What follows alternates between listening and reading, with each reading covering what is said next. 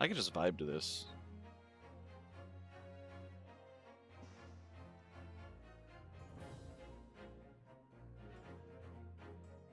Ooh, that music. Okay.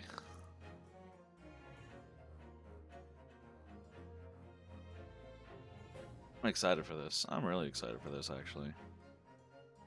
Because I haven't played an Ace... DJ, thanks for the follow, buddy. I appreciate it. How you doing today? I saw you were playing this on Steam. So, yeah, I know you're probably ahead of me because I'm literally just starting it, but are you having fun with it, man? Is it good? Are you enjoying it? At least I think that was you. I don't think I have any friends on Steam other than you named Double Jumper, so... Unless I'm mistaken, I guess. I don't know. I'm crazy. But anyway, how you doing today, buddy? You doing good? You already played the first game fan translated? What's fan translated? What does that make a big difference? Oh, do you mean before this? Like, oh, before Chronicles came out. Okay, never mind. I'm stupid. I haven't touched these at all. I remember the first one was Japanese only, which was kind of sad, but then I heard this was coming out and I got kind of stoked. So I'm looking forward to seeing what exactly goes down in these two games. Oh, and let me know if the volume's okay. It was pretty loud and I didn't see an option to like manually turn it down in game, so I just kind of had to decrease the decibels of my audio output capture. So yeah, I'm just hoping everything still comes in clear for everyone. Anyway, I'm just gonna get started because I've wanted to play this for a long time. So select. Oh, this is where I change it. Yeah, we're doing the first one, obviously. New game. Is there voice acting? The Empire of Japan, after opening its doors, It's kind of quiet. cultural transformation brought great waves of Western influence to this far eastern island nation. The revolution washed over the land, making life in the capital exciting and unsettling. It was a period of great change, and some was swept away by the tide. Good now? Okay, cool.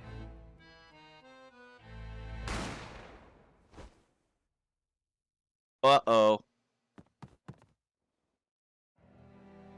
Smells like murder. But for one man, the turbulence of that era was just the beginning of an extraordinary story.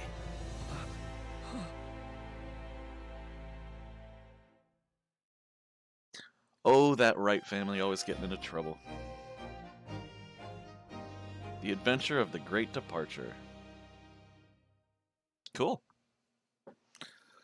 That's Phoenix Wright's ancestor, right? 22nd November, 8:43 a.m. Supreme Court of Judicature. I probably pronounced that horribly, but whatever. Defendants, Antechamber 5. I still can't believe it. I still can't believe this is happening. How can it be that just beyond the doors to this quiet little chamber is the highest court in Japan, waiting to decide my fate? No voiceovers. I guess I have to do it. What? Oh, no, nothing. Save your glares, murderer. Sorry.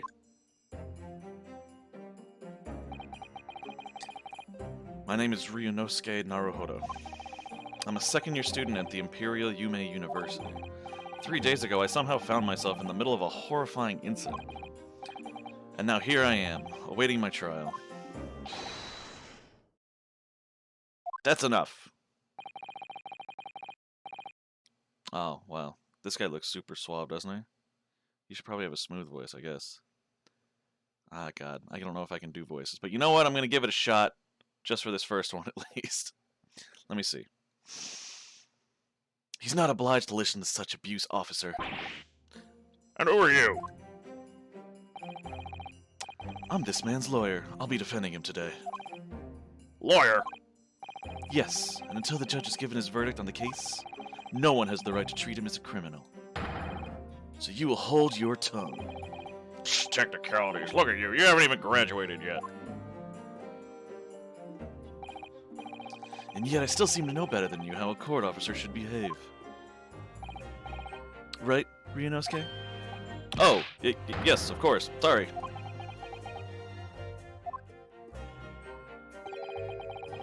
What are you apologizing to me for?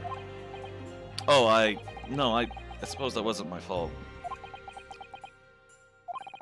But really, Kazuma? I never meant to drag you into this. I'm sorry. There you go again, apologizing. Just like always.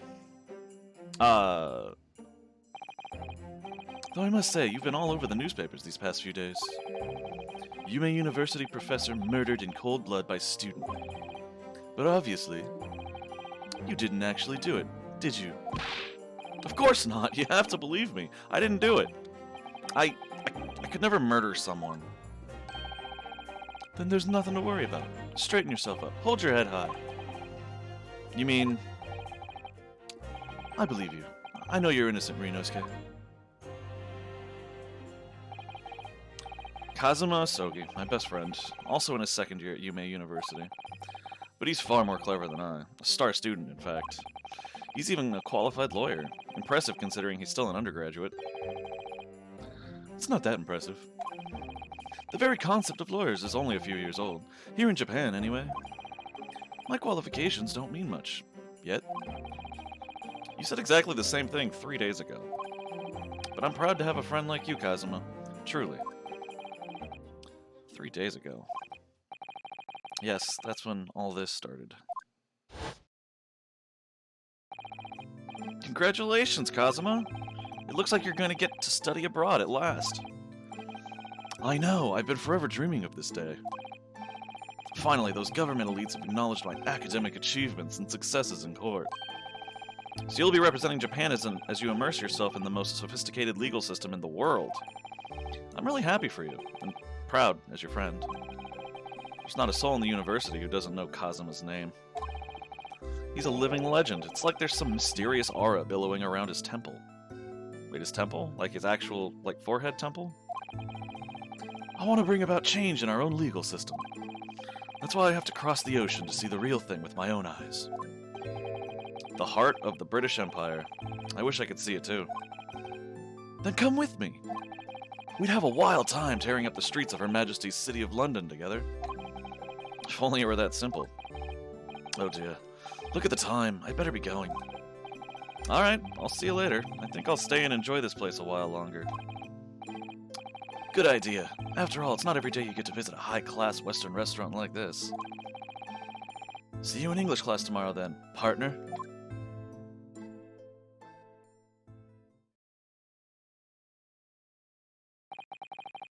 It was straight after that. That's when it happened.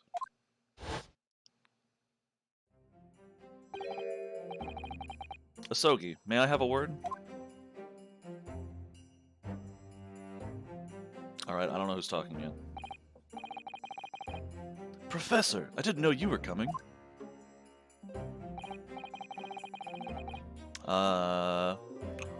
Well, this case has personal significance to me, but never mind that for now. Asogi, you should go immediately to the judge's chambers. To His Excellency's chambers? Why? He was looking for you before. You advocating for the defense in this trial was a sudden decision. It seems there may be some confusion about procedures today as a result. Who is this man? I feel as though I've seen him at university before. I see. I'll go at once then. Oh god, a girl's voice. Okay, let me see. What can I do? It should be something basic, because I'm pretty sure she's like the second most important character, so it's gotta be something I can do.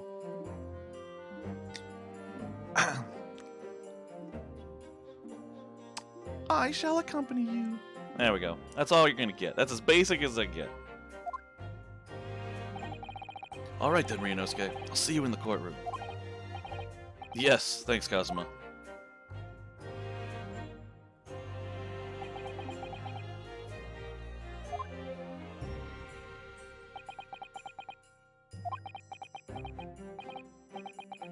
Ugh, this is awkward.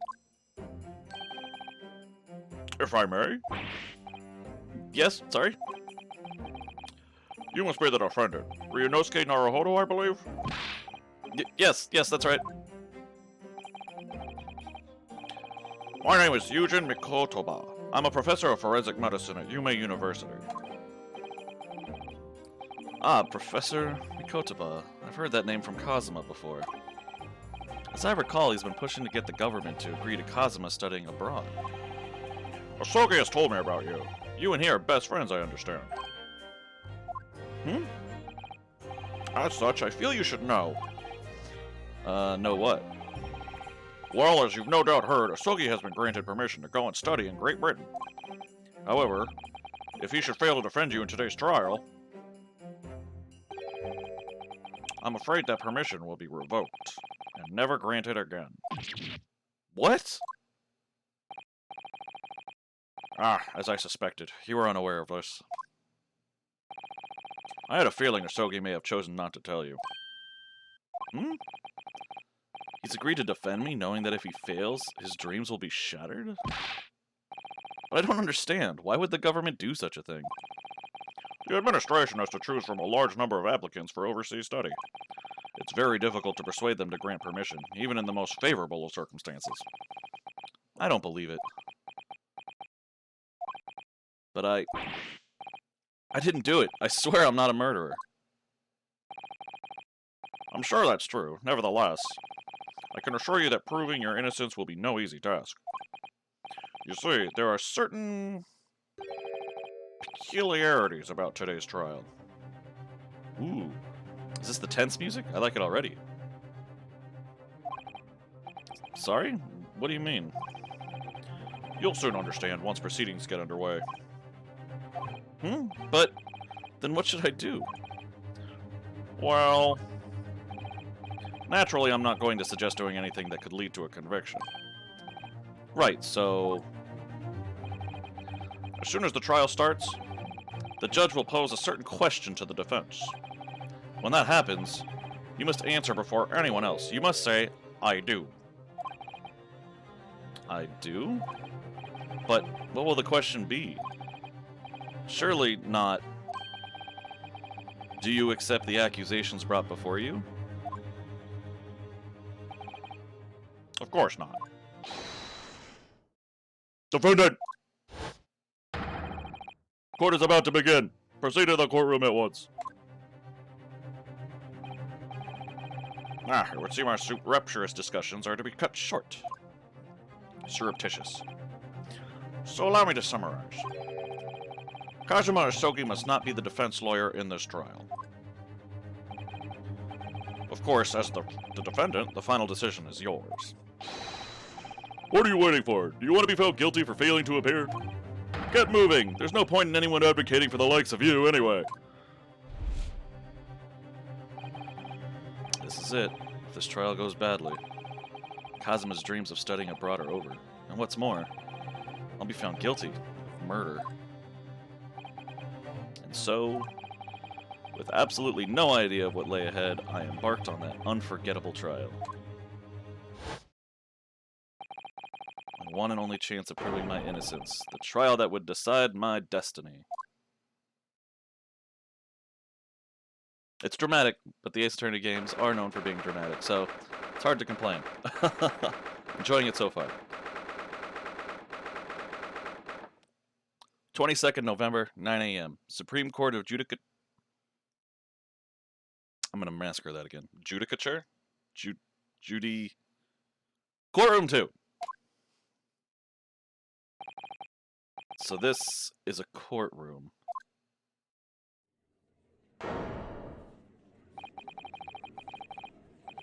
The Supreme Court of Judicature. No court in the land has more power. I don't much like the look of those people sitting in the public gallery. Lots of military and other uniforms in there. The powers that have demanded that this be a secret trial. A secret trial? A trial that's closed to ordinary members of the public. Only military and government officials may attend. What? But why? It'll become clear in time, but for now... You need to concentrate, Ryunosuke. It's about to begin. Ah, it's him. It's Pain. That's funny. That's a different looking judge. God, why do all the guys have to look so burly? I'm gonna run out of deep voices. I'm gonna make this one sound old. The old one, I was fond of him. This one's gonna be old too. The court will now hear the trial of Ryunosuke Naruhodo. The prosecution is ready, Your Excellency. As is the defense. Before we begin, there is one point of order I would like to confirm. Yesterday evening, the defense made a last-minute request for a change of advocate. That's correct, Your Excellency. I made the request myself. Normal procedure is for the defendant's advocacy to be decided 2 days prior to trial.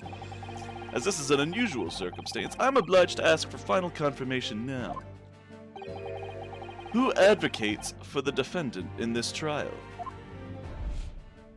There it is. That's the question. This is it. This must be the question. Who's going to defend me? That's the question the professor meant. But then, if I say I do, he's gonna have to defend himself. I need to answer quickly. What should I do? Yeah, Kazuma's gonna be mad if I answer I do, but at least he'll still get to go to Great Britain without any kind of worry. Your Excellency, no confirmation is needed. As I'm standing here beside the defendant, I hope it's clear who will advocate for his defense. Ha!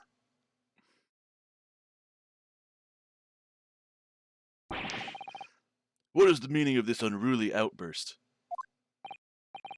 I would like to inform the court that I, Ryunosuke Naruhodo, will be defending myself.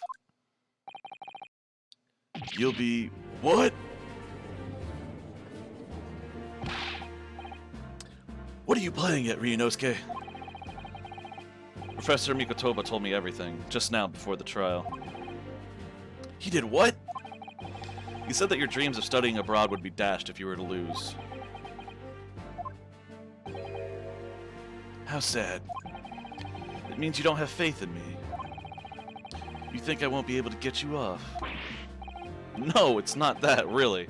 It's just that, well, on the off chance that things don't go well for me, I couldn't bear to be the reason that you... Yes. I knew that's how you'd feel, which is exactly why I decided not to tell you. Professor Mikotoba shouldn't have stuck his nose in. Very well. The court hereby recognizes the defendant's desire to advocate for himself in today's trial. Well, well. Does the accused admit defeat already, renouncing his own counsel? Really? Objection! Make no mistake, counsel. This merely shows that the defendant's innocence is so apparent, he's confident he can speak for himself. Isn't that so, Naruhodo-san? Oh, yes, exactly. Exactly what I wasn't thinking. I'm not confident at all. In fact, my mind's a complete blank. I realize you're in charge now, but still, try not to look so bewildered. Well, for a mere university student to be brought before the Supreme Court, you must have perpetrated a most heinous crime indeed. Heinous. The word is heinous. I'm an idiot. As you are no doubt aware, this is the Supreme Court of Judicature of Japan. Accordingly, the very highest standards of conduct are expected of all present. Do I make myself clear, Defendant Naruhodo? Yes, Your Excellency. It is therefore my duty to assess your competence for the task you have undertaken. My competence? What does that mean? He's questioning your ability to do the job. Well, he can't be questioning it more than I am. So, let's get started with the very simplest of questions. Oh, yes. Kindly state before the court the name of the victim in this case. Well, that's easy enough. I've heard his name more times than I care to remember. But... wait. Ugh, I'm so nervous. I can't even remember that. What was it again? Ryunosuke. Let me guess. Your mind's gone blank? You know me so well. All the relevant information for this case can be found in the court record. But I can't even find that. It's simple. You can access the court record with a press of E. Oh, I'm so glad he's talking in keyboard. Right now? No, not right now. If you ever find yourself forgetting something, just consult that. It's all in there. I just have to press E for the court record? Alright. There's no time to lose. This is the list of evidence you've collected. Now try switching to people instead with E. There we go. You'll find details about the victim in here. When you're done, just press Z to go back.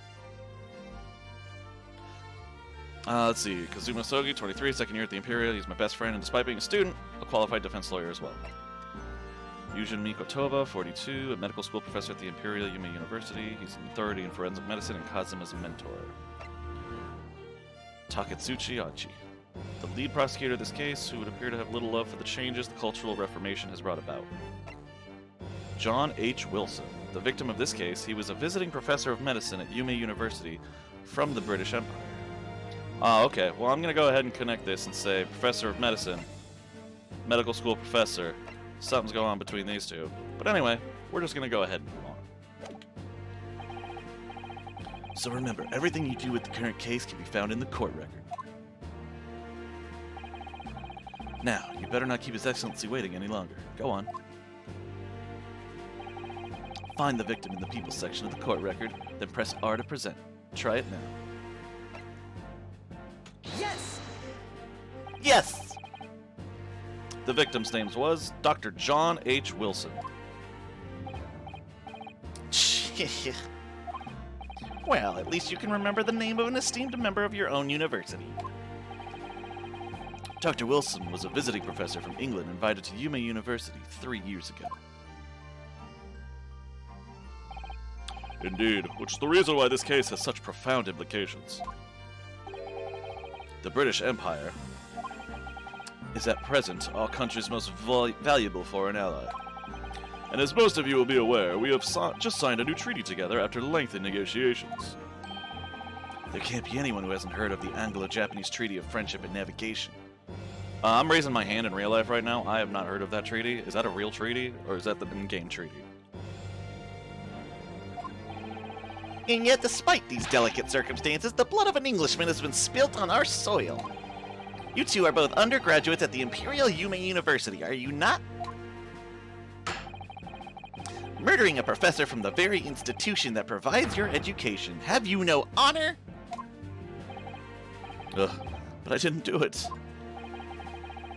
Oh, wait. I want to look at something.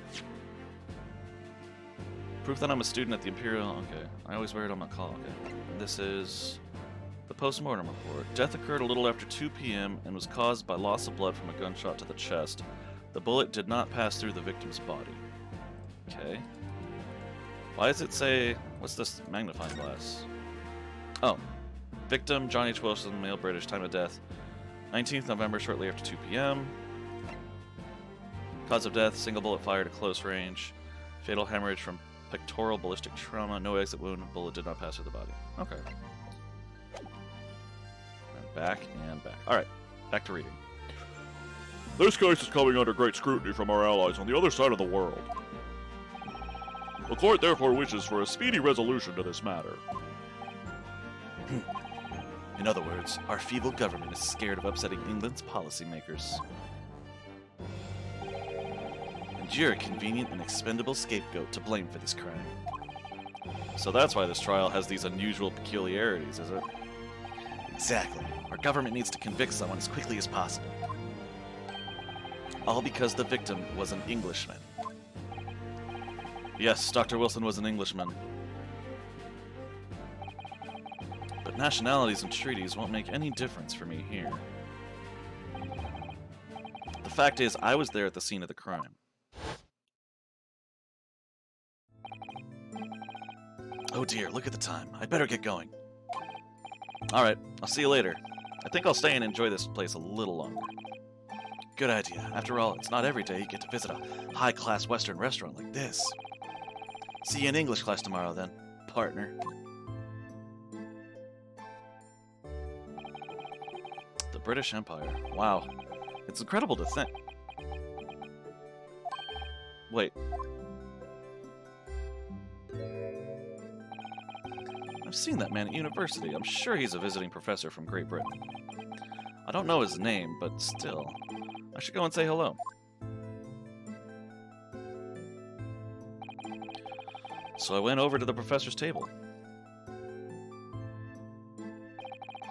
and introduced myself to Dr. Wilson.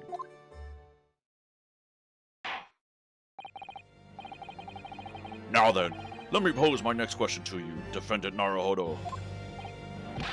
Yes, Your Excellency. How did this professor of medicine, Dr. John H. Wilson, lose his life? State before the court the cause of death. The cause of death. Well, obviously, that was, Ryunosuke. Remember that in court, every assertion must be backed up by evidence. By evidence? But how? Find the piece of evidence that shows the professor's cause of death and select present. Do it now! Yes, sir! Yes! R for present. Well... According to this document, the victim suffered a hemorrhagic death due to gunshot trauma. Learn to read, you imbecile. That's the post-mortem report, I take it. Sorry, yes, that's right. The, post-mortem report. In the West, a doctor dissects corpses to identify the cause of death in an autopsy. But here in Japan, a police officer merely inspects the body and draws conclusions that way. Oh, I see. As long as I'm not going to be tested on any of this later. This is a so-called photographic print of the scene of the crime. You can clearly discern scorch marks around the bullet hole produced by the powder explosion. In other words, we should assume that the victim was shot at close range. Thank you, counsel. The court will accept this modern scientific evidence into the record. Alright. Photograph print shows the victim. He was shot from the front, in the chest, and subsequently died. So that's a photographic print. Well, that's something I've never seen before. It's clearly superior to a drawing. The detail is incredible. Very well, I am satisfied with your answers. Let us start the trial. Certainly, Your Excellency.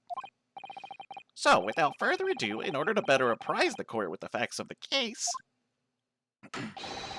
the prosecution hereby calls its first witness, who was there at the scene of the crime when it happened.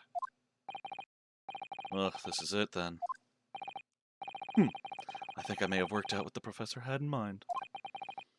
The professor? You meant Dr. Mikotoba? Yes, clearly you're the defense lawyer today, not me. But that doesn't mean... Well, I can still act as your assistant. Ah, of course. When he was speaking with me before, he simply said, Kazuma Asogi must not be the defense lawyer in this trial. He really has been sticking his oar in, hasn't he? Maybe, but any help you can give me would be greatly appreciated, Kazuma. Well, my first piece of advice is, rein in that crazy look of bewilderment and control the cold sweats. Only if you rein in that crazy headband and control the cold stares first.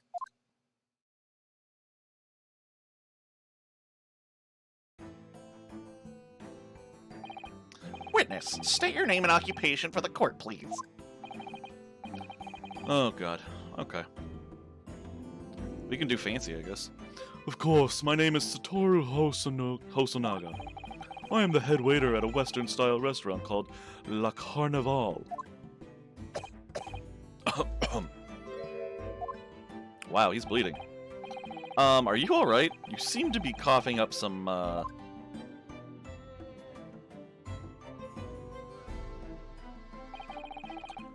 It's a regular occurrence. It really doesn't bother me. Well, it really, really should. As everyone knows, the capital's southeastern quarter was developed for foreign visitors some years ago. It's become a very fashionable district now, full of hotels to accommodate overseas guests. This grim crime occurred in one of the district's so-called restaurants, an Occidental eatery 3 days ago. Understood. Hosonaga-san, you will kindly tell the court everything you can about the incident. At once, sir. And no petty interjections from the aspiring lawyer boy, please. Oh, perspiring maybe, but aspiring?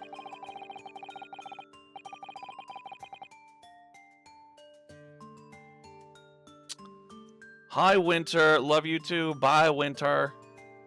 Thanks for dropping by so quickly. It was just after 2 p.m. on the day in question. We have a few diners at that time of day. The lunchtime rush was over, and there were only 3 tables still occupied. That fits in with my memory of it too. There was hardly anyone else in the place. It was when I was in the kitchen putting away crockery and cutlery. A gunshot rang out, so I hurried to the dining area to see what had happened. I found the victim, an English gentleman, slumped in his chair. And standing immediately beside him, gun in hand, was the accused university student. Yes! Wait, no, what? Hold on, let me just clarify something here. While I did pick up a gun that I found lying on the floor beside the professor, I didn't shoot him. Objection! I believe I asked you to refrain from petty interjections. The court wishes to listen to the witness's report of what he saw, you amateur. But The next time you interrupt at an inappropriate time, you will be penalized, Defendant Naruhodo. don't worry, Ryunosuke. You'll have your chance to fight back. For now, we must just quietly listen to the witness. Ugh. If I may confirm one point, waiter. Standing beside the victim with a gun in his hand was the same man we see here in court today. Yes, without question. I see. And apart from the accused, was there anyone else standing beside the victim?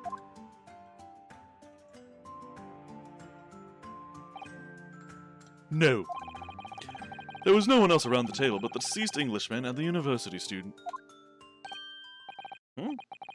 Wait, what did you just say?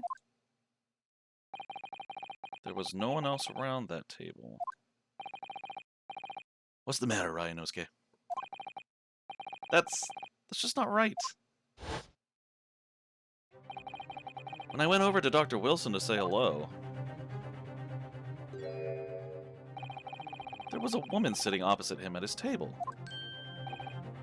Really? And that's not something the waiter could have missed. I've been warned about interjecting, but still, what should I do? Okay, so this feels like a biased question, because I know that we're going to get a... Why am I blanking on the word? Counter something. Wow, I call myself a fan of this fucking series. I can't remember the fucking name of the... Cross-examination. I'm a idiot. Okay, no. I'm gonna wait and see because we get a cross-examination. I desperately want to say something, but I was told not to interject. Ryunosuke, if your parents tell you to study, you're the kind of man who would diligently get to work, aren't you? I suppose I am. I'd never have gotten to Yume University otherwise. But you can't just always follow the rules in life, you know? If you don't say what you want to say right now, you'll seriously regret it when you're found guilty. Alright, you scared me. I won't forget that piece of advice in a hurry. And there is something I want to say. I'm just going to shut my eyes and say it. Yes! Just a moment, please. Dr. Wilson wasn't alone that day. I'm sure of it. There was a lady sitting with him at the same table. Objection! Dear me. What are we going to do with you? With your blatant disregard for court proceedings, I'm beginning to wonder if you're not a fraud. Could it be that the accused, this mere student, is not a real lawyer after all? But I'm sure of what I saw. Hosonaga-san, is there any chance you're mistaken? Perhaps your memory of events is hazy? No. The deceased gentleman came to dine alone. I don't believe it.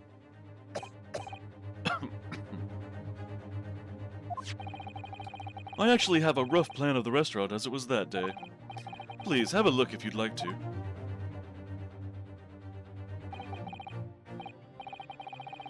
Let me see. Ah, a sketch of the establishment's layout drawn by yourself, I presume? That's right, I'm afraid I used the back of my business card. It was a turbulent situation. However, as you can see, the gentleman in question was seated alone. That sketch really didn't prove much, I'm gonna be honest, but... Well, you're clearly a very conscientious waiter. Thank you, sir. The court will take this plan and add it to the court record as evidence. Oh, well... Is there a problem? Hand the plan to the court officer at once. Of course. Here you are. What was that about? He's been completely calm and collected until now. Something certainly seems to have shaken him. The waiter's business card has been entered into the court record. The head waiter's business card, a sketch of the restaurant's layout is on the back. You can voice act... You know what? Put in a few more sound bites for that cough, please. So, the court has now heard I'm gonna fuck that word up, too. So the court has now heard a process of the case.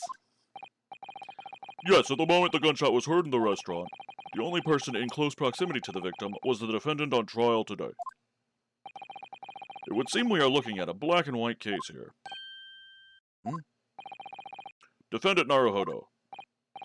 Yes, Your Excellency? If you admit your guilt at this stage, the court is willing to look mercifully upon you. In other words, you may have some small reprieve in terms of your inevitable punishment. I called this waiter as an unsworn witness in order to explain the details of the case to the court. But I must warn the defense, if you are determined to pursue matters further in this trial, the prosecution has decisive evidence from sworn witnesses who were present at the scene of the crime. He doesn't look tense at all. What do you think I should do, Kazuma? What do you mean? Well, I'm going to be found guilty one way or another, it seems. Wouldn't it be sensible to plead guilty at this stage and hope for a more lenient sentence? Everyone keeps telling me that this trial is unusual, about these peculiarities. You've said it, Professor Mikotoba said it, and so has the judge and the prosecution. I'm scared of what lies ahead if I push this. As I said from the outset, I believe you're innocent. I trust you. And yet, despite knowing that, you're willing now to throw that trust back in my face? Is that it? What? If the accused is in fact innocent, then a defense lawyer is duty-bound to prove that innocence by whatever means necessary. Are you just going to abandon that duty? Are you going to give up on yourself? The battle hasn't even begun yet, Ryunosuke.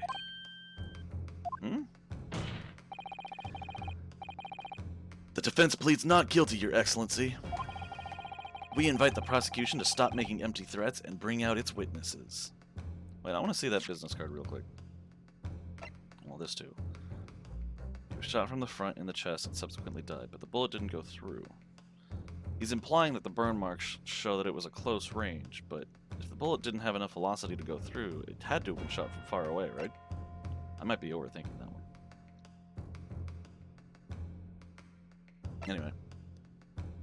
Waiter's business card. The head waiter's business card. Oh, yeah. I want to examine that. Kitchen. Entrance. This is where the dude died. And nothing else. Oh, a magnifying glass? Oh. Oh, sweet. I don't know how this is going to help me at the moment, but...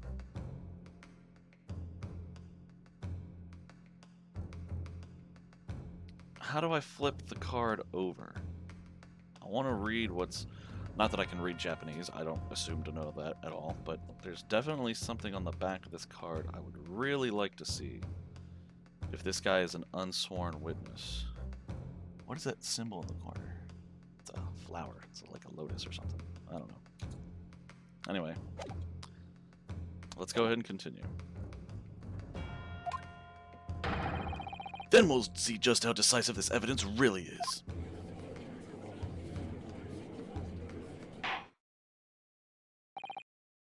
Indeed.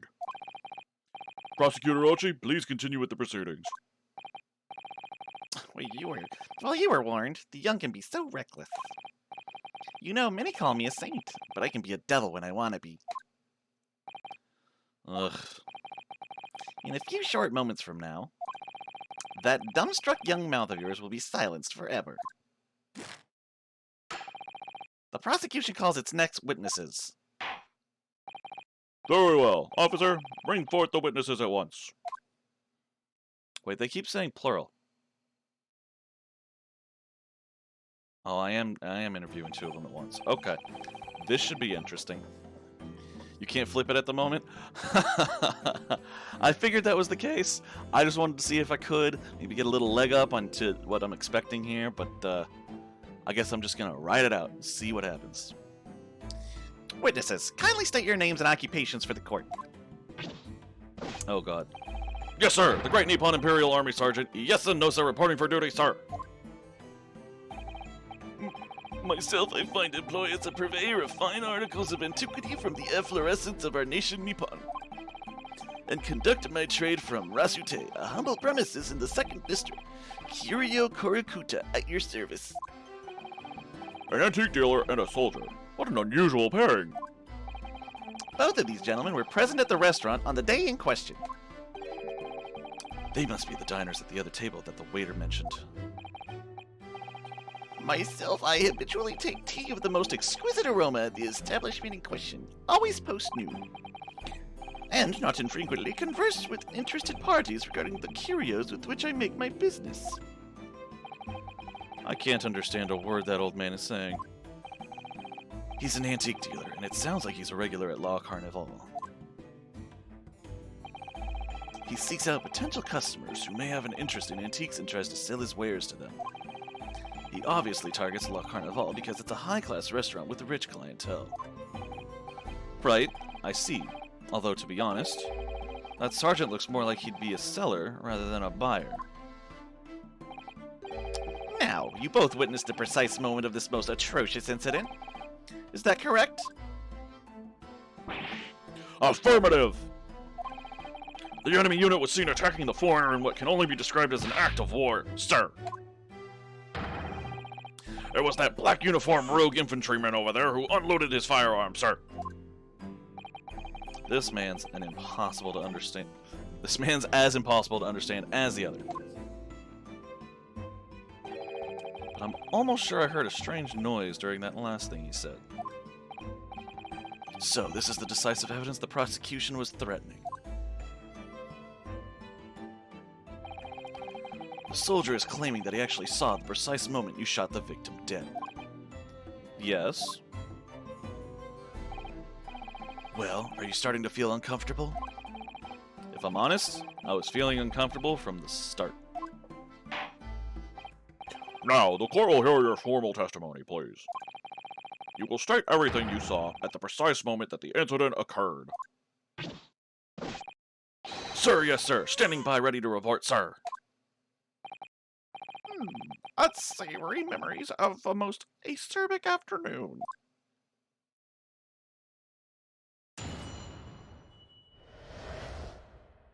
What the witnesses saw.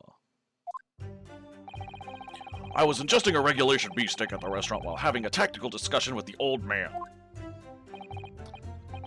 Myself, I was extolling the virtues of a particularly fine golden curio to the military gentleman. At that precise moment, a firearm was discharged. I observed the enemy's actions with my own eyes. The black uniformed varsity cadet fired on the English civilian, and from the back, the cowardly little weasel. I was on my hands and knees investigating the whereabouts of my mysteriously absconded precious curio. Dude was missing an antique. That guy saw something that does not match with the evidence, but we'll get to that. Well, so you Sergeant Nosa actually witnessed the final moment? You saw the split second when the defendant fired the weapon at the victim? Yes, sir. Affirmative, sir. That wicked university cadet, sir. The cruel and unforgivable enemy. What times we live in when an English gentleman may be assailed in the broad light of day. But this is ridiculous. I didn't shoot anyone. Is that really true, Ryunosuke? Yes, all I did was pick up the gun that I saw lying on the floor. After I'd said hello to Dr. Wilson, I went back to my table and sat drinking some coffee. Then, when I'd finished, I got up from my seat to leave the restaurant when I noticed an English-made gun next to the chair where the professor was sitting.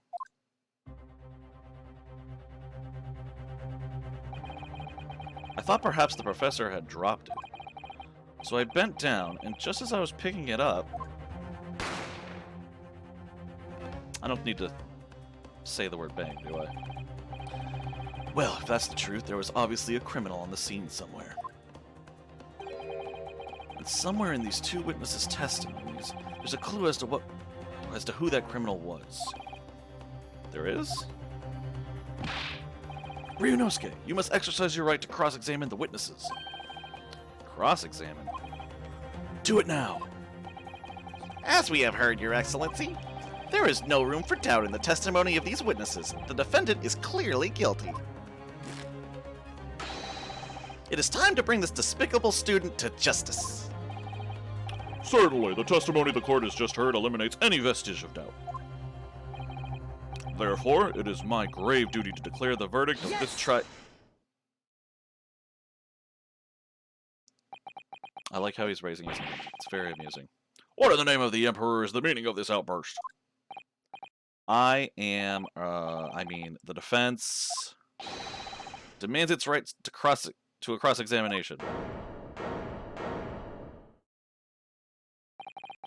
Dear me, dear me.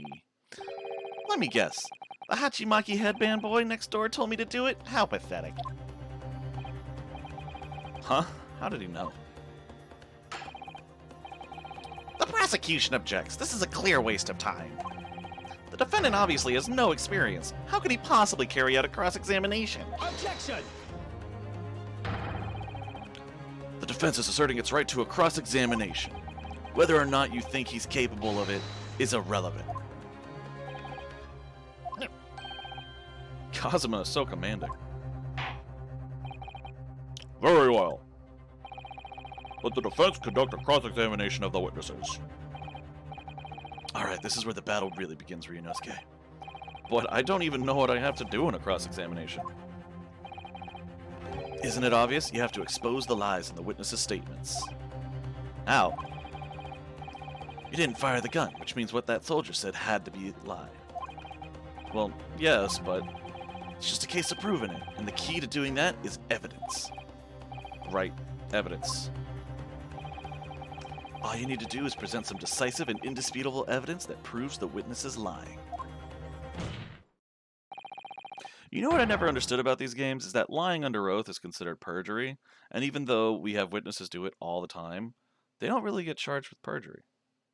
Is that... I don't know. Am I misunderstanding perjury? I have no clue. Anyway. Now let's go, Ryunosuke. Don't let them beat you. Wow, that wasn't much of a death slam, but I don't know. Maybe it skips a generation. Or two, or several. Alright then. It's all or nothing.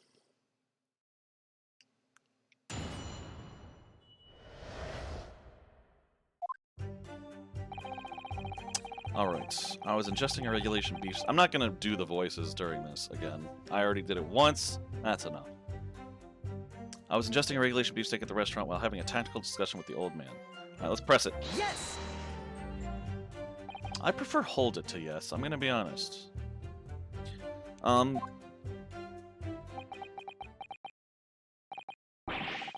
Why aren't you saying anything? Is this some new interrogation technique? I hadn't actually thought of what I wanted to ask. Just ask about anything that catches your attention. Anything that bothers you. Alright then. This beefsteak you mentioned, what kind of food is that? Attention!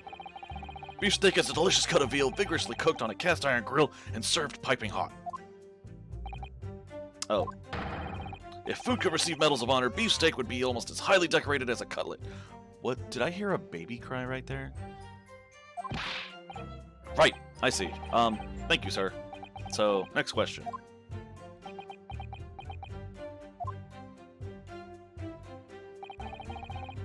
This cutlet you mentioned, what kind of food is that? Attention! Cutlet is a delicious cut of veal tossed in breadcrumbs and deep fried in cooking oil. Accept your guilty verdict, atone for your crimes, and when you're released from prison, try it. Yes, sir, I will, sir. On the double, sir.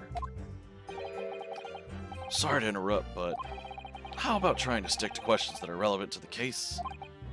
Oops. Sorry. I'll do my best. So, next question. Is it just me, or do you keep hearing a sort of wah crying sound? Negative. There it is. I knew I heard it. Well, at least we've learned that he's a big beef lover. Affirmative. It's not easy knowing what questions to ask. Prime presser. Myself, I was extolling the virtues of a particularly fine golden curio to the military gentleman. While he was eating. Yes! I have no idea what you're talking about. A Koban boy. A koban? You mean an old Edo coin? The day prior to the incident, a treasure of exceptional value from the Hoei period entered my possession. I took myself to the restaurant the following day, with said item secreted in my bosom pocket, in the hope of an affluent cognizant appraised of its indisputable value being present. So, you were hoping to sell your koban coin to Sergeant Nosa, whom you met at the restaurant. Yes, it's quite clear where you're going with this, boy. You were about to assert that the penniless soldier would have no hope of purchasing a precious koban. Isn't that so? Well, You little upstart cadet! You want to add disrespecting a superior officer to your list of crimes, do you? Blatant subordination. no, I didn't say anything. Although penniless might be just the word I was looking for. In any case, the hour was already advanced beyond that of the midday luncheon. There remained a precious few present with whom I could engage in discourse about matters of business. I agree that the yes is a bit awkward. In the original, he says... I thought that said hail for a second, but that's an exclamation point. Hi. Which can be more of an acknowledgement than agreement, I think. Oh, okay, I get it. The translation from hi to yes is just... Okay. I don't know why they didn't just make it hold it. Like, it's a series tradition. Why not? Anyway. I don't know. Moving on. The gentleman aside me who was grappling with his braised veal at the time was my sole prospect. I see. At that precise moment, a firearm was discharged. I observed the enemy's actions with my own eyes. Yes! Tell me about it. So, you're saying that you actually saw me at this time? Affirmative, I saw you. Laughing, cackling like a madman as you trained the barrel of your gun on the English civilian. I like how he keeps looking at his hands like he expects it to hit harder. But that's impossible. I only... Allow me to confirm just one point, please. What's that, Private? Thinking carefully about the statement you just made, it seems to me that it must have been just after you heard the gunshot that you looked over to the victim's table. And so what if it was? Well, if that really is the case, it would mean that you didn't in fact see the precise moment when the killer actually fired the gun.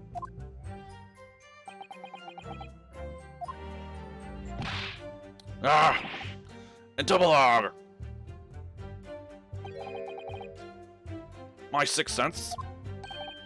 Sorry? My sixth sense of danger. I picked up the waves of murderous energy radiating from your foul mind.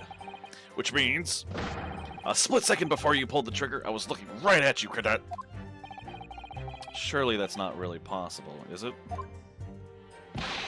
Do you think I'd have got where I am today in the Army if I couldn't sense danger in the air, son? Hey, there was the wah again. You heard the wah, right? Well, it would seem this soldier's absolutely convinced that he saw you do the deed. This is not good. The black uniformed varsity cadet fired on the English civilian, and from the back, the cowardly little weasel. Yes! Yeah, the yes is poorly translated from high. It's gonna throw me off sometimes, but it's okay. So this black uniformed university cadet, you're saying that was... Ugh. I've had just about enough of your sauce, Cadet. Who else do you see around here in black uniform,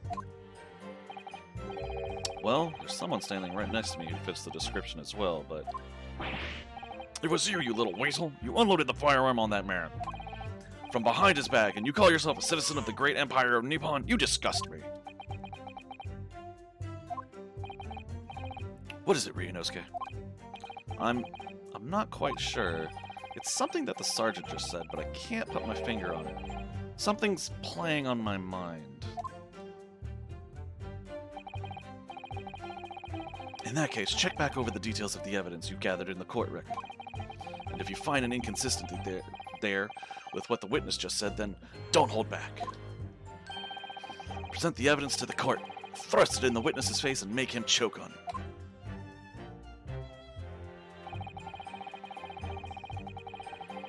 I was on my hands.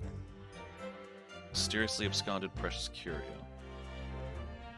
Yeah, something tells me his missing item is important. Let's press it. Yes! I already see the contradiction, but... On your hands and knees? Could you explain that, please? That's right, spurting the arthritis I was in order to retrieve the lost piece. What lost piece are you referring to? The Koban, of course! The exquisite Hoei-era Koban coin! I had just been showing that rare treasure to the military man as he masticated his meal. After averting my eyes for the briefest of moments, it was there no more. It simply vanished. The Koban vanished? Wow, their voices are too close. You know what? It should be over soon, I think. I don't know. Hence, I began to acquaint myself with the intricacies of the floor in order to locate it. And then it happened. You heard the gunshot, you mean? None other than, though it was no concern of mine. I was frantically scouring the floor for the aforementioned lost treasure. So, in fact, you didn't actually witness the precise moment when the incident occurred. Indeed, myself, I did not. Ugh, I have no idea what I'm supposed to do here. You gotta go? Alright, DJ. Thanks for stopping by. Have a good rest of your night, and I'll talk to you another time, dude. Listen, Ryunosuke. We know there are lies lurking in these statements. It's time to expose them. I understand that. The question is, how? Like I said before, the key to this is using evidence that you've collected. You can examine and present evidence while a witness is giving testimony by pressing E. Go through each witness statement and the details about each piece of evidence and compare all the facts. Somewhere in there, you'll find something that doesn't add up. In other words, an inconsistency. An inconsistency. When you find a statement and a piece of evidence that seem to contradict each other, Present your evidence with R and rip the witness apart. Just be careful, because if you assert a contradiction that has no basis, you'll be given a penalty. If you're dealt too many penalties, the defense's case will fall apart, and you will receive a guilty verdict. So that's it. Peruse the evidence in the court record and find an inconsistency with a witness's statement. Alright, I'll give it a try. You can hear the witness's statements over and over again as many times as you'd like. So keep your head and be measured in your attack. Good luck, partner. I know you were. I know you were. I know. Alright. E. And present. Yes! Really? He doesn't even say objection? That is disappointing.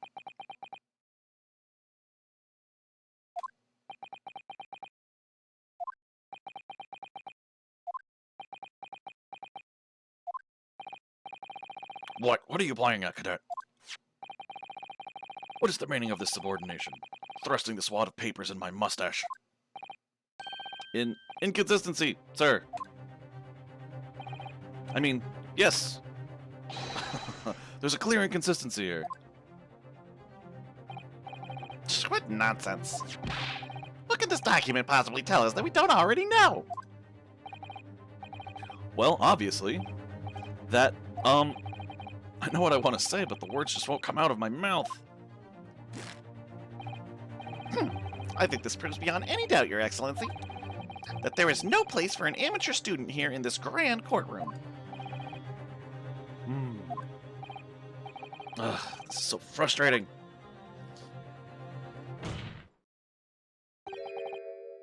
Oh, please. Surely this doesn't require an explanation. It couldn't be more plain. To spell it out would be an insult to the court. Cosimo, what? What are you talking about? It's apparent from a single glance at the post-mortem report presented by the defense that there's a clear discrepancy here with the sergeant's statement. What? Sergeant Iesanosa. Yes, sir. What, sir? The statement you just made was this. The black uniformed varsity cadet fired on the English civilian, and from the back, the cowardly little weasel. Yes, sir. Affirmative, sir. I witnessed the crime with my own military-grade eyes, sir. Yes! But no, that just can't be. And why not, Cadet? Because...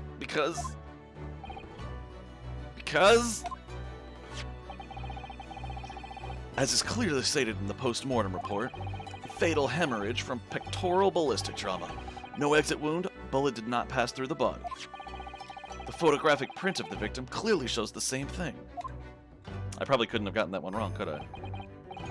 The victim, Dr. Wilson, died from a bullet wound to the chest. Ah. Sergeant, according to your witness statement, the culprit shot the victim from behind. I'm choking on my own spit. And that is the obvious discrepancy here. Well, how do you explain it? Oh my god, there it is.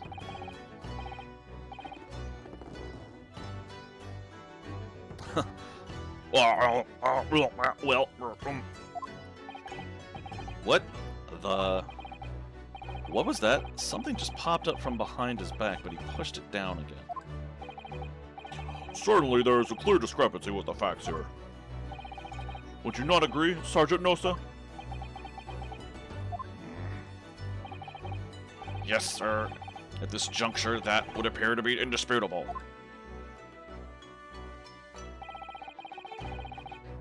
Until the moment I heard the firearm discharge, my eyes were firmly fixed on the delicious Le Carnival steak, sir. What? The last testimony the court heard has proven one thing beyond all reasonable doubt. This witness, Sergeant Iesanosa, did not see the defendant firing a gun at all. That's absurd. I think the conclusion we must draw is simple. There is no place for an amateur prosecutor here in this grand courtroom. Ooh. Shots fired. I got an achievement for inconsistencies here.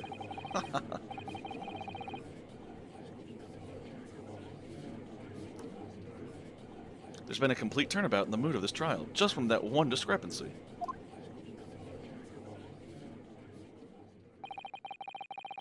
So this is what being an ace attorney is all about. But I definitely saw him. That university cadet there, he was pointing the firearm directly at the victim's back. Yes! But I never fired the gun. All I did was pick it up off the floor. I mean... And you, old man, you didn't see the moment the victim was shot either? Myself, I have already been quite clear. The gunshot interested me not. I was far too busy on the floor. Oh yes, you were looking for your Koban coin, weren't you? Indeed, the prize Hawaii Koban. Hunting around under the table, I was in case mayhap it had fallen there, and then it happened.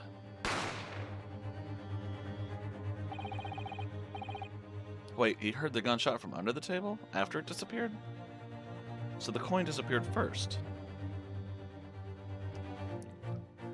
So you heard the gunshot, you mean? Indeed I did, but I heeded it not, for I was concerned only with finding my absconded Hoei treasure. Nothing could distract me. Out of interest, did you find the coin in the end? No. I see. That lamentable day, the precious Hoei Koban was lost to me. No doubt some unscrupulous scoundrel pocketed the prize coin for himself.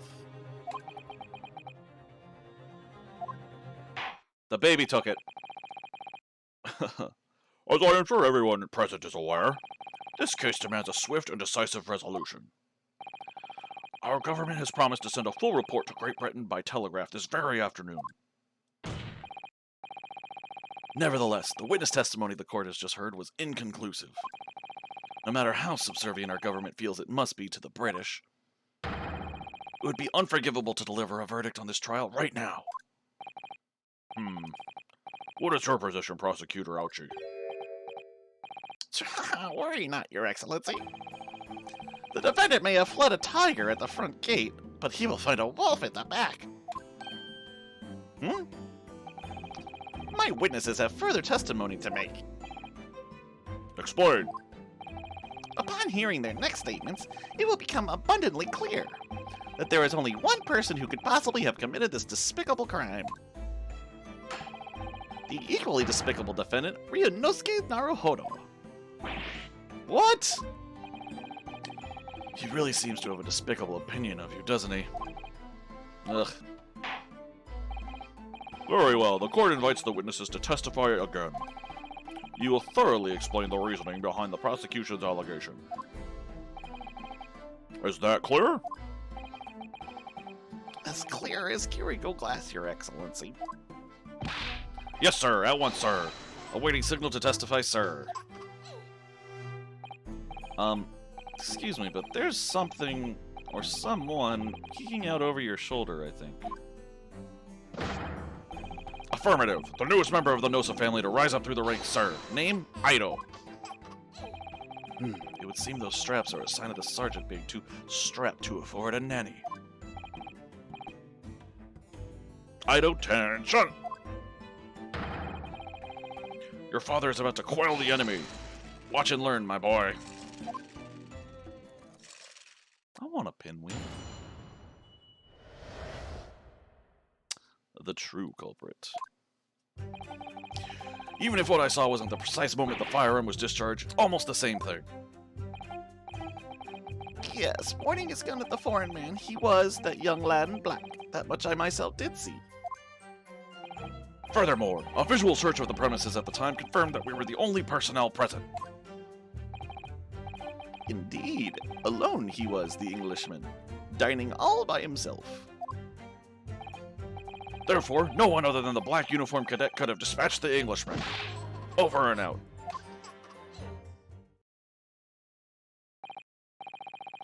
These testimonies are certainly Wait, that's nonsense. The victim, Dr. Wilson, he wasn't alone at all. Please, enough of these outbursts already. Wow, I butchered that word. It's outburst, but okay. And hey, Dragon, how you doing, buddy? You having a good day? Whew. I don't know how Funky does this shit. I'm already tired of the voices. But there was a woman. There was a young woman at his table. You must have seen her. Everyone there must have seen her. Objection! He can say objection, but I can't. If you call yourself a lawyer, then you will respect the rules of the court and speak accordingly. We are not here to listen to your fantasies. Ugh. It is evident beyond all reasonable doubt that the victim was alone at the time of the incident. The prosecution has photographic evidence of this fact. Is this a photograph print of the scene of the crime, counsel?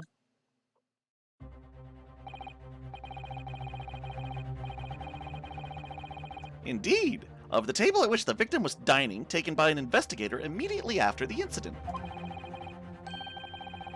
As can plainly be seen, there is only one place set. Certainly, based on the appearance of this print, it would be reasonable to conclude that the victim was not in the company of anyone else. Ugh, this doesn't make any sense. The court will add this new photographic evidence to the record. A bottle of carbonated water and a steak lunch can be seen on the victim's table. Wait a second.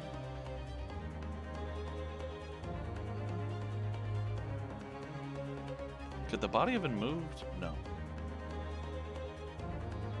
Anyway. I need to look at that picture.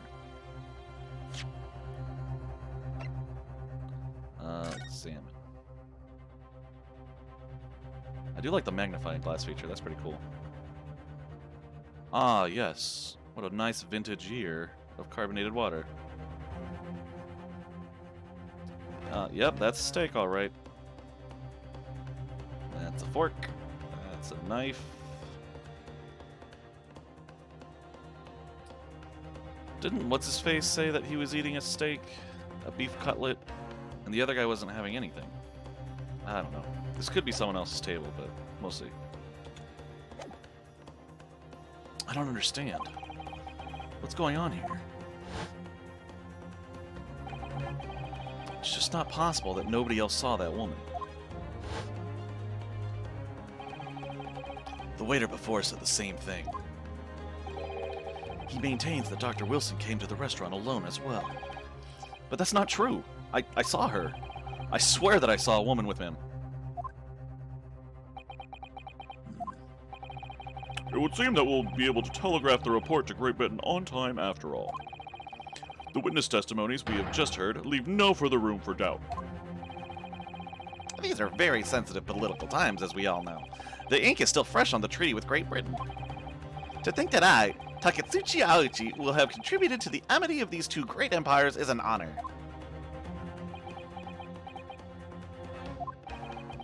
How could this be happening? The judge is ready to rule.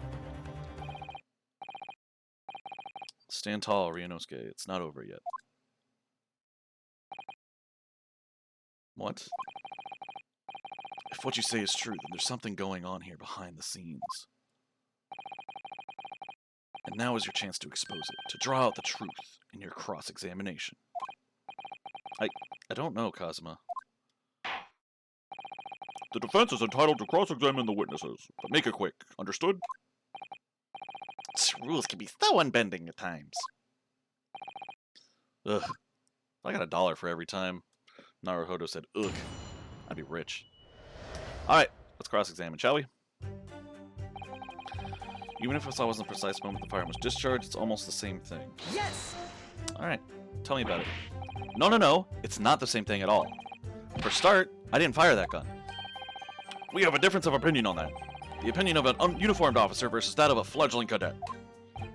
I don't think so. Consider this, defendant. Just a moment ago, I blinked. Did you? Did you see it? Did you see me blink? How could I? And yet, it is an undeniable fact that I did blink. So there you have it. Have what? Attention! The sound of the firearm rang in my ears, and the very next moment, I saw you waving the gun at the Englishman. I think that says it all, don't you? And let us not forget that the antiques dealer witnessed the accused in this most incriminating position as well. Isn't that so, Korekuda-san?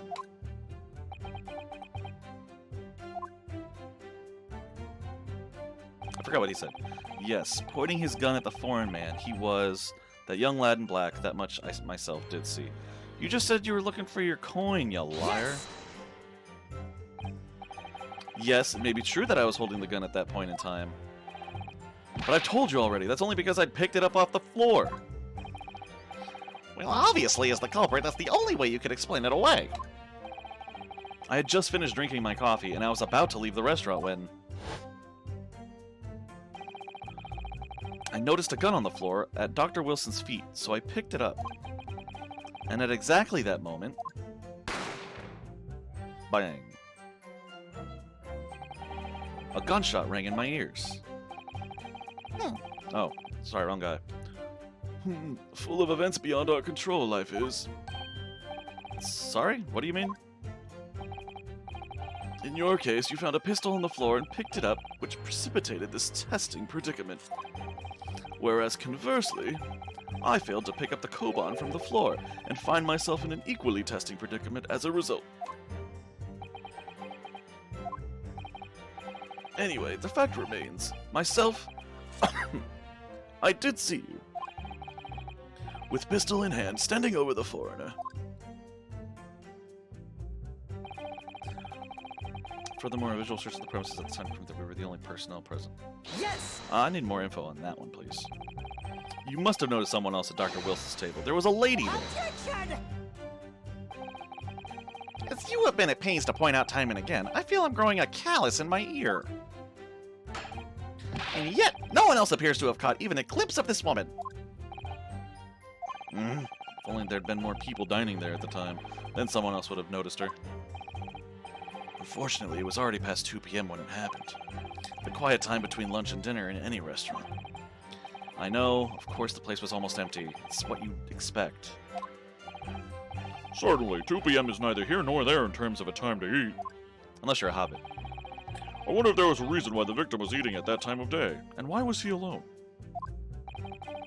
Yes, Your Excellency, there was indeed a reason. There was?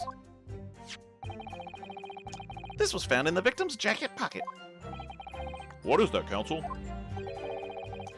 It is a medical report card, Your Excellency. It would seem that the victim had an appointment at a clinic prior to visiting the restaurant. Hada Clinic. Yes, there would indeed appear to be It's Hada Clinic? Really? Oh my fucking god, that's so funny. Oh, that's great. What a throwback. Anyway. Yes, there would indeed appear to be an entry for that date in question. 19th November, noon to past 1 p.m.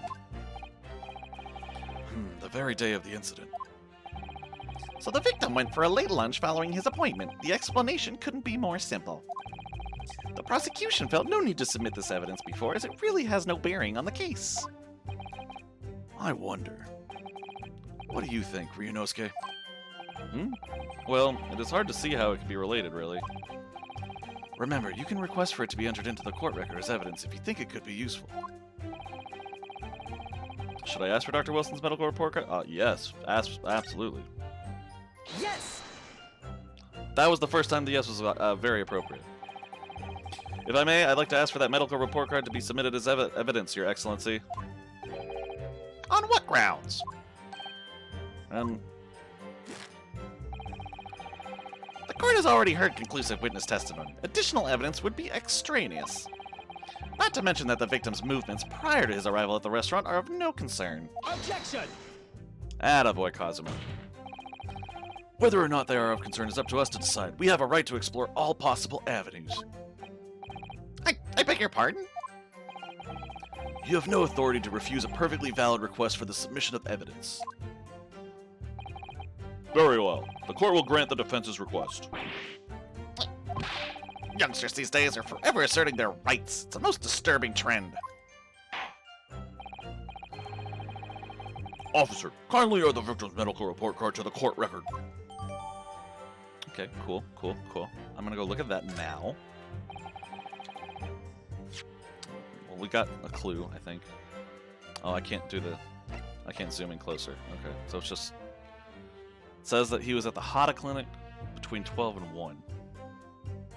Not sure how that helps me yet. Any new people? Oh, there's lots of new people.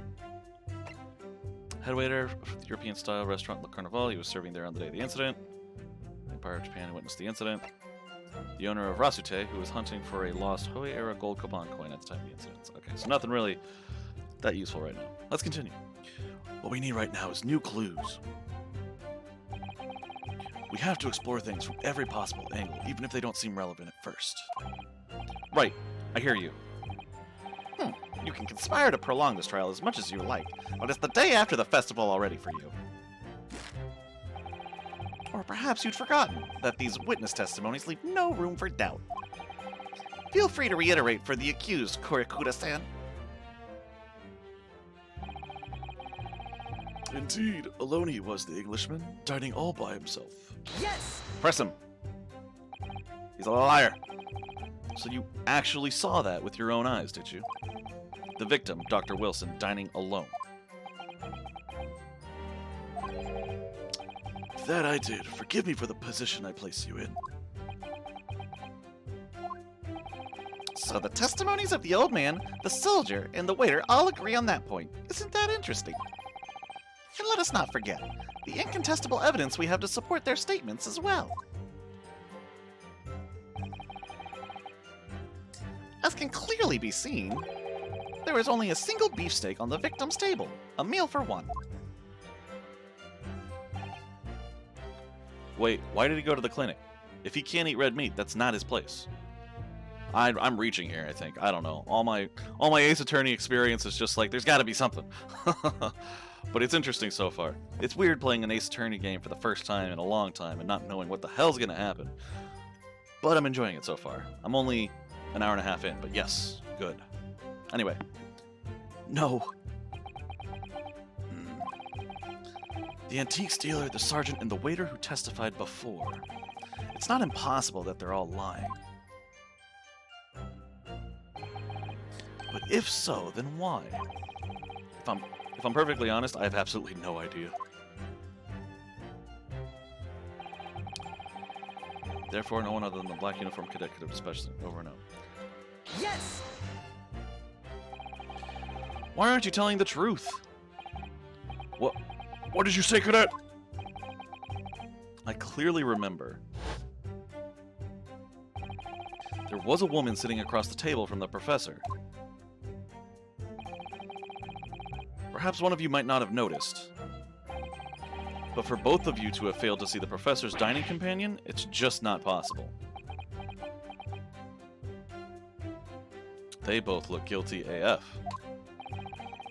Unfortunately for you, Defendant Naruhodo, it is not just a case of these two witnesses alone. Sorry?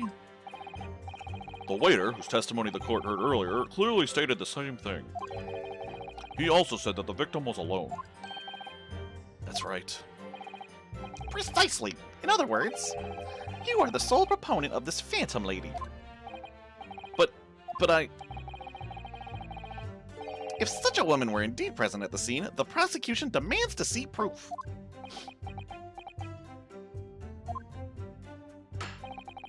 And if no such proof exists, the prosecution demands that no further mention of this phantom woman be made. It is a blatant waste of the court's time. There's nothing I can say to that.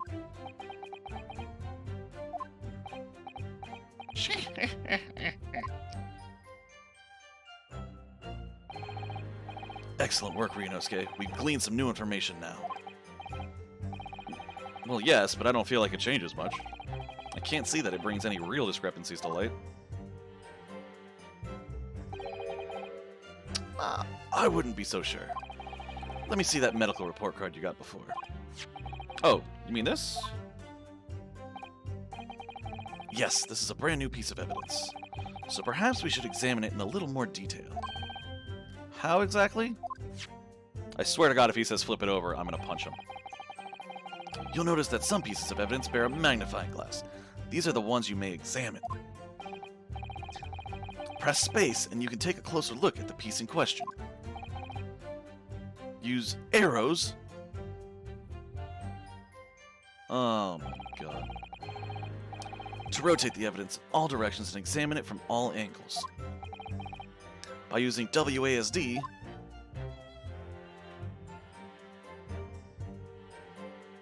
okay. Arrows rotate the object. WASD moves the cursor. Got it. You can move the crosshairs around to hunt for clues that may have been missed before.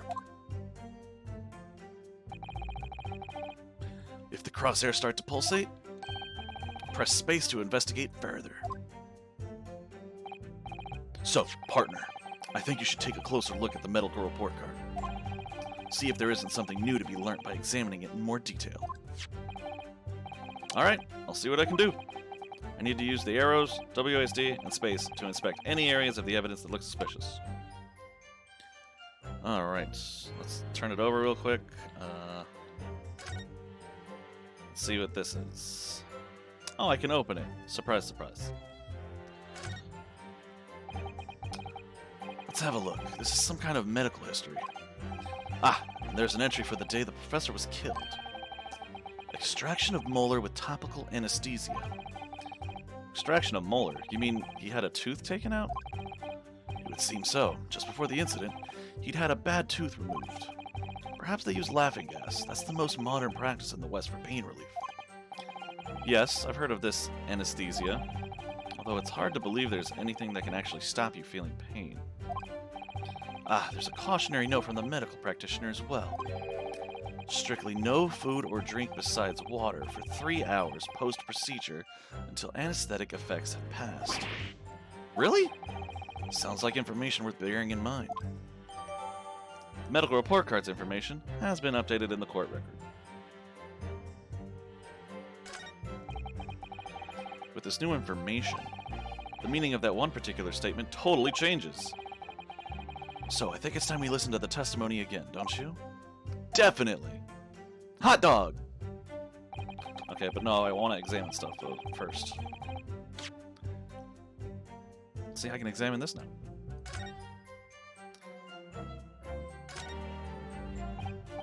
Ah, the symbol of Yume University. Every student wears this pin with pride. It's funny, but most emblems seem to be either round or rectangular. I like the spike design, even though it doesn't really make any sense. Although, it does cause problems. Lots of students end up cutting their fingers on their badges. Perhaps it was the idea of one of the founders. A sharp pin for a sharp mind or something. Okay. I feel like that's going to give me the same thing. Is there anything... Ooh, is that my number? My personal student number is engraved on the back here. If you lose your pin, they won't accept you as a Yume student at the university. You may not come in, they say. Wow, that was a bad pun. Proud of them for it. They saw their opportunity, they seized it. Of course, you can get a new pin made if you can just tell them your number. I've actually lost mine twice already, but I still don't know my student number by heart. I always say to myself, I mustn't forget to write it down somewhere. But then I forget not to forget that. How are you a lawyer, dude? 000, he's number 901, got it. Alright, I'm gonna go back. I don't think there's much more I can get from this. Oh. Can I not examine this entirely? This is just a report, I guess. I don't really need to examine that. I can examine this. Oh. Not like that? Okay. This is the one I wanted to look at. Chief Inspector Satoru Hosonaga, Primary Criminal Investigation Division, Imperial Police Bureau. Wow, that dude is not a frickin' waiter. That dude is an undercover cop trying to get me declared guilty. That is fucked up. Well, that's unexpected. What is? Look, do you see it says the witness's name here? Satoru Hosonaga. Well, yes, business cards do tend to show the person's name. That's sort of the point. It's not the name that's unexpected. It's his job title. His job? Oh! Chief Inspector Satoru Hosonoga, Primary Criminal Investigation Division, Imperial Police Bureau. Inspector? What on earth? I have no idea. But let's face it, the police have a lot of power and influence. If they're wielding it somehow here... The waiter's business card updated. Nice! Look at me, solving crime and crap. I guess the whole thing is just a clue. Okay. Do I really need to look at this anymore then? This plan of the restaurant raises a number of questions, I think. Definitely. It's supposed to show the relative position of everything in the moments following the incident. But there's nothing to show the woman you say you saw there. Exactly, and that's not all. Look here in the upper left, where it says kitchen. Hmm? Oh yes, what of it? No one would use those complicated characters to write kitchen, especially not if they were in a hurry. You mean you don't remember those characters yourself, don't you? Study harder, Ryunosuke. Alright, well. I think that's all I'm going to get from this, but... We did get... a police inspector thing. That's what we were looking for. No. I don't need this. And the medical card. No, I didn't mean to... I'm not presenting. I am just looking. Is there anything else in here? Wait, what is this? Sorry, I'm being super thorough. I apologize. It looks like this medical report card was first issued quite some time ago. It's probably a record of a long-term treatment, that's why. With a family doctor, I imagine. Well, I can't imagine. Going to a doctor, I mean. As long as I'm alive, I'm never consulting one. Well, if you were dead, there'd be no point. So you don't like doctors, then? Why would you? They make you drink horrible-tasting medicine, they give you painful injections, and then they demand lots of money from you for the privilege. All when you're at your lowest ebb. You sound like a model patient. With a bad case of stubbornness, no less, for which the only cure is very bitter medicine, indeed.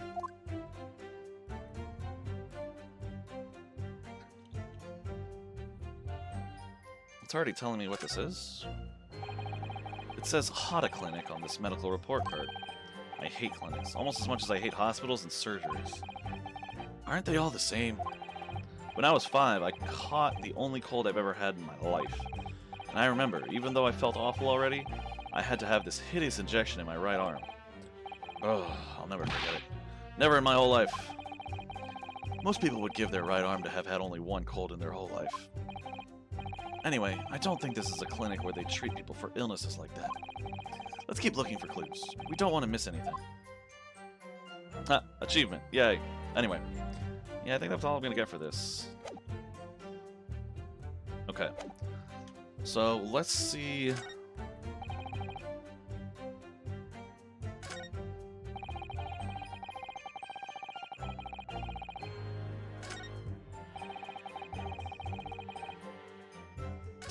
That one right there.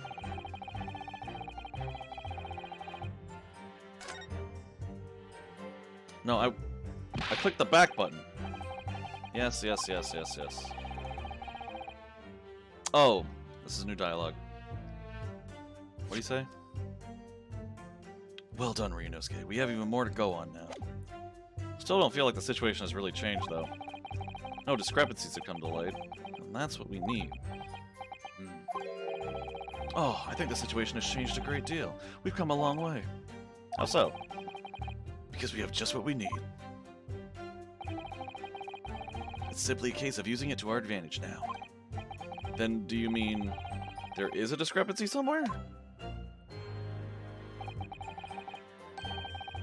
The crucial point is the victim had been prohibited from consuming anything but water when he was shot.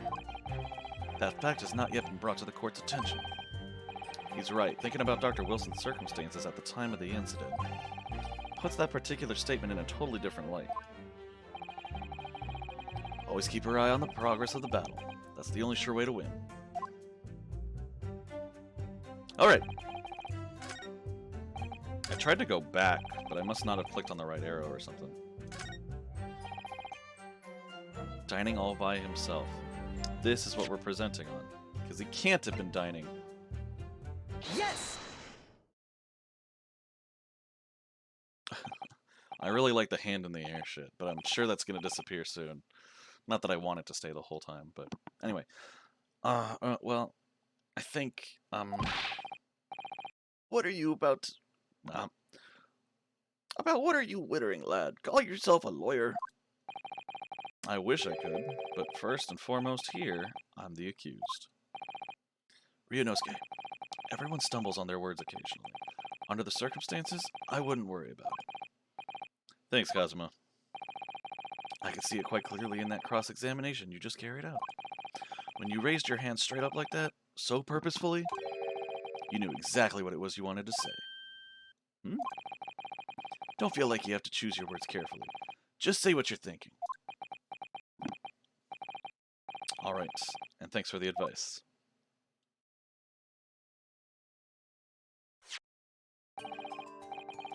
Korakuda-san, this is a medical report card belonging to the victim.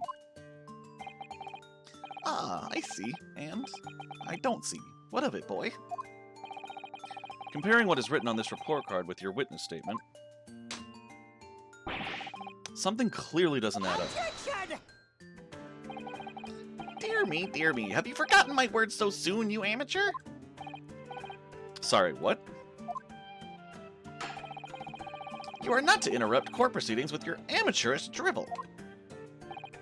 But Let's see if I can explain in words you might understand. It was after 2 p.m. in the afternoon when the victim was murdered at the restaurant. Whatever he may or may not have done before that time is completely irrelevant. But that's, Remember, Ryunosuke, you don't have to use clever language or fancy words. Just make your point. Your Excellency, I believe we're finished here. There is surely no need to prolong this trial further. The witness testimonies the court has heard have been clear and concise. This medical report card has no bearing on the matter at all, for the simple reason that there is no one else besides this pale-faced pupil who could possibly... There's the hand slap we need. Sorry, that was very cool, considering his light ones earlier. This medical report card has nothing to do with the case? Do you really believe that? What? That outburst half petrified me, boy. Of course I believe it. How could it possibly be relevant? Perhaps because Hata Clinic, which issued the report card, is a dental clinic. A dental clinic? Is that supposed to mean something to me? Perhaps if I told you that the victim had just had a tooth extracted. What's this now? And furthermore, if I told you that as a result, the victim had been forbidden from eating. Just what are you trying to say, Cadet? He had orders not to eat, so what? It's all written up in here. No food or drink other than water for 3 hours post-procedure while anesthesia wears off. What? No, that can't... Korakuda-san, What, boy? What? as you just heard, when he was killed sometime shortly after 2 p.m., the victim couldn't have been eating anything at all. No. Additionally, there's more. You have assured the court with unwavering self-confidence that the victim was dining alone. But that cannot possibly be the case. Because the victim, as we now know, had just had one of his teeth extracted and was still experiencing the effects of the anesthetic. I can't double voice that one. I'm not going to do that. They both went erg, and I'm not going to try to mix both those voices. I can barely do what I'm doing now. So, anyway. Expertly done, partner. Objection! What is this nonsense, you little upstart? Oh, I gotta click. These are baseless accusations. Just look at this photographic evidence. You You can clearly see the plate of food at the victim's table. Objection! Use your head. That's the very discrepancy we're talking about. Or can't you follow the logic? How dare you? I think it's fair to say that the tables in this restaurant case have turned. Oh, applaud for that, guys. Applaud for that pun. Go get him, Kazuma. Wouldn't you agree, Ryunosuke? Yes, most definitely. So having just undergone some dental surgery, the victim was unable to eat. Which leaves one very crucial conundrum. Who, in fact, was eating the pictured beefsteak? The court will hear the opinion of the defense on this new puzzle. I assume you're ready, counsel. Counsel. Oh, that means me, doesn't it? Alright, the answer to this question is going to be pivotal. This is the start of your turning this trial around. Show them what you're made of. Got it. So, the person eating the steak at the victim's table must have been...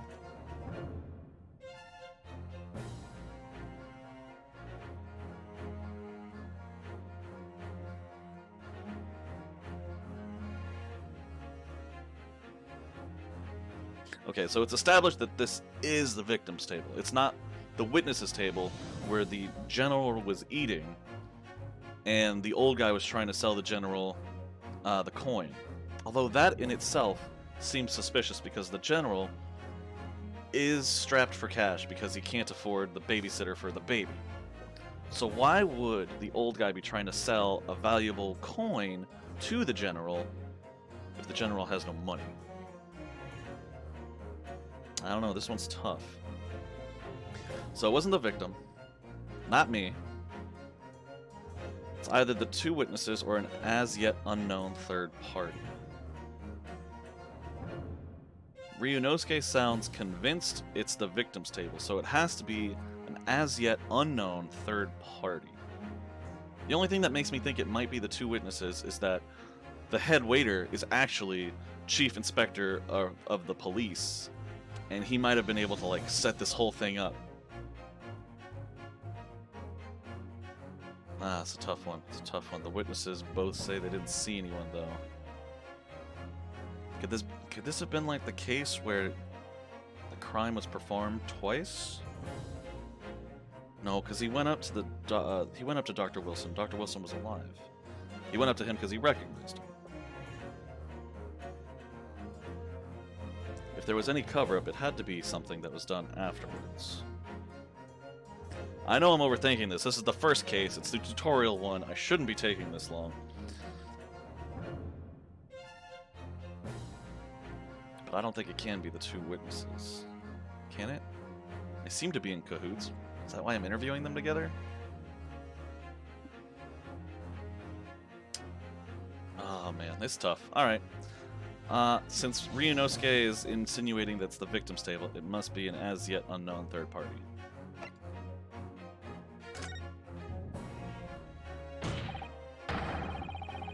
Obviously, it can only have been someone else who was sitting at the professor's table. Objection!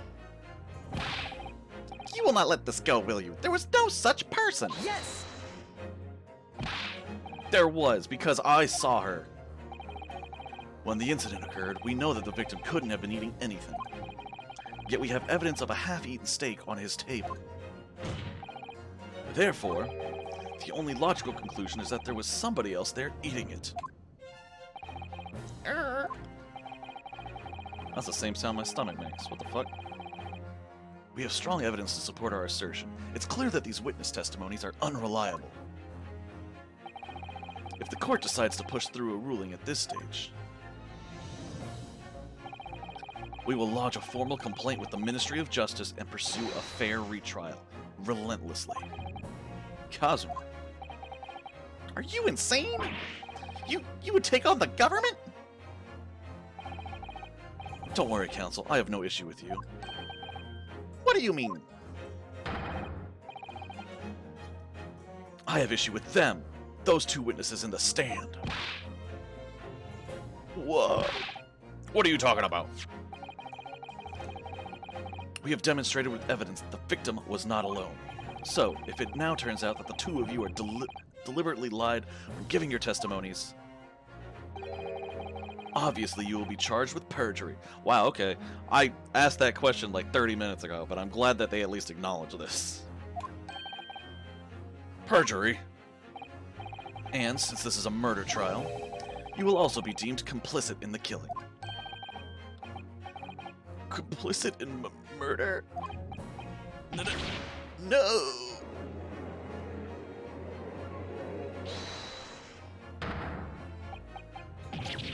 Negative. There was no mention of this at the tactical meeting. I was just following orders. That's right, as the man says. Just say you never saw the gentlewoman. That's what they told us.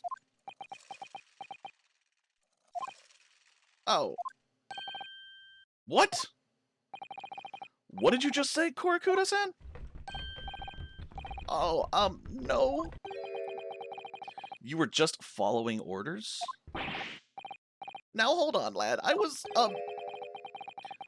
Say you never saw the gentlewoman? When you say gentlewoman, do you mean you saw the victim with a lady from overseas? What? Objection! what is the meaning of all this? These witnesses gave false statements? Is this true, you pair? Ooh, this is cool music. Just one simple slip of the tongue.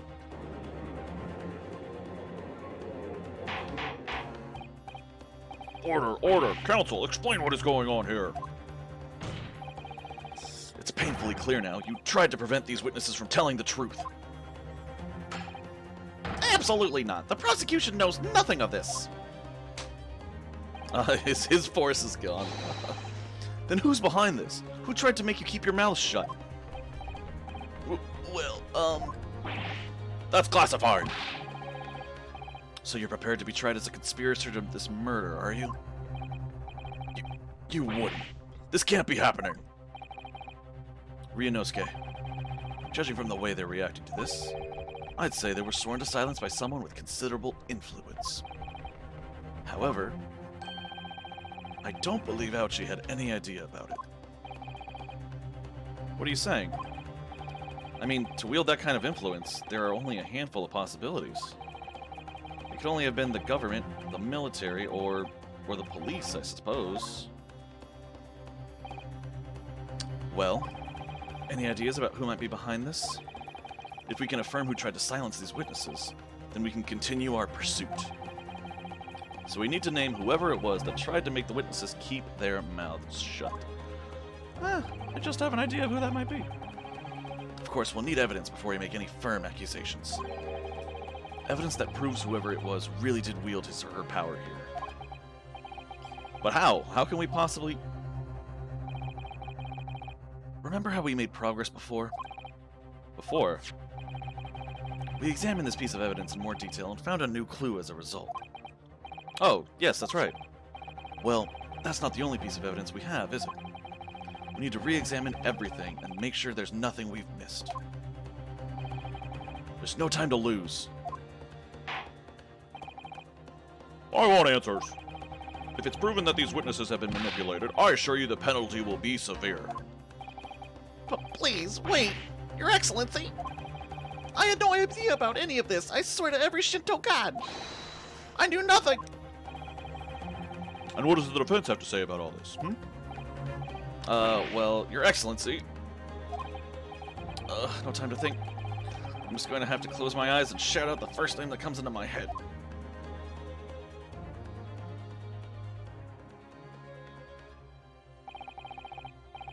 Besides the prosecution, the only person with the necessary influence to manipulate the witnesses is... Satoru Hosonaga. Yes! Well, surely that would be... Satoru Hosonaga-san. Hosonaga-san, the waiter who took the stand earlier? Objection! Poppycock. What possible reason would the waiter have to make these witnesses give false testimony? Not to mention the fact that even a head waiter could not possibly have had that level of insolence. For once, I would agree with you. If, that is, the man truly were a waiter. What? If he truly were? Come on, Ryunosuke, time to hit this court with the truth. The truth about Satoru Hosonaga, San's real identity as proven by this evidence. Yes! The plan of the restaurant sketched by the man in question? I agree it shows a great deal of attention to detail. I'm not sure we can conclude anything. Sorry, Your Excellency, that's the back of the card. It's the back of the card that's of interest. I beg your pardon? Or perhaps I should have said the front? Yes, it's the front of the back of the card. That's where the telling detail is. Yeah, you gotta work on that one. Will somebody please explain what this overexcited student is trying to say?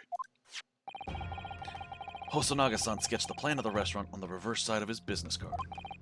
The front of that business card reveals the man in question's profession, his true profession. The waiter's profession?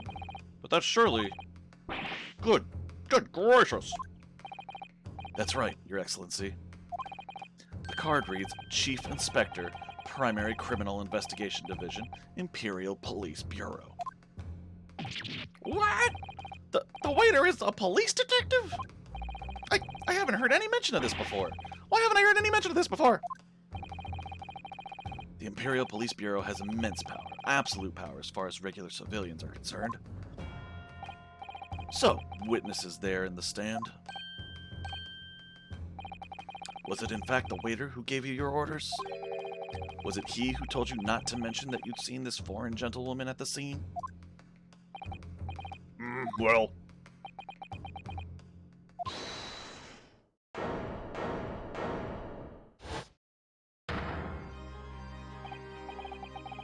Inspector Hosonaga. I was worried something like this may happen. The moment you asked me to submit my sketch as evidence, I realized it was a possibility.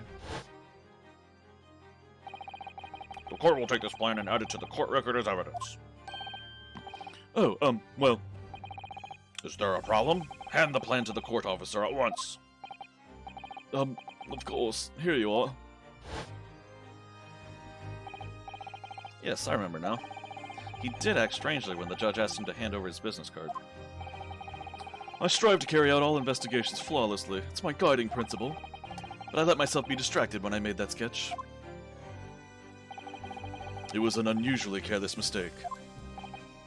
So you mean to say you really are a detective? But why would a detective be working as a restaurant waiter? Ah, of course, your salary must be terrible. I was working undercover. Undercover? Yes, there have been a series of incidents at the restaurant recently. In order to investigate, I decided to get a job there as a waiter working undercover.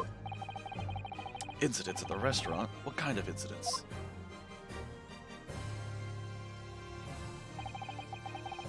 That would be classified police information, which I am not at liberty to divulge.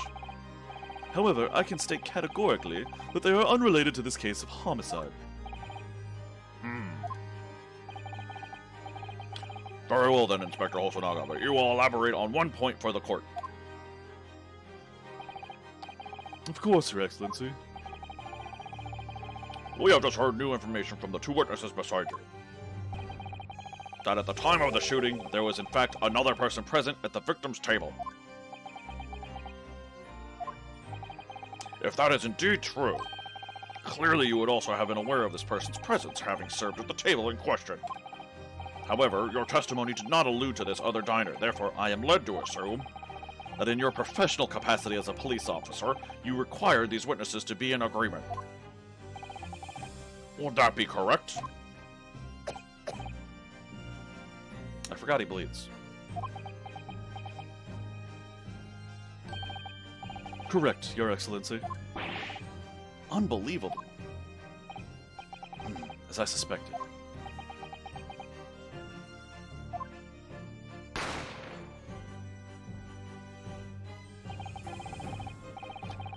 soon as I heard the gunshot, I ran out of the kitchen to see what had happened. The victim sat slumped in his chair, and beside him, gun in hand, stood the accused student. Sitting opposite the victim at the same table was a young lady whom I guessed to be an Englishwoman.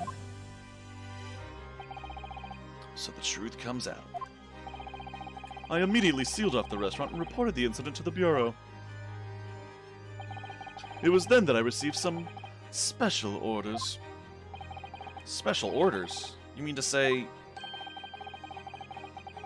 Remove the Englishwoman from the scene at once. It was made clear that the Englishwoman's presence at the restaurant was to be concealed. Those were my orders. But what if this Englishwoman was the killer? I think it would be in everyone's best interest not to pursue that idea. The Empire views the friendly terms of its relationship with Britain more highly than anything at the moment. An Englishman has been murdered on our soil. To name an Englishwoman as the primary suspect... Well, without irrefutable evidence, that would be completely out of the question. So that's the reason for the disappearance of the Phantom Woman in this case. But it's not right!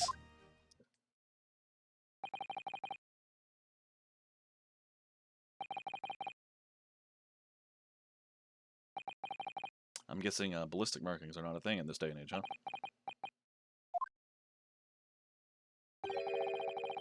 One possibility does spring to mind. What do you mean, Kazuma? Yume University is currently hosting a number of exchange students from Great Britain, and I'm fairly certain that one of them, studying in the medical faculty's research laboratory, is a young Englishwoman. What? You're a shrewd man. I can see why you're the chosen candidate for the overseas study tour. You mean... When I removed the woman from the scene of the crime, I thought it prudent to check her identity first. And the court demands that you name the lady in question at once, Inspector.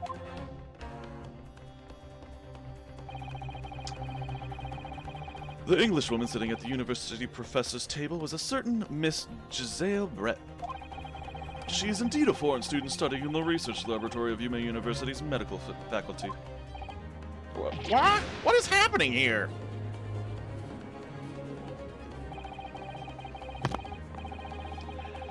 I admit that under orders from the police bureau, I erased all evidence of this lady's presence at the scene, and ordered these witnesses to make no mention of her in their testimonies.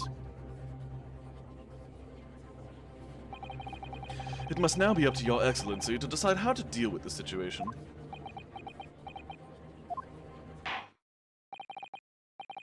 Very well. My thoughts on the matter are as follows. Thus far, the case presented to the court has been underpinned by a particularly critical premise. Namely, that the victim was dining alone. However, as we have now discovered that this premise is false, it would be a desecration of our justice system to ignore the truth and give a ruling at this point. Objection! But, Your Excellency, that would mean missing the noon deadline of a ruling in order to send the telegraphic report to Great Britain. Our own government will surely be very displeased by such actions. Calm yourself, Counsel. I will not allow the government of our country or any other to influence the proceedings of my courtroom.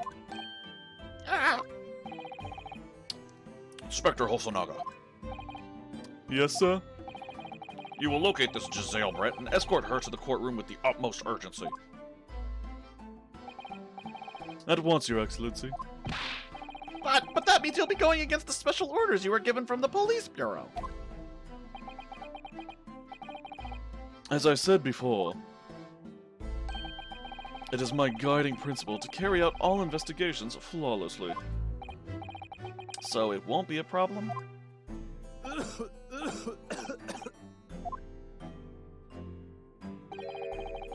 Nothing will get in my way.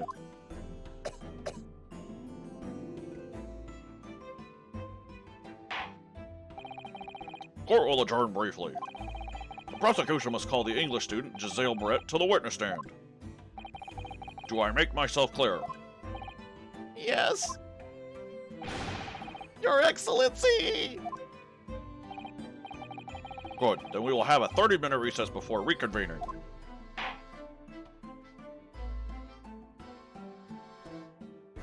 To be continued. Whee!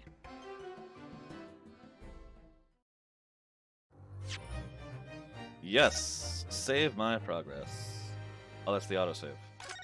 There you go, save in this slot. Looks like a good slot. 22nd November, 11:38 a.m. Supreme Court of Judicature, Defendants, Antechamber 5. Excellent work, Ryunosuke. That was superb. Ugh, my heart was in my mouth the entire time. It was almost unbelievable. I mean, looking at you in there. You were drenched in sweat, your eyes popping, your knees knocking, and you were grinding your teeth. It was a grim sight, but before I knew it, you started finding inconsistencies in the testimonies. I think you might have a natural talent for being a lawyer. Forget it, it's terrifying. If I get through this, I don't ever want to see the inside of a courtroom again. Anyway, it looks like we've exposed your Phantom Lady at last. Miss Giselle Brett, a student from Great Britain. Is she? That's what I was trying to tell everyone from the start. Dr. Wilson wasn't alone. There was a young woman with him, like I've been saying all along. Yes, you have, haven't you? I might not be overly confident in the courtroom, but my powers of observation are one thing I am sure of. Yes, I can see that. So, about this young gentlewoman. Thanks to our detective friend, she was hastily escorted away from the scene, it seems. Did you see what happened with that? No, I didn't see any of it. I was just on my way out of the restaurant myself. Then, on the floor next to Dr. Wilson's table, I noticed there was a gun lying on the floor. And just after I bent down and picked it up,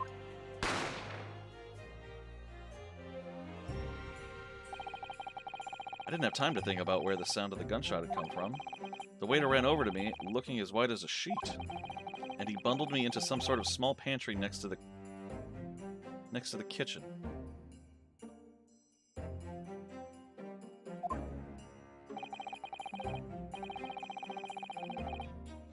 Fast thinking by the detective, he apprehended his suspect without a moment's delay. Yes, and because I was shut in the pantry, I have no idea what happened outside in the dining area.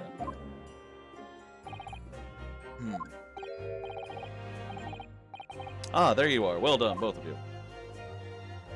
Oh, it's him again. Professor Mikotaba. Well, it seems all is right. The pair of you make an outstanding team. You've exceeded my expectations, I have to say. Yes, it seems you planned this from the start. You arranged things so that I wouldn't be able to act as a lawyer in this trial. Our modern country is still in its infancy, our justice system even more so. Which is why I firmly believe that we need to send our brightest young stars overseas to learn all they can. I wanted to avoid a situation that may have resulted in your study tour to Great Britain being cancelled. Well, it makes no difference. Lawyer or otherwise, if I'm the kind of man who can't help his best friend avert the worst crisis of his life, I shouldn't waste everyone's time by going to study overseas anyway. What? What are you saying, Cosma? So that's your stance. I was afraid you'd feel that way. Kazuma! Well then, it looks like it all comes down to you, young man. To me? Yes, you need to prove your innocence and uncover what really took place in that restaurant. I must say, I very much want to know the truth. After all, I have a personal connection to this case. Come to think of it, he said the same thing earlier this morning, didn't he? If you don't mind me asking, Professor, did you know the victim? Yes, I did. As you're probably aware, Dr. John H. Wilson was a visiting professor at UMaine, and it was I who invited him. Oh, I see. I didn't know that before. Anyway, you're about to go into battle. The victim was a university professor from Great Britain, and a well-known one at that. Naturally, our government is looking to identify and punish the culprit as quickly as possible. But let's not forget who we're going up against. The gentlewoman whose involvement our police bureau went to extraordinary lengths to hide. Yes, and I'm sure the prosecution will be using every tool at their disposal to quash your case. But I've no doubt that you pair will put up a good fight right to the last. Best of luck! Thank you. Now then. I need you to run an errand at the university at once. There's something I think we may need. Of course. Good luck, Kazuma-sama.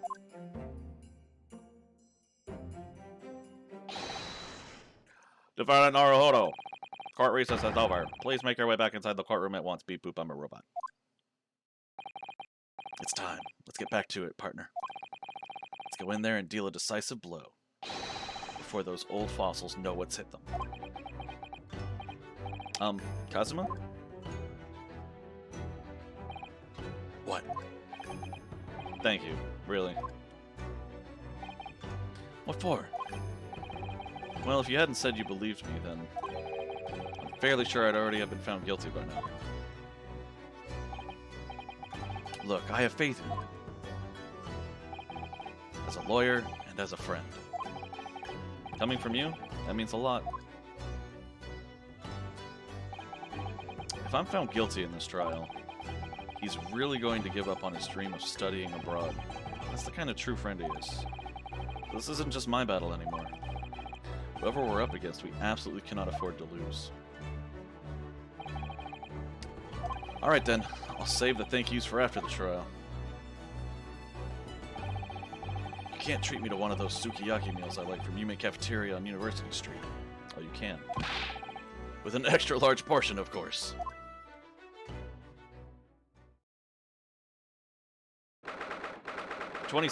November, 12:09 p.m. Supreme Court of Judicature. Courtroom 2.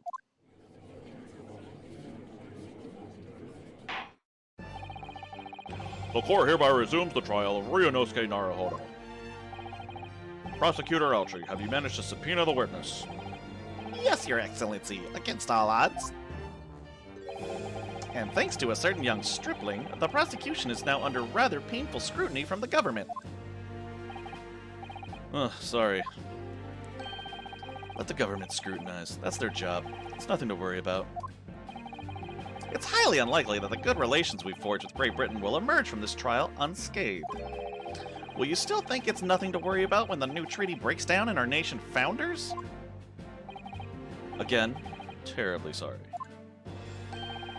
If the friendship between our nations is really so fragile, then the treaty isn't worth the paper it's written on. You really have nothing to worry about, Ryunosuke. What do you mean? A secret trial, anxiety over some foreign government's opinions, a bungled investigation, missing witnesses. Is this what our nation's justice system is? Is this the Supreme Court of Japan or of England? Shut up! Shut up, you jumped up rookie boy! You and your friend know nothing of the situation our nation finds itself in. By aligning ourselves with this great world power, we'll become strong.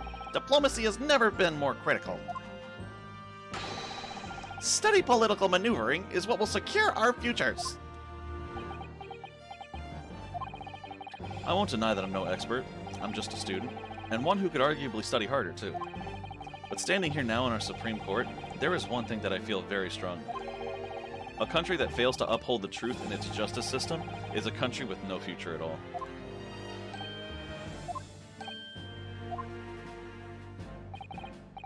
Well said, Ryunosuke. Despite the wide-eyed look of terror. You little brats!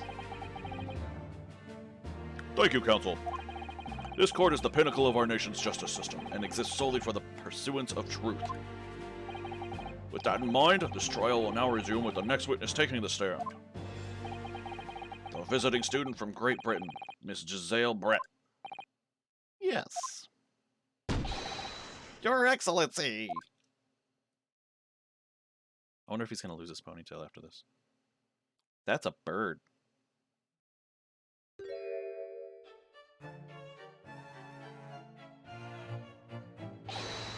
Well, what a delight it is to welcome such a fine gentlewoman to Japan, and from such a distant land.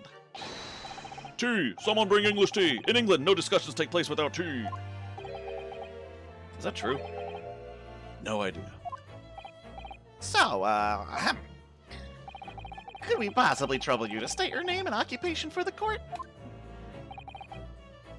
Of course. My name is Satoru Hosonaga. I have been working undercover as the head waiter at La Carnival, but my Yes, we know all about you already. Inspector Hosonaga, where are your manners? In England, it's always ladies first. Is that true? No idea. More importantly, a little earlier today, you said something to me. You said your powers of observation are the one thing you're sure of. Oh, yes, I think I did, didn't I? Yet your description for this amazing sight was simply a woman. Sorry, Ryunosuke, but powers of observation aside, your powers of description are sorely lacking. Guilty. So, dear lady, once again, if we may trouble you for your name and occupation, please.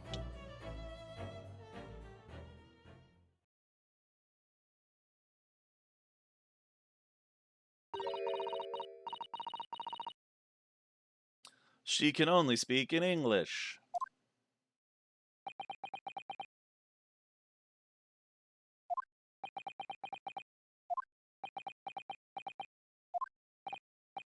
I'm terribly sorry, dear lady, but what?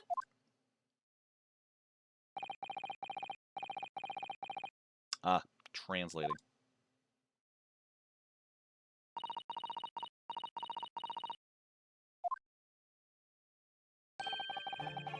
The lady says her name is Giselle Brett. She comes from London, England. She's a visiting research student currently enrolled in Yume University's medical faculty. Oh my, what a rare treat to hear the dulcet tones of the delightful language of the British people.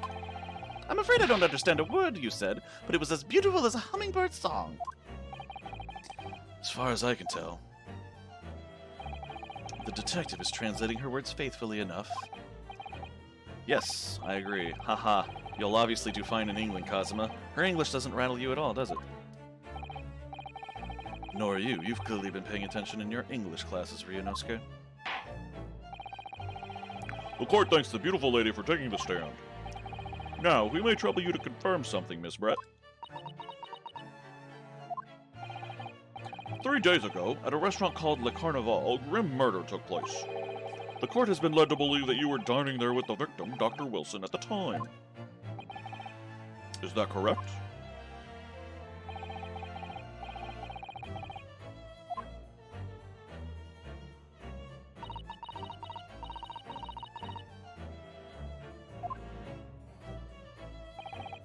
It's weird seeing a girl on the screen and then the thing pops up Brett. Like, I know it's a last name, but it's like her name is Brett. It's just Brett. It's a dude. She says yes. This could take some time. So even though she's studying here in Japan, she can't speak any Japanese?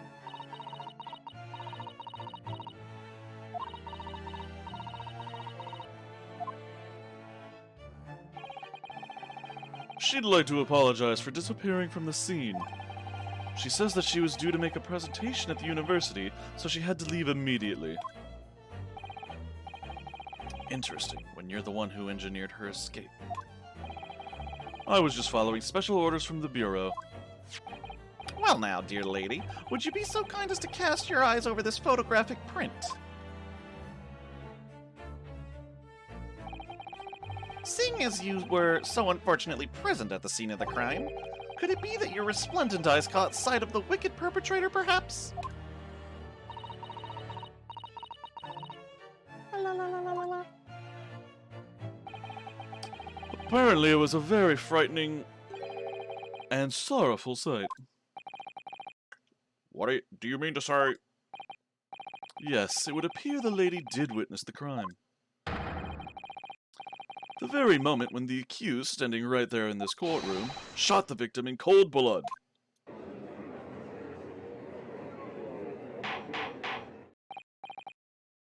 Order in the court. Did you hear that, Your Excellency? Here we have an absolutely conclusive witness statement.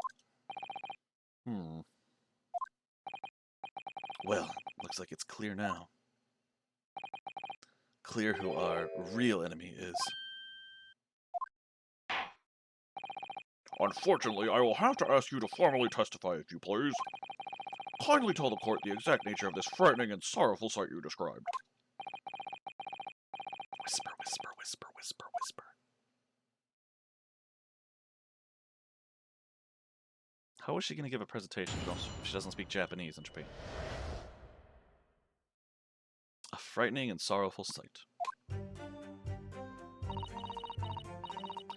Whisper, whisper. I had arranged to meet for a slightly late luncheon with Dr. Wilson that day. The professor was unable to eat, so I ordered for myself only a beefsteak. Whisper, whisper, whisper, whisper. After a while, the accused came over to greet the professor, and they got into a fierce argument. Then, not long afterwards, the accused took the professor's gun and shot him right before my eyes. Whisper, whisper, whisper, whisper, whisper.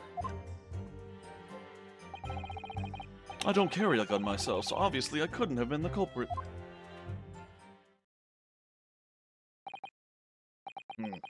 This is a condemning testimony indeed. No, I didn't have any kind of argument with the professor at all. Objection! Quiet, you filthy wretch! Look at you, you black-hearted blackguard, and look at this snow-white angel. I'm sure even a dark-minded scoundrel like you can imagine whose words the court is going to believe. Ugh. You're still making the same mistakes, Ryunosuke. You mustn't blurt out when you're goaded like that. That's a lesson you need to learn. Oh, but he's so annoying. Of course I was at the scene as well.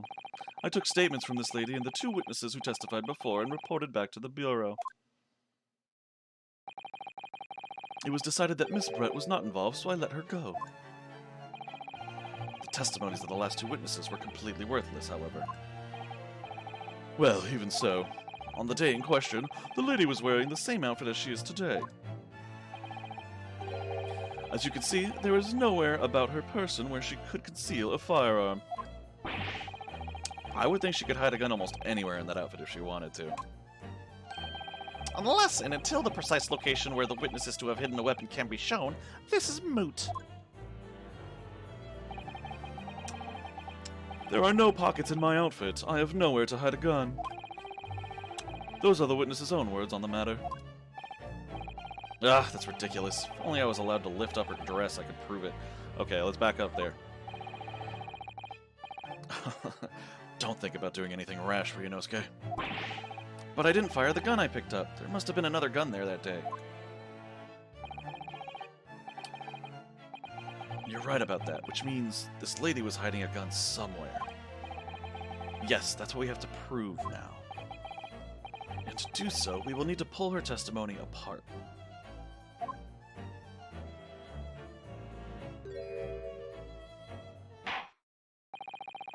The defense may now cross-examine the witness. Oh yes, Your Excellency. Alright, let's get down to some cross-examination.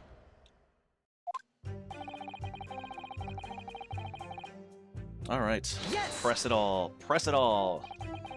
After 2 p.m., in fact. That's really quite a late lunch, isn't it? Objection! You don't keep up with the latest fashions from Britain, do you? Late luncheons are en vogue, isn't that right?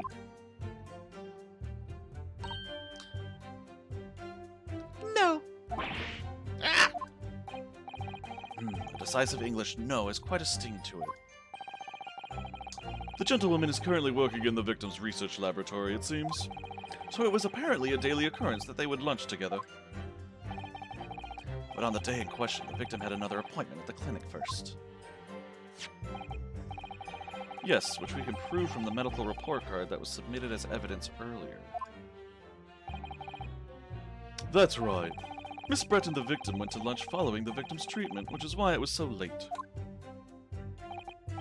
Yes, that all makes perfect sense. Such wonderful logic. What a shining example of English intelligence this fine gentlewoman is. So you both arrived at the restaurant. What happened next? The professor was unable to eat, so I ordered for myself only a beefsteak. What about the carbonated water? There's carbonated water on the table. Can you elaborate on that? Yes!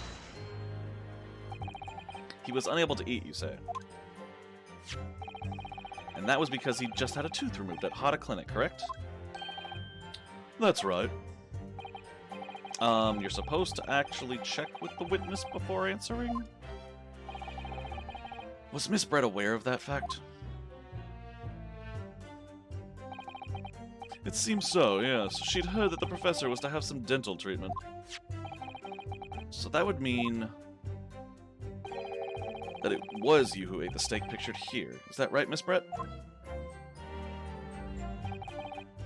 That's right, yes. The print you have there shows the table exactly as it was left after the horrifying events. Exactly as it was left? But he was sitting in the wrong seat. Dear me, what a harrowing experience. To have traveled to a distant island on the far side of the world and be embroiled in such a tragic incident. Have no fear, my dear lady. I swear I will crush the evil fiend that has subjected you to this terrible plight. So the victim, Dr. Wilson, had nothing to eat or drink at all? That's right, other than some carbonated water. Just water. Yes, the professor was unable to eat, but he had been given permission to drink water. So it appears that the diners toasted their lunch with a glass of water each. They each raised a glass of carbonated water. Yeah, there's only one glass on the table. This is the tutorial one. What do you think, Ryunosuke, about the witness's last statement? It's very meaningful. Hold on, I'm gonna double check. Yep, there's just the one there, unless someone drank from the base! Or the bottle. I often drink from the bottle, but that's because I like to drink. But yes, very meaningful. Huh? That last statement of yours, Miss Brett, has a profound bearing on this case. Well, well, how fascinating. Do tell us, what is this profound bearing,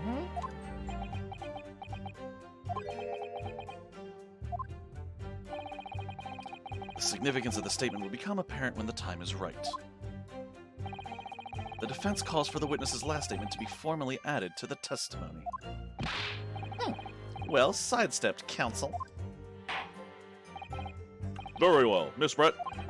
Kindly repeat what you just said to be added to your official testimony. Gladly, she said. That was brilliant, Kazuma. I'm going to remember that one. Which one? The significance will become apparent when the time is right? I could really use that phrase. I'd hope there are some more useful tips you're picking up from this experience than that, Ryunosuke.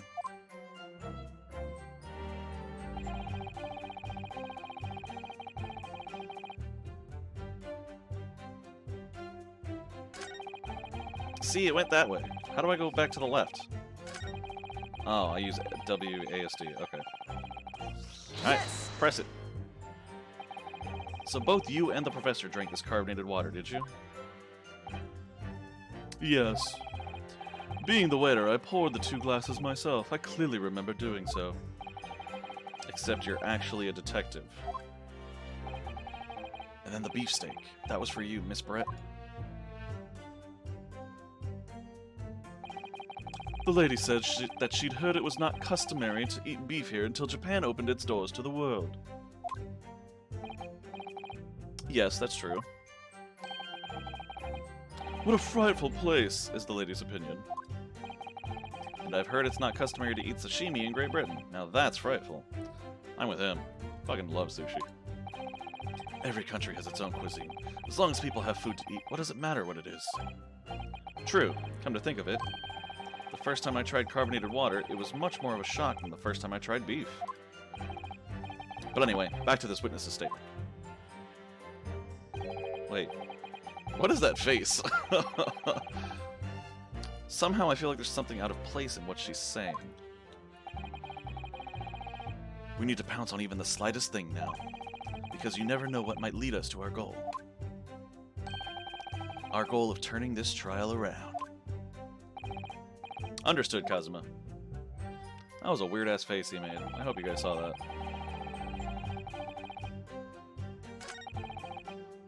Alright, I'm just gonna present it here.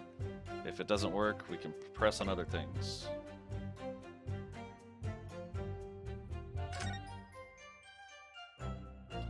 Do I need to, like, click on it to acknowledge that it's there?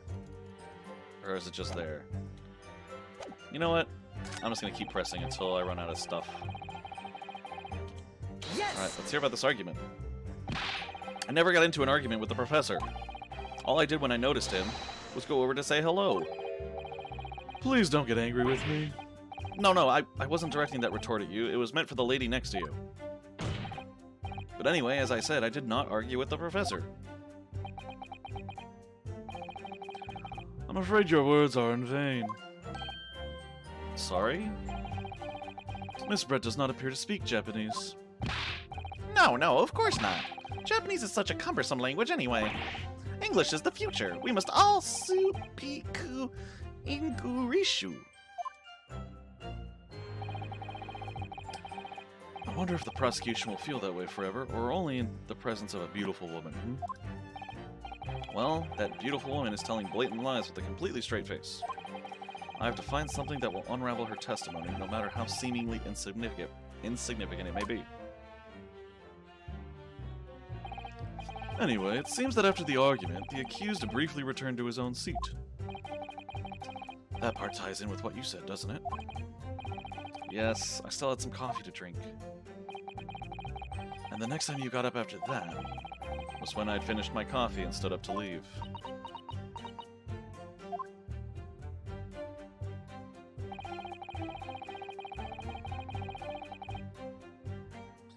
Yes! Like I said, I did not shoot that gun. And like I said, there's no point repeating that assertion over and over. Well, I wasn't expecting to be attacked by my own side. Nevertheless, defendant, you can't deny that when the shot rang out in the restaurant, you had a gun in your hand. Well, yes, that's true, but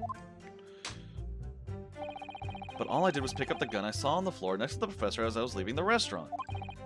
In fact, yes, there was someone much closer to the victim than me at that time, the highly suspicious lady in this... That will do, you dirty rotten scoundrel! Dirty? Your baseless accusations could very well cause an international incident, boy. It seems to me that your accusation is just as baseless as ours. What nonsense! The lady is merely stating what she saw. And this is already an international incident as far as I'm concerned. Anyway.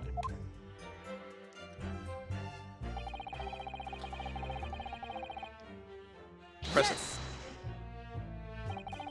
It's all very well saying that, but can you prove it? Absolutely. I verified it personally. You verified it? Yes, immediately after the incident, I checked to make sure the lady was not carrying a weapon. I distinctly remember her saying, "I'm not." That's all you did? You just asked her? Surely you carried out a physical search, Inspector? No. Why on earth not? The honorable English gentlewoman clearly stated that she did not possess a weapon. There was obviously no need for any further probing into the matter. Or there was no permission given for any further probing into the matter, perhaps? Think what you will, but if you're going to continue with this preposterous claim that the refined lady was concealing a firearm, the prosecution demands that you support your assertion with facts. In other words, he wants evidence. Ugh. Whisper, whisper, whisper, whisper. The lady wishes to point out that of course she wanted to stay and assist with the investigation, but she was in a hurry to give a presentation at the university, so she was compelled to leave. Not to mention the fact that your office had told you to get the woman out of there. Not get her out of there, just urged her to leave. the lady would like to point out that she in no way meant to run away from the scene of the crime, which is why she is only too happy to cooperate and testify here in court today, of course. Unlike a certain student who refuses to admit when the game is up. You can at least have the courtesy to pay attention when I'm goading you. So she's maintaining that she got into an argument with the professor, at the end of which you shot him. Which is an out-and-out, totally unfounded lie. Still, her statement is very compelling. After all, she's an elegant, refined, young, and beautiful gentlewoman from Great Britain. In stark contrast to you, dressed from head to toe in a dull black school uniform. I'm dressed exactly the same way as you are, except for the flapping red ribbons. Well, anyway, this is our only chance to expose her testimony as the fiction that it is. If we can't do that, the trial's over. Even you with your thick skin must be able to feel the murderous looks you're getting from around the room. Only too well. I feel half dead already. And the fact that I can't see a single inconsistency in her testimony isn't making me feel any better either. The first thing to do is press her on any of her statements that seem even slightly off to you. Do that, and an opening will present itself. I promise you. I need to expose the true face of this exotic foreigner that's hiding behind the mask. That's what I should be aiming for in this cross-examination. Yep, got it. Cool.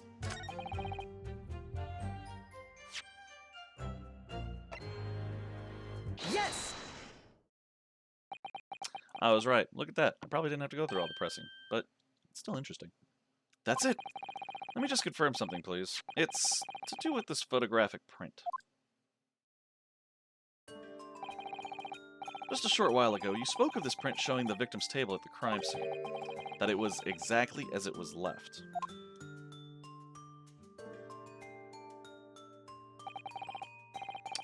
That is correct, the lady says. Well, that is, it's odd. Very odd. Dear me, what's odd is the defense's inability to express itself. Ryunosuke, what is it about the print that looks odd to you? Well, obviously, it's the cheers. The cheers? Miss Brett just told us that she and the professor said cheers over a glass of water. But if that's true, there should be 2 glasses on the table, not 1. Ah! You're quite right, Counsel. There's only 1 glass pictured here. Objection! Are we supposed to be impressed by this nitpicking over minutia? What possible difference does the presence or absence of a glass make on the case? Objection! Minutia, you say? Could it be that the detective here removed the glass from the table to conceal the lady's presence? Of course not. I would never do something so reckless. But there should have been 2 glasses on the table. Or are you going to try to tell me you can clink with only 1? You're quite right. I certainly took 2 glasses to the table.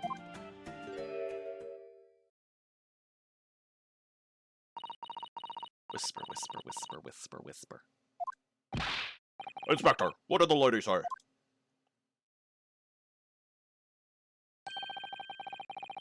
It would seem that it was Miss Brett who took the glass from the table. What? It was all so terrifying, everything that happened. I panicked and thought I should try to hide the fact that I'd been there at all, she's saying. Good gracious.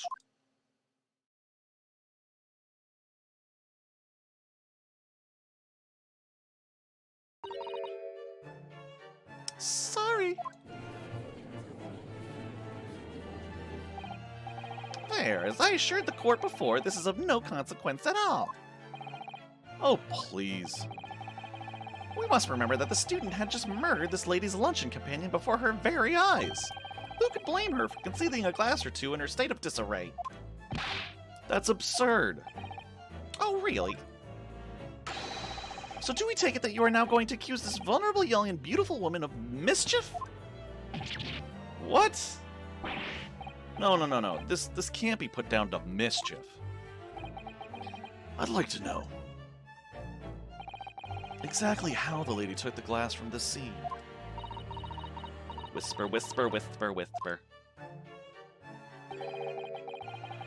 It would seem that she slipped it into a small handbag she was carrying. A handbag, you say? Yes, Your Excellency, a small handheld pouch commonly carried by well-to-do women in England. So, the beautiful lady has very graciously explained how and why she removed the glass from the scene now. However, the fact remains that this glass has absolutely no bearing on the case. This student has been trying to confuse the court with logical reasoning, but in the end it comes to nothing. That's ironic. He was trying to be logical to confuse them, but normally logic is used to unconfuse people. Anyway. No more pretentious accusations. You have wasted enough time already. Indeed, the lady has offered a satisfactory explanation as to why she removed the glass. I think henceforth we can consider the matter to have no bearing on the case. Counsel for the defense, are you in agreement? Well, I don't know, really. If you want to pursue this matter further, you're going to need to show that it has some deeper significance. Yes, you're right. So she took the glass away in her handbag. If there's a deeper significance there, it's the handbag. She said she had no way to carry a weapon. There's a handbag. I probably just got it wrong. I don't know. Wait, the lady put the glass in her handbag, you say? Yes, do try to keep up. It's already been explained to the court that all English gentlewomen carry handbags for small items. Let me see. A little while ago, Miss Brett stated the following. There are no pockets in my outfit. I have nowhere to hide a gun. But what she forgot to mention was her handbag, in which it would be perfectly possible to conceal a gun. You're right. Well done, partner. I had a feeling you'd pick up on that too. What are you insinuating, you vile blackguard? It's really very simple. The gunshot was heard when the defendant picked up the gun from the restaurant floor. As he didn't fire that gun, we can deduce there must have been another firearm at the scene. The true murder weapon, if you will. You can't seriously be suggesting. Inspector Hosonaga, Yes.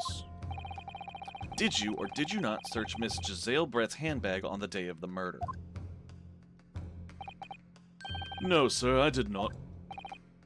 As I thought. In other words, another gun, the one that was actually used to kill the professor, could have been hidden in Miss Brett's handbag. Now! Order, order, order. What is the meaning of this, Inspector? The meaning of what, prosecutor, Ouchie? Why on earth did you not have the lady open her handbag and show you the contents at the time? Thanks to your bungling incompetence, now she has to endure these uncomfortable accusations. Brilliant work, partner. Now we have a chance to expose the real woman behind the mask. Do you think so, Kazuma?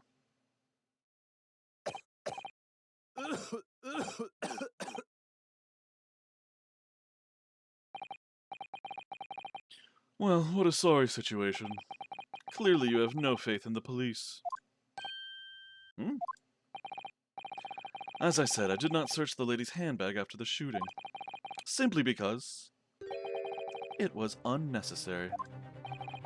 Unnecessary in what way? I ought to thank the student lawyer, really.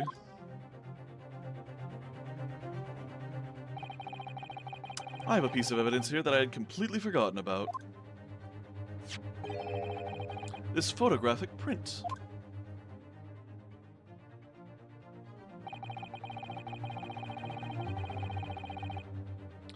This print is of a photograph that I thought would be prudent to take immediately after the shooting.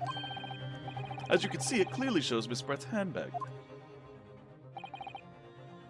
Well, I never. You can see right through to what's inside.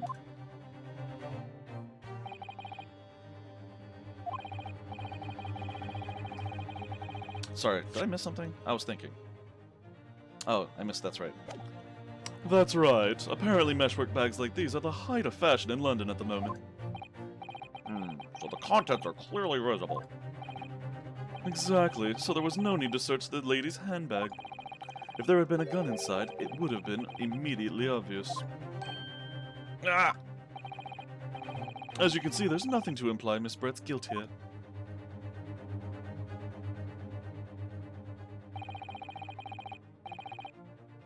Thank you for helping to prove that, Naruhodo-san. Ah!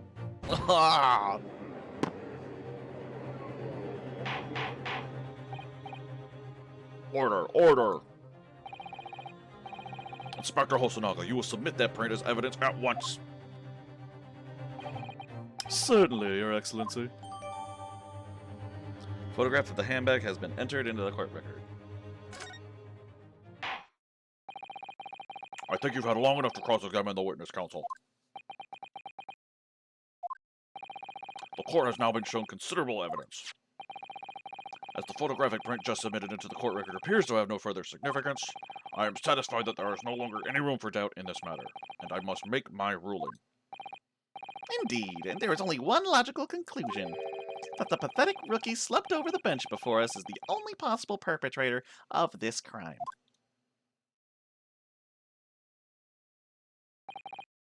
No. Just when I thought I was beginning to turn things around, I'm in a worse situation than I was at the start. Kazuma? I'm sorry, Ryunosuke. Now that the cross-examination of the witness is over, there's no way to force the trial to continue. What? You mean this is it?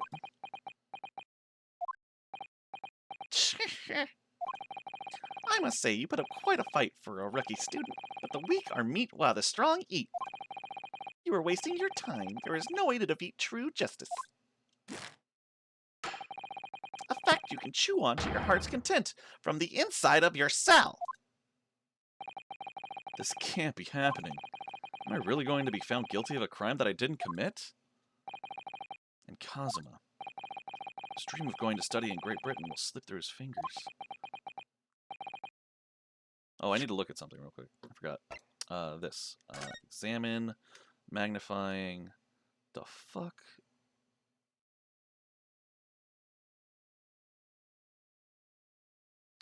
It's a brand of a bull.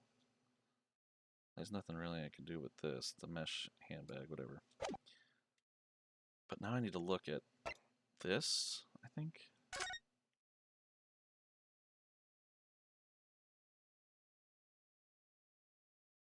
There's the bull brand. Okay, hold on. He's slumped over in his chair. Like, the image of that picture, that would be on his right wrist, right? But that would mean that the stake was in front of him if he burnt his hand on it?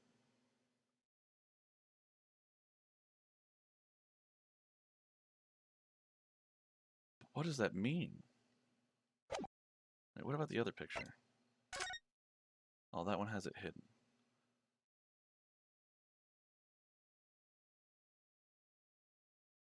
Oh! That means that when he was shot, the chair had to be turned around and facing the center of the table, so it could only have come from the direction of fucking... I know you see my mouse, and I'm just kind of, like, anxious. The lady, right?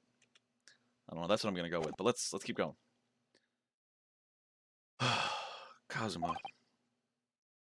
What? Is there really no chance now of turning this trial around? You heard the judge. There's nothing about that last photograph the detective produced that we can contest. Which means there's no basis on which we can argue for the trial to continue.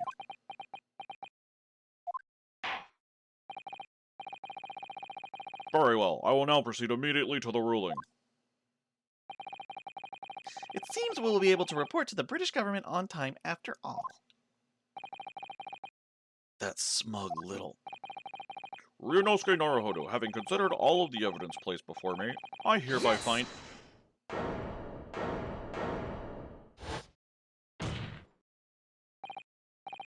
Wait, Your Excellency. Ryunosuke. I don't think you can rule on this case yet. Objection! This amateurishness is getting tedious. When His Excellency deems that the trial is over, he gives his ruling. That is the most basic protocol of the courtroom. Yes! Your Excellency, just a moment ago you said this. As the photographic print just submitted appears to have no further significance, there is no longer any room for doubt in this matter, and I must make my ruling. Now, that means that if there was a problem with the evidence, some significant detail, I mean, then ruling on the case at this time would be out of the question. Objection! This is blatant straw clutching. Look at this photographic print. All it shows is the handbag the gentlewoman was carrying on the day in question. There can be no problem with this evidence. You'd better know what you're doing, Ryunosuke. I understand your objection, counsel. Certainly, the new evidence submitted by the detective has not undergone the court's scrutiny. However, I fail to see how we can glean any new information from this handbag. Ha! My thoughts exactly. Really, the prosecution is becoming tired of this rookie's desperate wheezes. Yes, I am desperate, but this isn't a wheeze.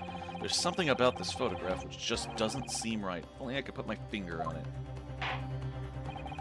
Very well, I will grant the defense one final opportunity. What?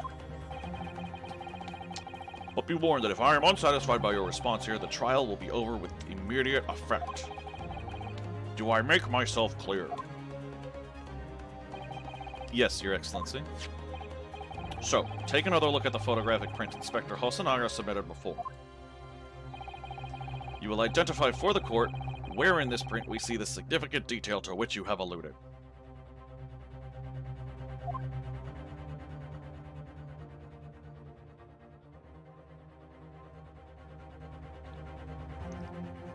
It's gotta be that, right? There's nearly nothing else.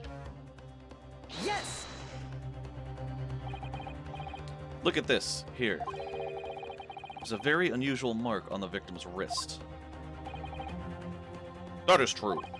It looks almost like a burn of some description. Objection! Dear me, I was pondering what new piffle you would come out with. A burn, you say, on the victim's wrist. Clearly that has nothing whatsoever to do with the magnificent lady's handbag. Yes, that is a burn mark, you're right. Go on, Inspector. The police coroner also noticed it when he was performing the post-mortem examination.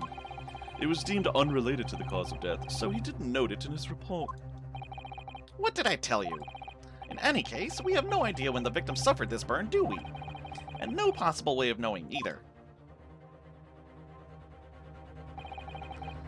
The more I look at it, the more I find myself intrigued by the curious shape of this mark. However, as Prosecutor Alshi points out, unless a firm connection to the case can be shown, I cannot allow any further time to be spent on the precise details of this burn. Whisper, whisper, whisper, whisper. Excuse me, Your Excellency. It would seem Miss Brett has a lunch appointment with the Dean and other university staff. She would like to know if she may be excused from the stand now. Oh, of course, dear lady. We shan't hold you up any longer. I'm quite sure His Excellency is about to give his final ruling anyway.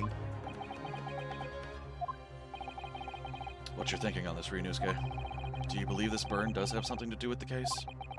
To be honest, I'm not really sure. But if I don't keep pushing, then it's all over. So I was thinking I should keep digging and digging, in the hope that I might uncover something useful. Yes, you're right. I am? If we can just link that burn to the case, if we can do that, we might be able to prise this shutting door back open again. Just give up, counsel. You can't possibly hope to do that.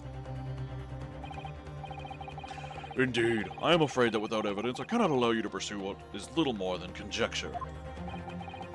But if we had evidence? Evidence that irrefutably linked the burn on the victim's wrist to the case, then you would allow it? I would, yes. To tell the truth, I hadn't noticed that burn. But as soon as you pointed it out, what I did notice was the color draining from Miss Brett's face. Really? I have to find some link between that burn and the case. I think I did that earlier. This is the moment of truth. It's time to find some evidence that proves what that burn really means.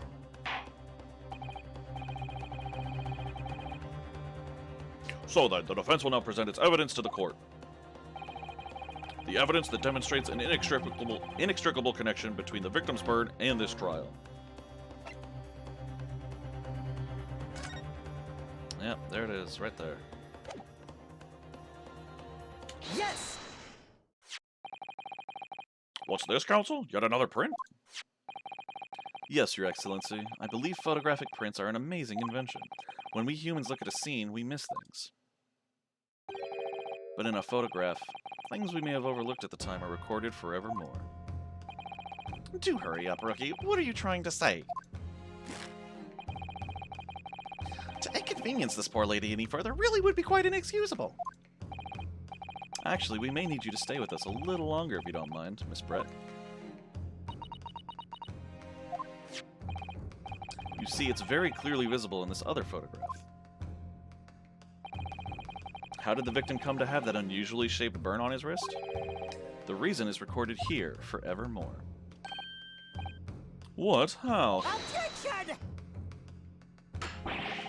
You can't fool me with your little bluffs, boy. If that's your game, then let's see how it plays out. Show the court exactly what you mean. What is it in this photograph that explains the reason for the victim's burn? Boop, boop, boop. Boop, boop, boop, boop. Yes! The beefsteak? Actually, the point is the metal plate the steak was served on. The plate? Ah! Your Excellency, are you alright? As you can see, there's an emblem on the plate. I would guess it's some sort of trademark of La Carnival. Ah! This emblem on the plate and the victim's burn are exactly the same shape. Ryanosuke, you genius!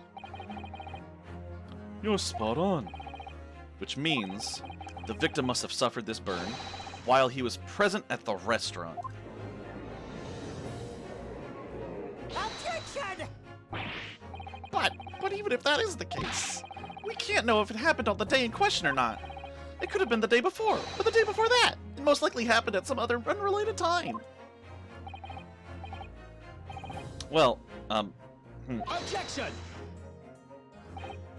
sadly, Prosecutor Ouchie, the chances of that are extremely slim. Thanks. Why? The outline of the burn is clearly discernible. Such a serious injury would have caused quite a commotion in the restaurant. Wouldn't you agree, Inspector Hosonaga? I can't imagine having missed such a terrible disaster, certainly. What? I would say looking at the picture of the... Oh, sorry, that's Hosonaga. I would say, looking at the picture of the wound, that it wasn't suffered very long ago. And although it's not a particularly large bird, it's extremely well defined, as the defense just pointed out. This was no mild burn, that's for sure. Can you be more specific, Inspector? Well, let's see. If the plate was at around 90 degrees centigrade, a burn like that would have taken around 3 seconds. It's inconceivable that the victim wouldn't have let out a scream of pain then. I've been investigating at the restaurant for several weeks already, but I've not heard anyone scream at all. As the head waiter of La Carnival, I can testify to that without hesitation. But you're a detective, not a waiter! Yes! There you have it. Something isn't right here. As the detective said, Anyone who burnt themselves on a piping hot plate for 3 whole seconds would scream in pain. There's no question of that.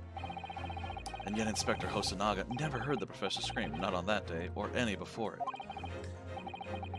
That's right, and the strange thing is, on the day he was shot, I didn't hear him cry out either. What are you suggesting? Well, if the professor had carelessly laid his wrist on the plate for anything like 3 seconds that day... That would be beyond careless, I think, Counsel. Then the rest of us in the restaurant, myself, the sergeant, and the old antiques dealer, all of us would, without any question, have heard him scream. Okay, they need to close his mouth when he does that at least. Wouldn't you agree, Prosecutor Ouchie? Well, yes, I suppose. So the question is, why didn't a single person hear Dr. Wilson scream? I almost don't believe it. Ryunosuke, do you think...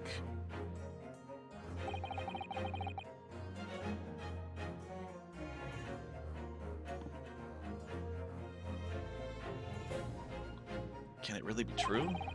I never dreamt we'd arrive at a conclusion like this, but I'm starting to think that maybe we've been led into a terrible trap.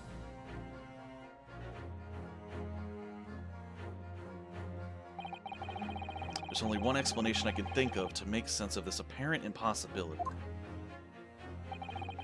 On the day in question, when he suffered the burn to his wrist, Dr. Wilson... There's only one answer. I mean, the anesthetic was local. It wasn't full body, so he could still feel stuff going on with him. Couldn't have been asleep. He had to be already dead.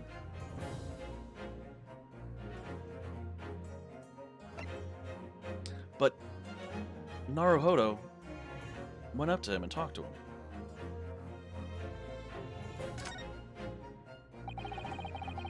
No man could remain silent while his wrist was burning on a piping hot plate for 3 whole seconds. That's clearly impossible, apart from in one particular situation. Counsel, are you suggesting...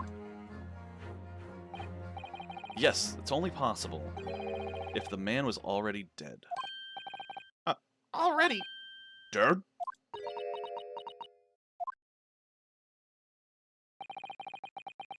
Knowing what we know now, it's the only possible explanation. When the beefsteak was brought to Dr. Wilson's table that day, the professor was already dead. That's madness!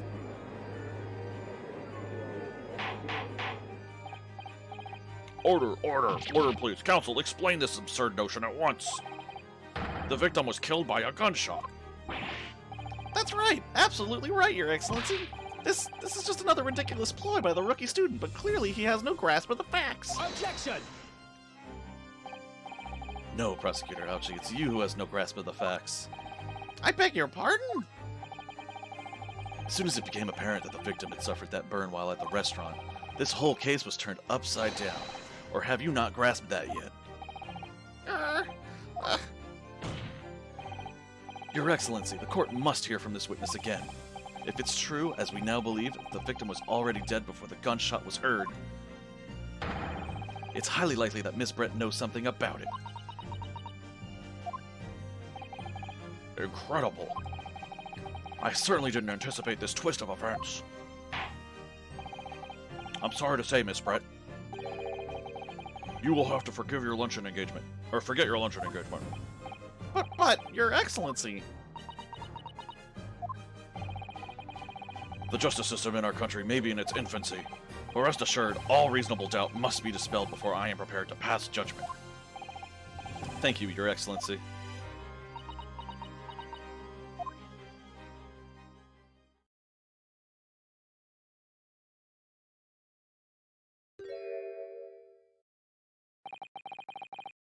What was that smile?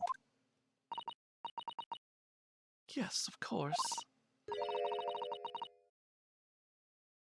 I mean, I'd be delighted to help. Especially if it helps relations between my country and yours. Miss Brett, you speak Japanese?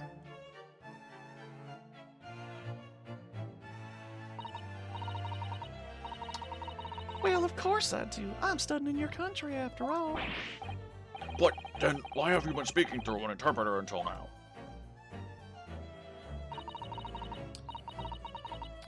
My mother tongue, the Queen's English, is the most refined and elegant language in the world. As a gentlewoman, I try to avoid speaking in your vulgar tones as much as possible.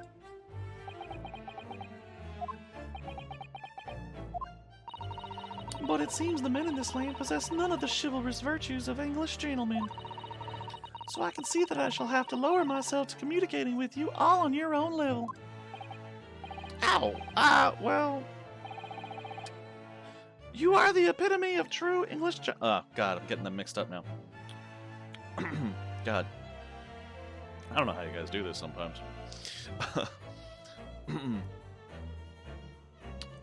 Well... You are the... I can't even do it anymore. I think I lost it. Trying to do her, I think I lost him. You are the epitome of a true English gentlewoman. We are truly honored by this lavish consideration you so graciously afford us. That's close enough. I see. In that case, Miss Brett, I will now ask you to testify in your own words about the events leading up to the death of the victim, Dr. Wilson.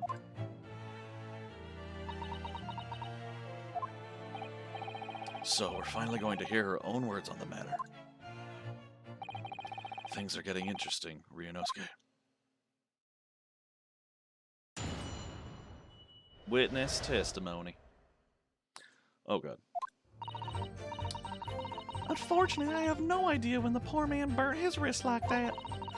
When the waiter brought my steak, the professor and I raised our glasses in a toast.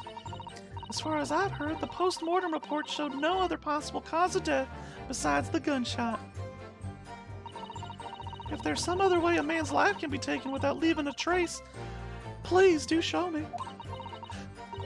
But of course, this country's inferior investigative techniques probably wouldn't pick up on it anyway.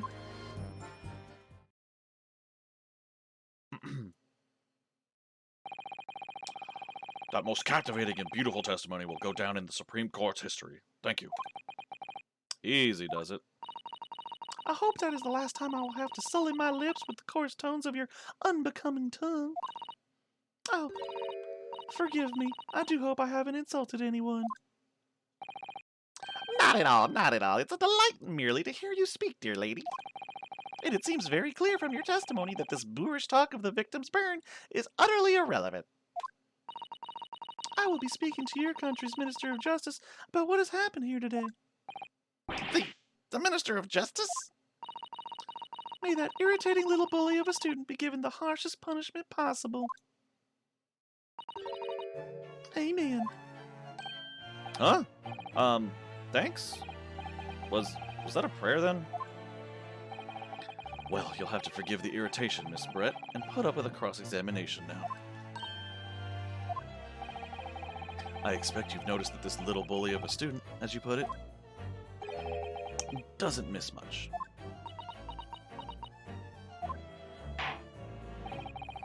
I'm sure I don't need to remind you, counsel, that this will be your final cross-examination in this trial. If you fail to demonstrate any problems with this witness's testimony, I will be ruling on the case immediately. Is that clear?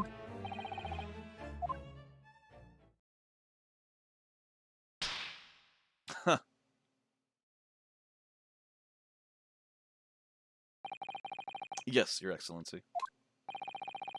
Then you may proceed with the cross-examination.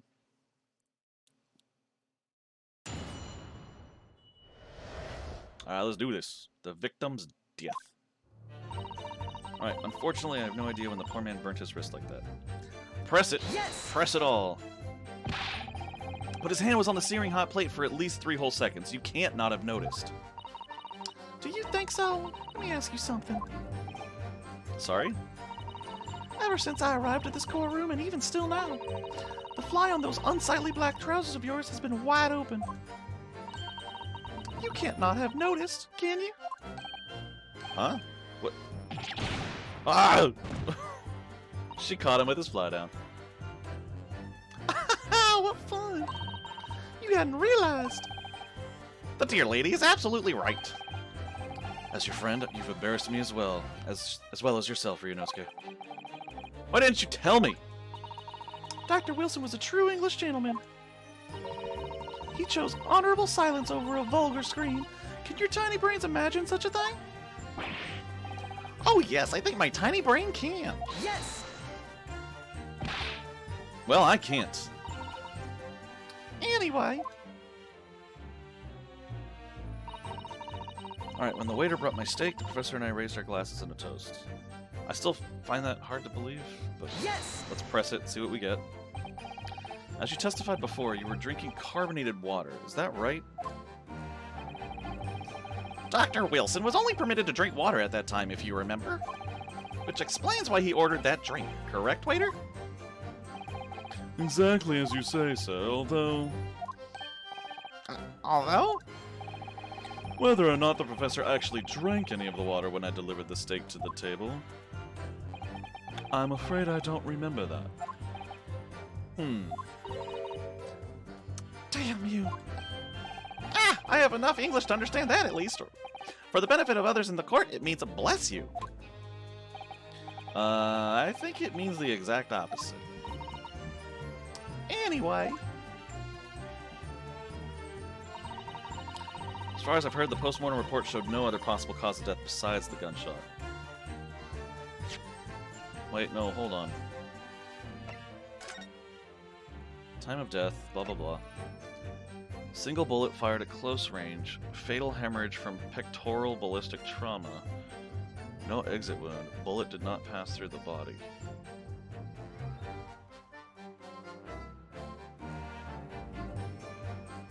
It was a fatal hemorrhage from pectoral ballistic trauma. I don't know.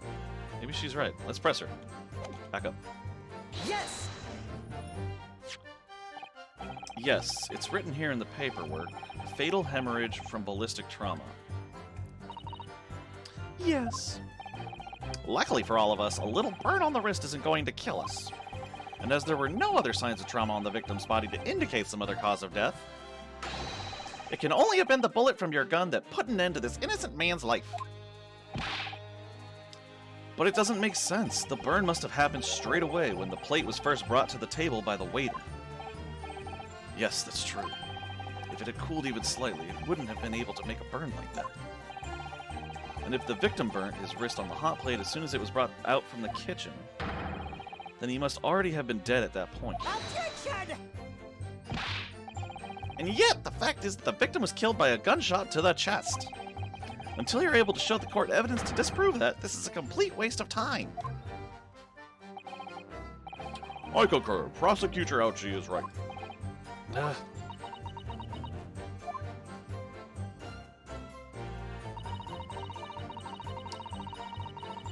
The man's acting taken without leaving a trace. Please do show me. Yes!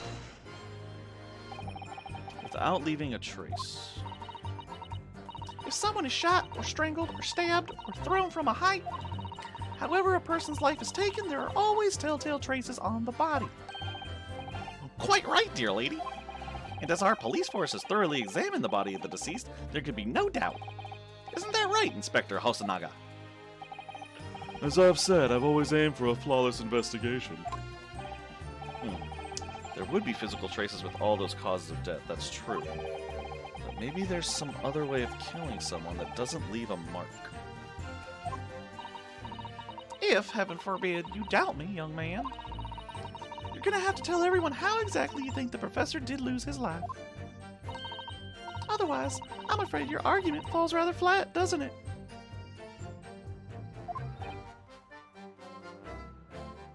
Was that a pun on carbonated water? Oh no, perish the thought. Calling such a sweet young lady's innocence into question? On my honor, Wow, give me a sec. Taketsuchi Auchi will cut down any who dare cast such aspersions. A way of killing someone that leaves no trace. We need some evidence to back us up here. Yes, evidence. But if... Oh, I already did hers, I forgot. But of course, blah blah blah. Press it. Yes! Inferior? What do you mean by that? In the lands of the Great British Empire, the police store everything found at a crime scene for later examination. But in this country, you investigate once and that's the end of it. Isn't that so? Quite right. La Carnival is open for business as usual today, just days after the incident. Exactly, which means that even if the investigation takes a different direction, vital evidence may be lost.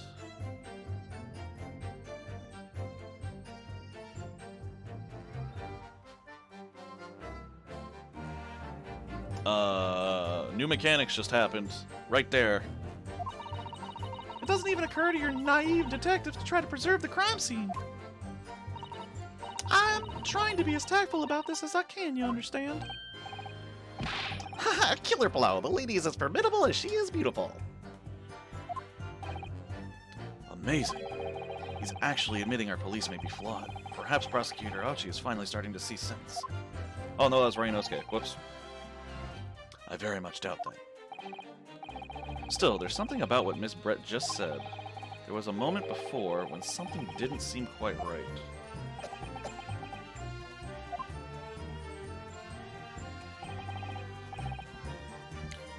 What do you think, Ryunosuke? I think it's going terribly. No matter how much I press her, I'm not turning up any new information. Yes, as I suspected, she's a tough witness. We need to find a way to break her testimony, or the cross-examination will be over. But that would mean I have to find a way. There must be some clue somewhere to help us find a chink in her armor. Kazuma? What, Ryunosuke? There is one thing I noticed, something that's been bothering me. Bothering you? You mean about Miss Brett? Actually, no. About the person standing next to her, Inspector Hosonaga. The detective. Yes, he seemed to react a little strangely to Miss Brett's last statement. I was wondering if it might be significant. If it might present an opening, maybe? Alright, I have an idea. Try pressing her on that last statement one more time. If you think so, but this time, instead of targeting the woman herself, let's see what we can get out of the detective. Alright then, I wonder what Kazuma's thinking. I'll find out soon enough, I suppose, once I press Miss Brett on her last statement again.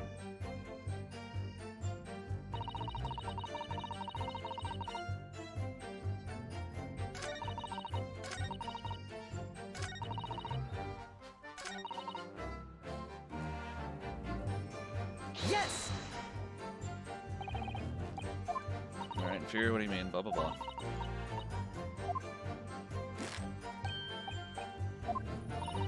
Wait. Okay. Yes, there it is again. The detective's reaction is just the same as before. Why? Up until now, the detective has been in the stand with Miss Brett as her interpreter. But things are very different now.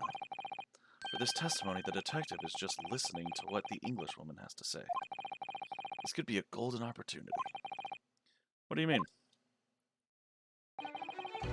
When people are actually testifying, they're usually very careful not to let anything slip. However, when they're listening to someone else speak, you'll find they often let their guard down. You're right, look at him. He's lost in his own thoughts.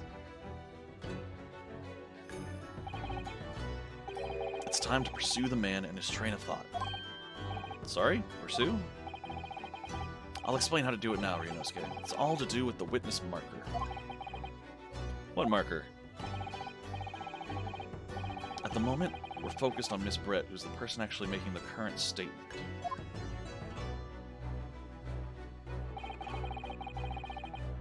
But by moving the marker left and right with AD, you can turn your attention to the other people in the stand.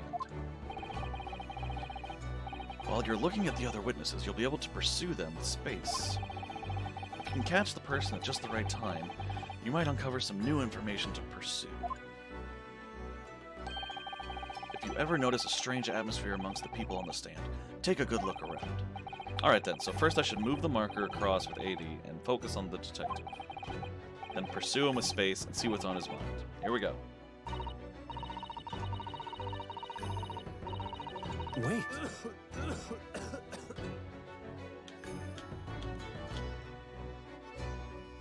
Excuse me. Excuse me? That's great. I love it.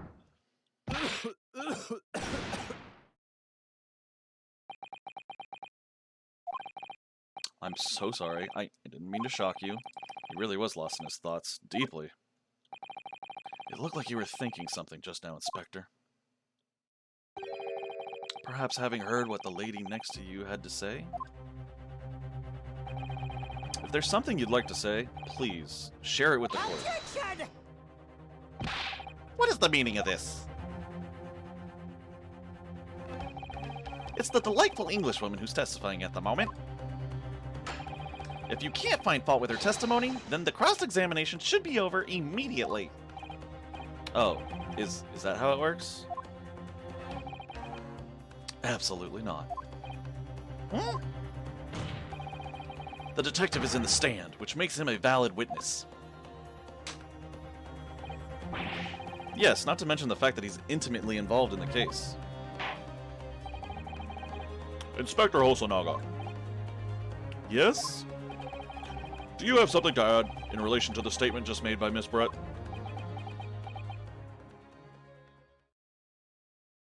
Oh, I gotta click. Whoops. My bad. Well, yes, if you don't mind, I would like to speak.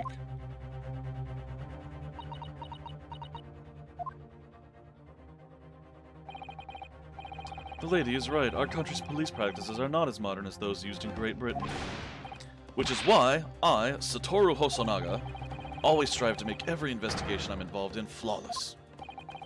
What do you really mean by that?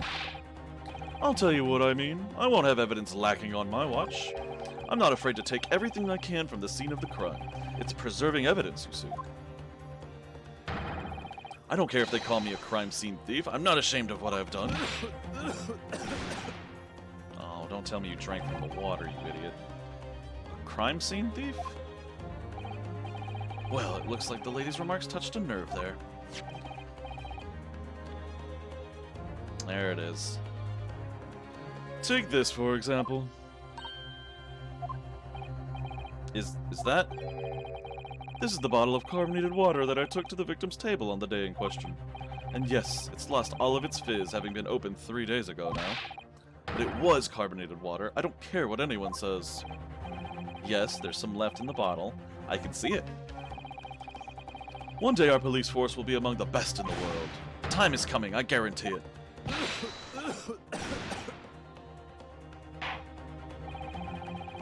I can't say I condone the witness's actions, but I do understand the sentiment. The court will accept the glass bottle of water as evidence.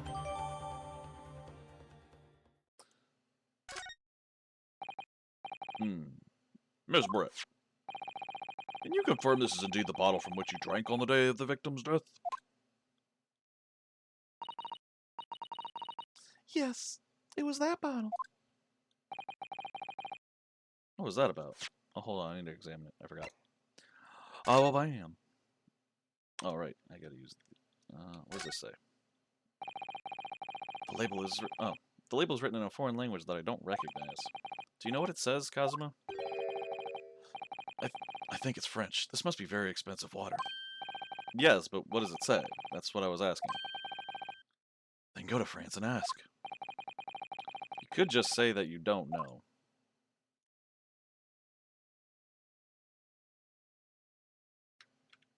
Can I look in it? Can I look under it? No. Behind it? So this carbonated water is the last drink Dr. Wilson ever had. It looks like there's a little left in the bottle, although it's just plain water now. You know, I've been sweating so much, I'm absolutely parched. I'll just have a sip of this to keep me going. No, Ryunosuke, you can't do that. For one thing, that's evidence. You can't go drinking evidence. Oh no, you're right. We don't know what might be inside, do we? You never cease to amaze me, Ryunosuke, in more ways than one. I wonder... Would there be anything in this water? What's the matter? You've gone all quiet all of a sudden. I think I might have just worked something out. An interesting possibility. That's the possibility I think I was looking for. Anyway. She seemed to avert her eyes when she answered the judge's question. Very well. Counsel, you may resume the cross-examination. The inspector will kindly control his fervor.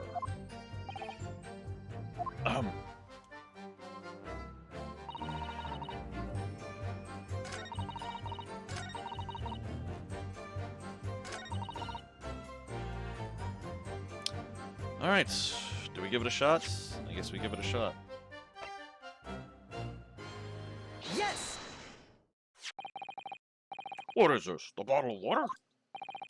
Actually, there is one method of killing a man without leaving a trace that comes to mind.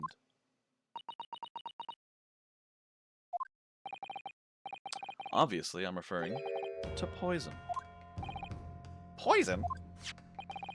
On the day of his death, we know that Dr. Wilson drank from this bottle of carbonated water.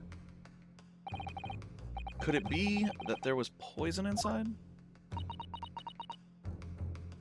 He's suddenly scared. That's funny. Can I switch over to him? Oh, I want to tell him he's funny. Could it be that the professor actually died after taking a sip from his glass?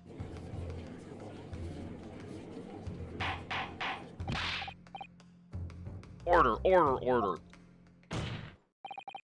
And on that day, who was sitting at the same table as the professor and able to slip the poison into his drink?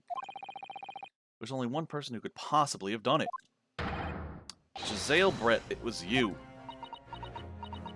Objection! This is outrageous to suggest such a thing without a scrap of evidence. You little rookie imbecile, have you even considered the delicate situation our country finds itself in now?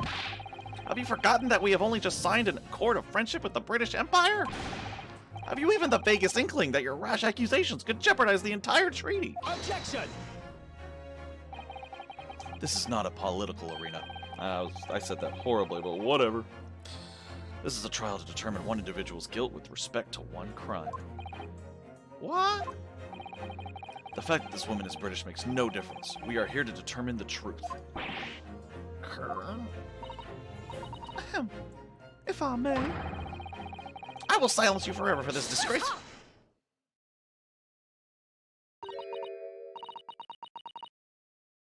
It is you who should be silent. Of course. Dear lady. Where did that come from? She just snapped. I'm afraid I may have spoken unfairly before. I offer my most humble apologies. I'm sorry, my lady. To what are you referring? I described your police force as inferior. But no matter how inferior they may be, you still investigated this particular point thoroughly, I believe. The bottle, I mean, Inspector, and whether it contained poison or not.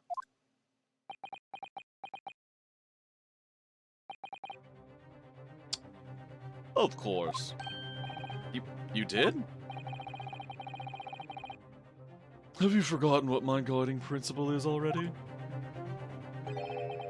I strive for a flawless investigation every time. I don't believe it. Naturally, we tested the inside of the bottle and its contents. And? And? What did you find, Inspector? I order tests for every toxin that's available in this country at the present time. We could find no trace of poison of any description in the bottle of carbonated water, Your Excellency. What? Are you sure? The tests were meticulously carried out by the chief coroner himself. No. No!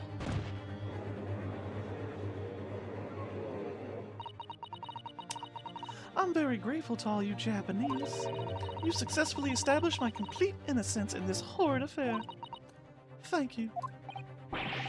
What? Oh, whoops. Find him. But of course, dear lady, the pleasure was all ours.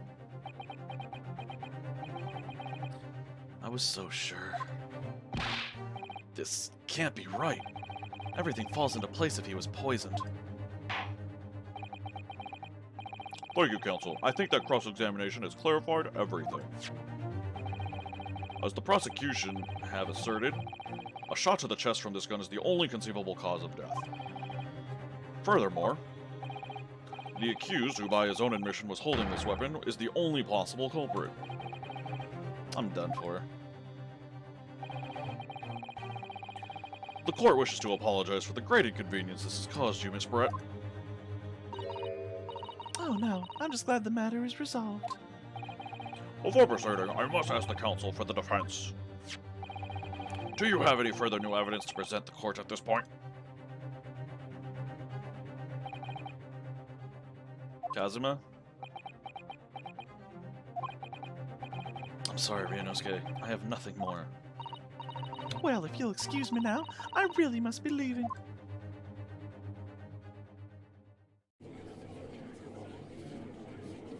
Hold it!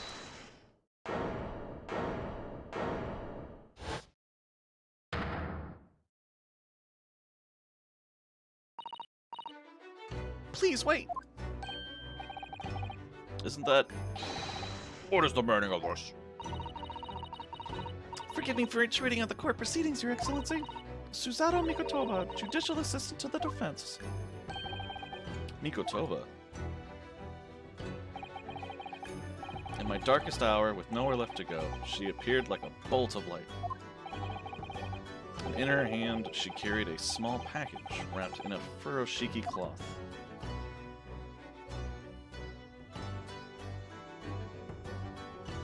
To be continued. God damn, I thought we were close to done.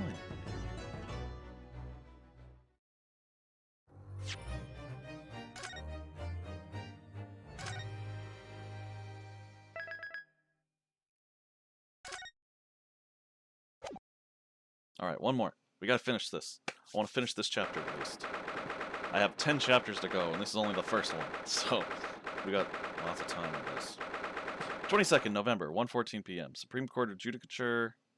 Judicature? Again, I'm never going to get that word right. Courtroom 2.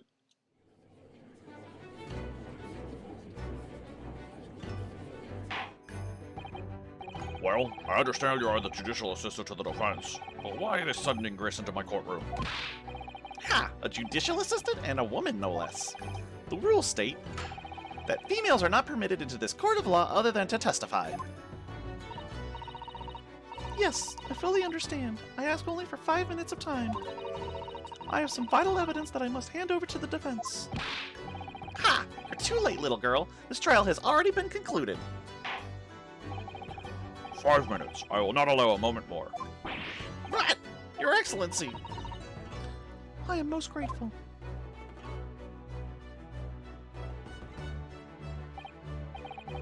Who exactly are you? I'm sorry, there's no time. Please, simply accept this for now. What is it, a report about something? Written in English. It's Giselle Brett's research.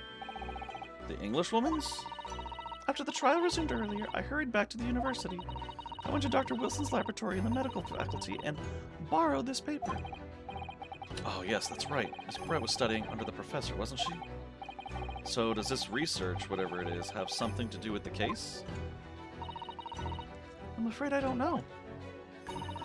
I haven't been able to listen to the proceedings of the trial myself. Oh, no, of course not.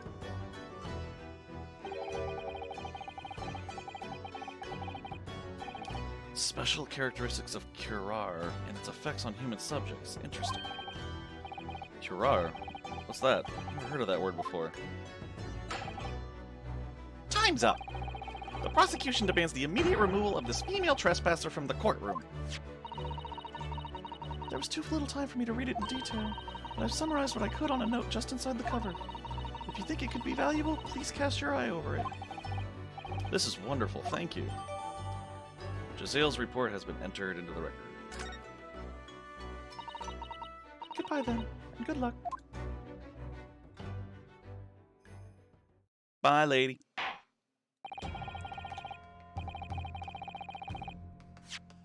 Alright, time to read it. A poison made from the bark of certain trees in the jungles of South America. The hunters of the region have used it since ancient times to incapacitate their prey. Effects: instant paralysis of the entire body and subsequent death, even in minute doses. Route of entry. The above-mentioned effects occur when the poison enters the body through a wound, such as that inflicted by a blowpipe dart. Due to its ability to render the human body paralytic, it's believed that the toxin could have application as an anesthetic. However, a solution for the respiratory arrest caused as a result of the full-body paralysis must be found first, or patients would die of suffocation.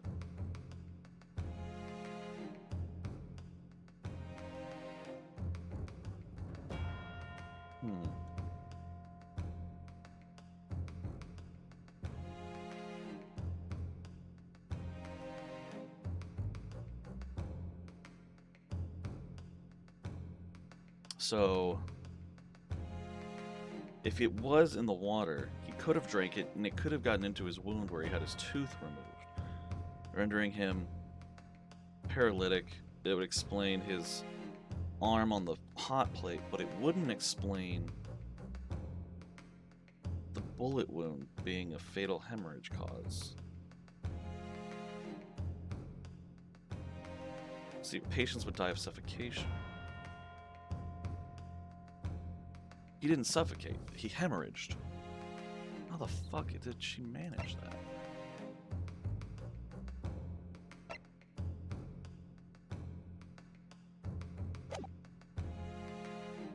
Let's keep going, I guess. You've had long enough, Counsel. We cannot detain our English guest any longer.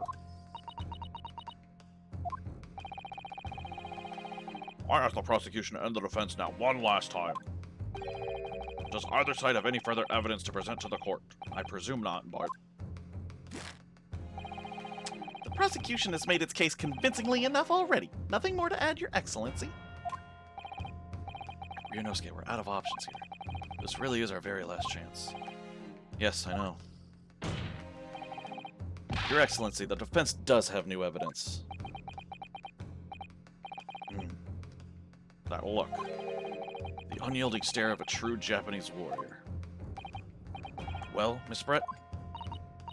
Yes, Your Excellency. If you wouldn't mind, perhaps you could grace us with your presence a little longer. It's a delightful invitation, but I'm afraid it's not so very long until tea time. I'll have to politely decline. Forgive me, Miss Brett. It seems I wasn't clear. I realize it was phrased as a question. However, I must ask you to treat that as an order. I've said it many times before, but the Japanese language makes no sense. My apologies, dear lady. So, counsel, what is this new evidence that demands the court's attention? This is all I got. Yes! Miss Giselle Brett, we understand you are studying under Dr. Wilson at Yume University, doing research. Research, by sheer coincidence perhaps, into a deadly poison. What? Poison? Where are you going with this, counsel? A toxin known as a curare, Your Excellency. Even the slightest amount of this deadly poison entering the body leads to instant death. Attention! What? What complete nutter not? I'm getting that wrong, but whatever. What complete nutter nonsense? Curare, you say? I've never even heard of it. You wouldn't have done. That's a weird sentence. What do you mean? I mean that you wouldn't have heard of curare before for one very simple reason. It doesn't exist in our country. It doesn't exist? Correct, which means no matter what test the police can do for toxins, they'd never identify curare. Why? Because there is no test available here that can identify the presence of this highly deadly poison. What?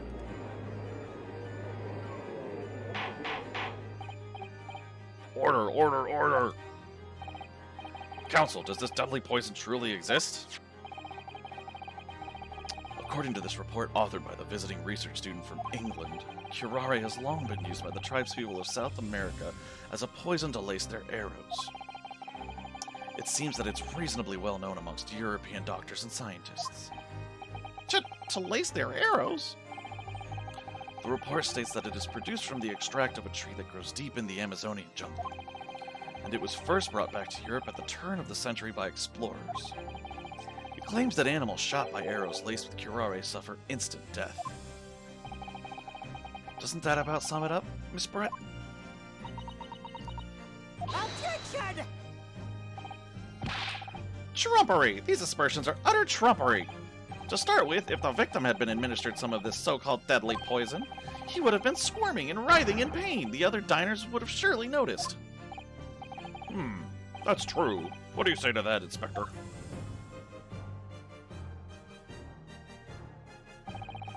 Obviously, I would have noticed a disturbance like that. I don't remember anything like that either. I didn't notice the professor being in any kind of pain.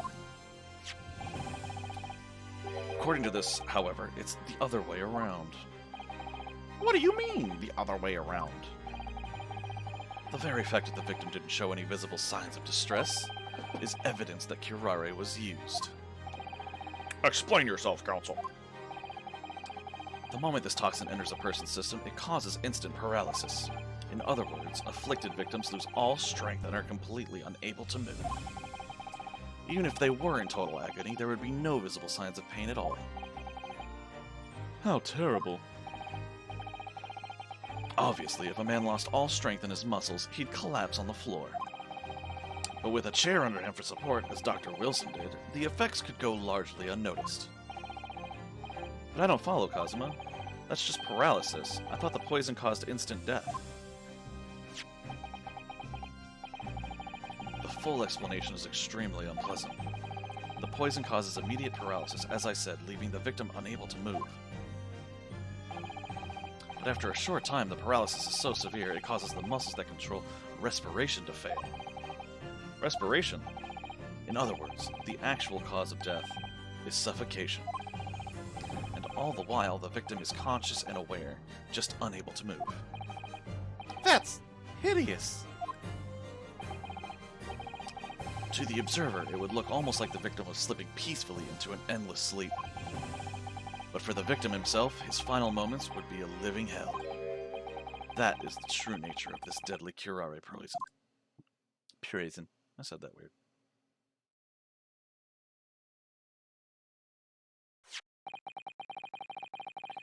And you're suggesting that this bottle, Counsel, actually contains this terrifying poison? Objection! This is all very convenient, isn't it? A hitherto unknown poison for which there is no means of testing. What a happy tale for the defense. Ahem. If I may. All these facts? You think you're so clever, but you must be taught some...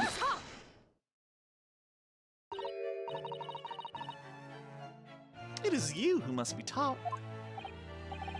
Of course. Dear lady!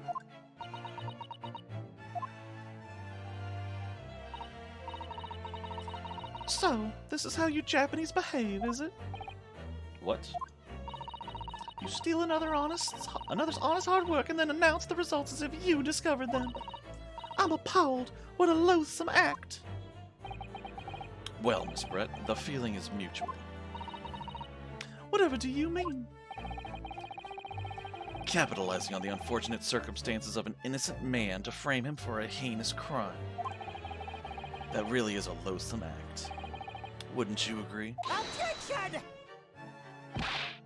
Enough of this. I, for one, refuse to accept it. The idea of some poison that doesn't even exist in the great empire of Japan is breaking the rules.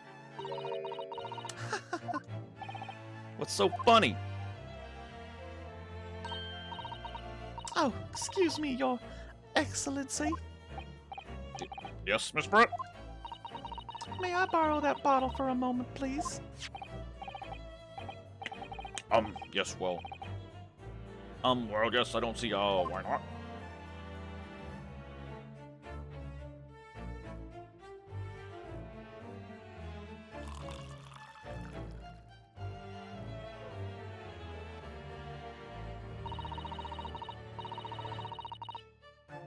don't get too big for your boots, you insignificant little island boys. Sorry. To an Englishwoman such as myself, this whole affair is a farcical comedy.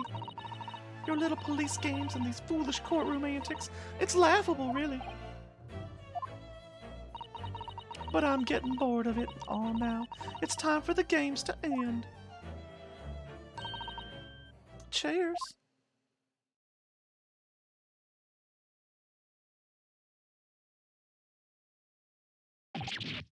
Wait, what are you doing?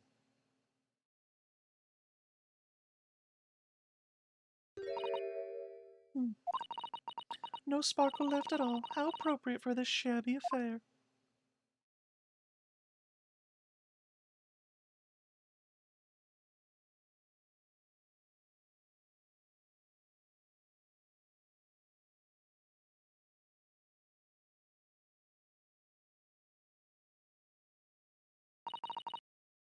Goodness, whatever is the matter? You all look quite stunned.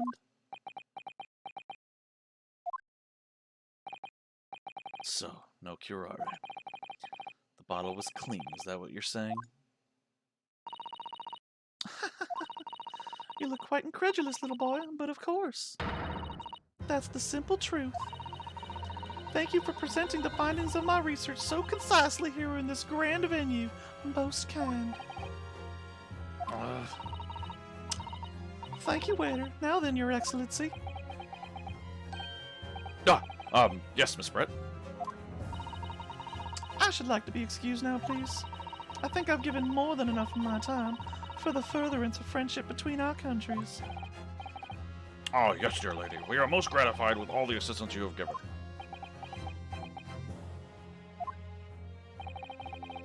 This doesn't make sense. There had to have been poison in that bottle. So how did she...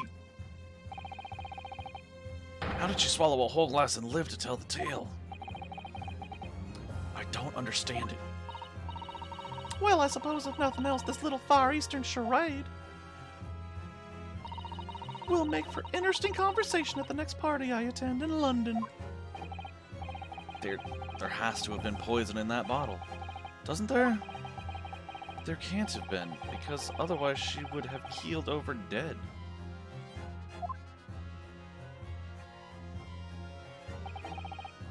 Come on, Rhinosuke. We have all the clues now. That bottle of water.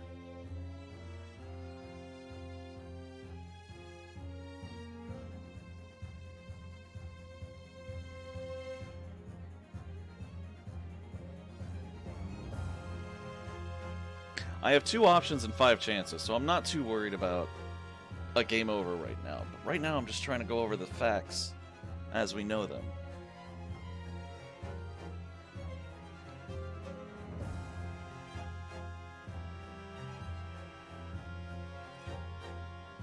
So she had a handbag, a see-through handbag, stole one of the glasses. Is that the glass that the detective kept? Because that might be the one with no poison in it. She could have poisoned the glass itself. Did she take the poisoned glass just so there'd be no evidence in case they did test?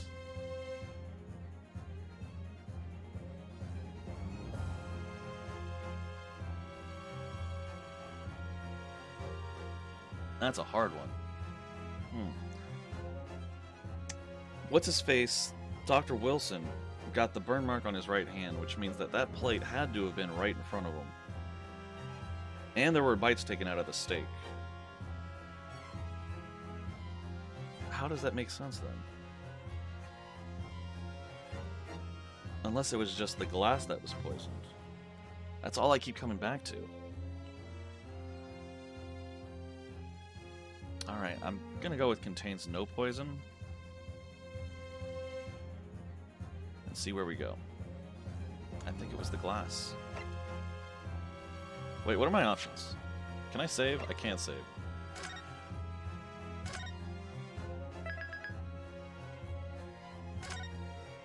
Cool, I can't save. Just in case.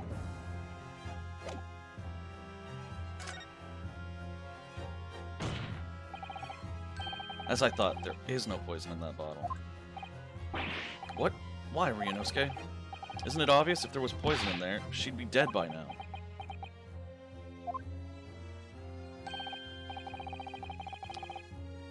Sometimes your unadulterated naivety really astounds me. But sometimes it's in need of a good staining. Until it's as dark as your uniform in the ways of the world. Oh, is that what this color is supposed to represent? Oh, damn. Well, that was unfortunate. That was a guile... Well, that's the judge. That was a guileless ending to a promising line of inquiry, counsel, for which you will be penalized.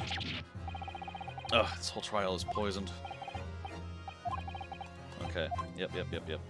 Just click the other one. It's fine.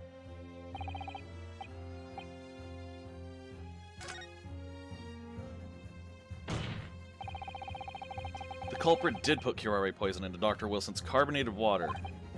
The defense refuses to change its position. You're serious? Objection! Fool, are you blind? There is no possible way that bottle could contain poison. I mean, we just saw... Miss Brett drinking the water from it? Well, that's right, which rather complicates your argument, I think. And I believe that complication can be explained. How? Exactly. I need to think through all the things that don't quite add up here, one by one.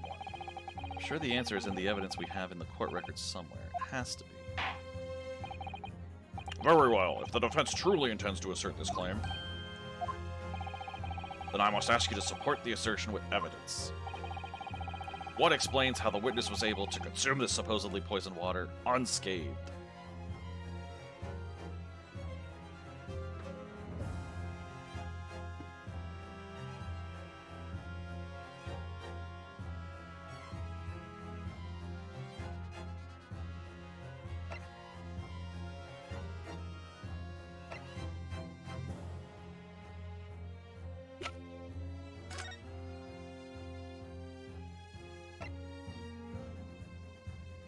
Route of entry.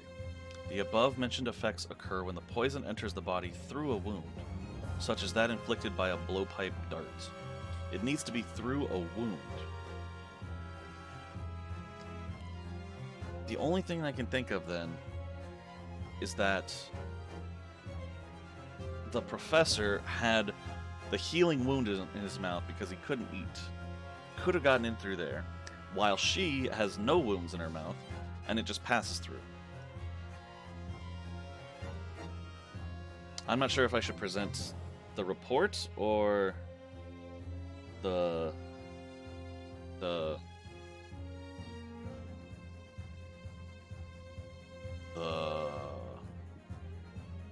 medical record. That's what I was thinking. You know what? Let's do something weird. Let's just do the record. Yes! It seems the defense, or should I say the wretched accused, is the only real source of complication in this case. Oh man, it was worth a shot. I wanted it to be weird. Okay. You're making this complication more complicated than it needs to be. Alright, I'll do my best to find an answer that fits the facts. Do I just present the report again?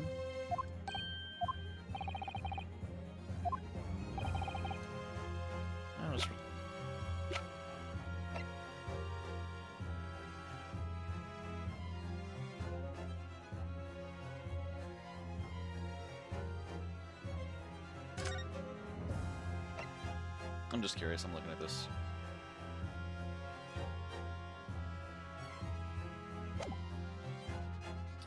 Let's just try the report again, I guess. Yes! The answer to this riddle is right here in Miss Brett's own research report. Objection! That is not a valid explanation. No? After all, we don't speak English. That report is utter gibberish. This impudent young scoundrel is trying to ridicule the court, Your Excellency. I'm not trying to ridicule anyone, honest. I'm just reading Suzato-san's notes. I concur. This report is too extensive to be considered in its entirety by the court. You will direct us to the pertinent section, counsel. Which section of the report reveals the alleged answer to this riddle? Is it special characteristics? I forget which page. That's the second page, right? Synopsis, special characteristics, okay.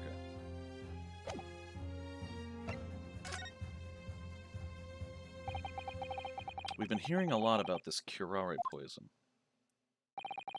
And it's left me curious about something.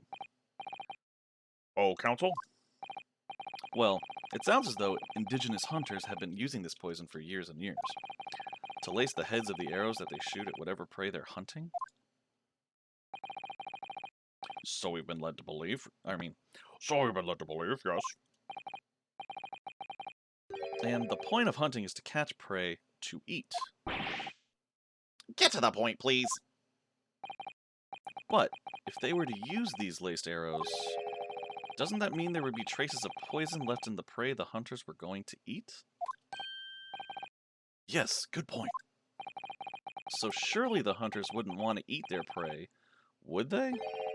Because then they'd be eating poison. Good gracious, counsel. No, that would be madness. But I actually found the answer to that conundrum in this research paper here. Under special characteristics, it says this. The poison starts to work after entering the body through a wound. Through a wound, you say? I see, that makes sense. Yes, the mention of that particular detail seemed a little strange to me, though. But it all makes sense when you interpret what's written like this. When curare enters the body through an open wound, it has terrifying poisonous effects. However, when it enters the body via the mouth, it has no poisonous effects whatsoever. What? Miss Brett, you authored this research. You knew curare's special characteristics. And you knew that you could make a spectacle of drinking that water without any danger to yourself. You meddling little Oh, her hat's alive. rapscallion! Well, Ryunosuke, it turns out you're an even better lawyer than I thought you'd be. Really? Me? A lawyer? Objection! Oh, all this poison talk is fascinating, I'm sure, but I fail to see how it possibly... So, the ill-bred little puppy has a new toy to play with, some facts he read in a book. But I'm afraid knowledge doesn't suit you, little boy. It only makes you look silly. What are you trying to say? Your schoolboyish logic has a fatal flaw. Schoolboyish? Flaw. As even your brain has managed to deduce, curare is safe to ingest. It seems likely that its effects are neutralized by the acidic nature of the gastric succus. I hope I said that right. I probably didn't. Oh yes, well, of course. Gastric suckers, what are they? So if this lethal poison is completely harmless when drunk, the professor wouldn't have died when he swallowed it, would he? Ah! That's right! Good gracious. That's basic science. Science that even a schoolboy should be able to understand, no?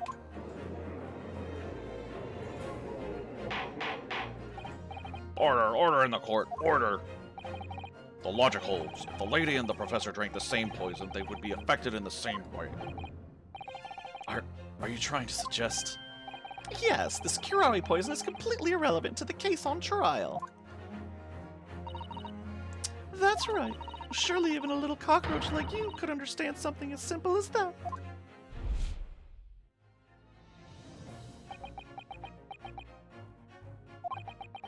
What is this welling up inside me? I've never felt like this before. It's a sort of conviction to break down all the discrepancies. It's so intense, almost rage-like. And more than anything else, it's an animalistic desire to take down my prey. There it is!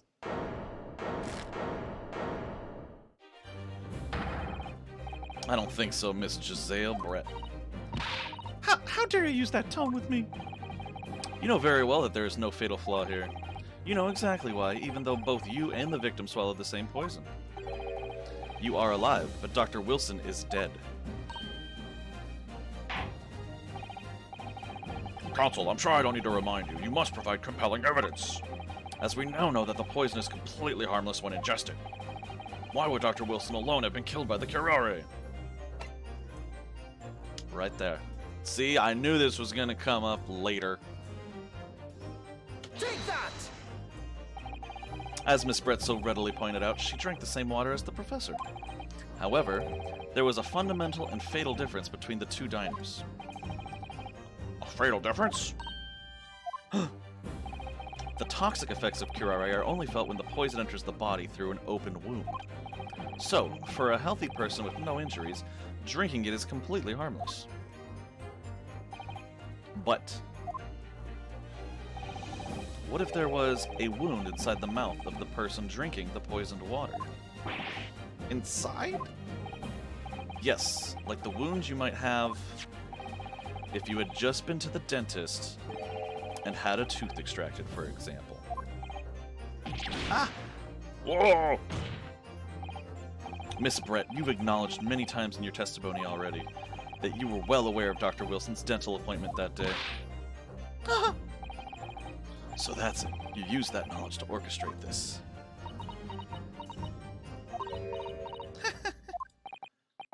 Is she laughing? I don't like to berate myself, but honestly, I can't resist. These childish courtroom games and your half-baked arguments are also puerile. What do you mean? Don't worry, little schoolboy. You'll find out soon enough.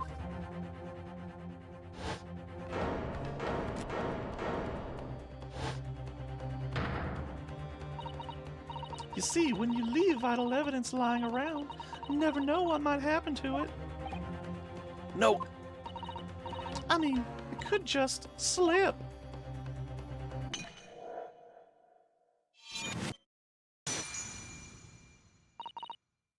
Oh dear, how careless of me. I'm afraid some crucial evidence may have just been tragically destroyed. No! What is it? What just happened? It's the Englishwoman. She just smashed that bottle. And in the Supreme Court, what a terrible blunder. Officer, what are you waiting for? Collect up as much of the water from that broken bottle as possible, at once. You're wasting your time. This delightful carpet under my feet here was a gift from the British Empire. I assure you it will soak up the water beautifully. You have neither the technology nor the presence of mind to recover it.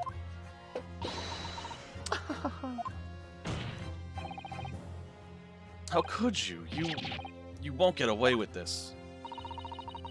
You can thump the bench and shout as much as you like, little boy, but I'm afraid we'll never know now, will we? If there really was poison in the bottle or not. You. And let us not forget, we still have some very compelling evidence left intact. Isn't that right, counsel for the prosecution? Oh, of course. You're referring to this photographic print, I presume, dear lady. That's right, and really looking at this photograph, it's clear as day, isn't it? The poor professor was sitting with his back to me. So of course the only person who could have shot him from the front is the little schoolboy. Objection! No, you killed the victim that day, using curare. And then, in order to frame Ryunosuke Naruhodo for the crime, you waited until he picked up the pistol you'd arranged for him to find on the floor, before you shot the professor's dead body in the chest with your own hidden gun. Then, in the confusion that followed, all you had to do was turn the dead professor and his chair around. You see, you had every opportunity to commit this crime. And what a wonderful imagination you have, young man. A hidden gun, you say, and I shot the professor's dead body, did I? Well, I'm terribly sorry, but you don't have a shred of evidence. Exactly. And as you have nothing to support your wild claims, the prosecution's stance remains unchanged. The victim, Dr. John H. Wilson, was killed by a gunshot to the chest, delivered in cold blood by the accused, Ryunosuke Naruhodo. Ugh. This is unbelievable. How can this be happening? We had her, but now... Is she really going to get away with it? The way she destroyed that evidence was obscene. Ryunosuke. Yeah? We've come this far, but now... Now you're the only one who can finish it. What do you mean? We've lost a vital piece of evidence, it's true, so if there are any clues left for us to use now, they must be in your head. In my head? You told me before that your powers of observation were the one thing you could really depend on. Well, yes, that's true, but I didn't manage to notice that this woman was a foreigner with a swan on her head. So think back again now. Try to remember every last detail about the scene that day. Everything you saw, everything you felt, every color, every smell.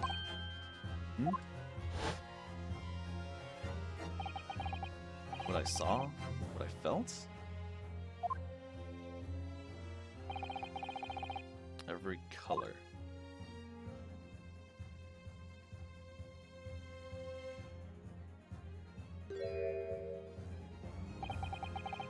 Is Cosmo right? Somewhere in the vibrant memory of this same scene in my head, could there be another clue to expose the identity of Dr. Wilson's killer?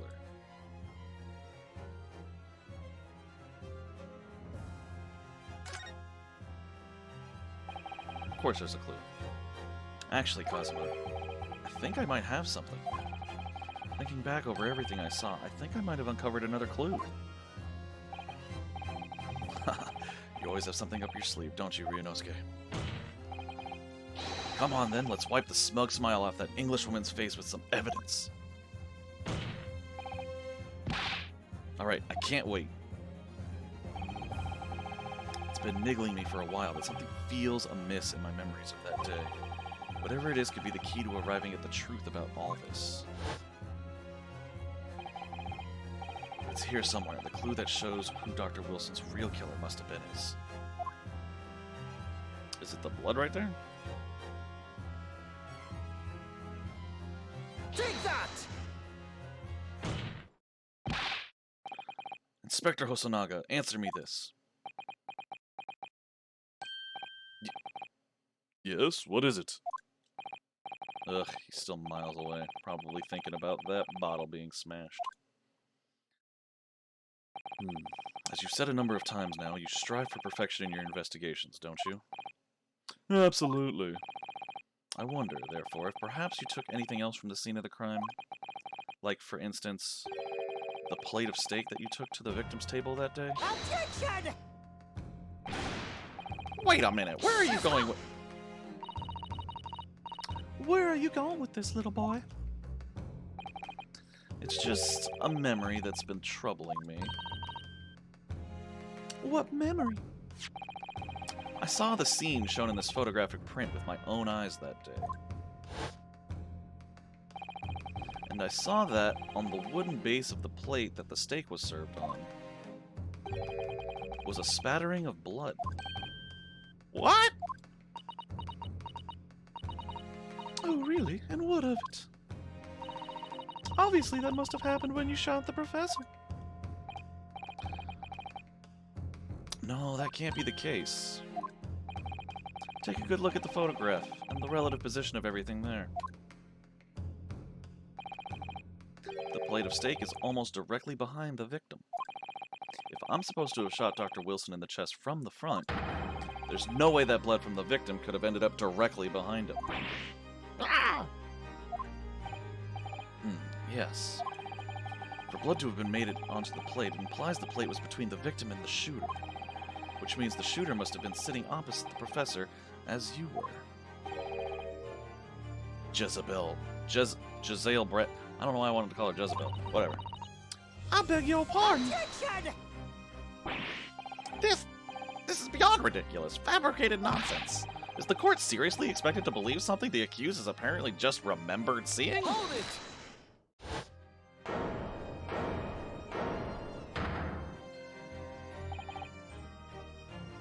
This This could be the moment that my entire career in the police force has been leading to. Inspector, you mean... Yes, I took the plate in the interest of preserving evidence from the scene of the crime. I took it, meat and all, and I don't care if they call me a crime scene thief because of it. You did what? I took the steak that you had been eating, Miss Brett. I took the steak that the sergeant had been eating. And I did it all in the name of justice. Then we can find out for sure whether or not there's a bloodstain on Miss Brett's plate. We must examine it now.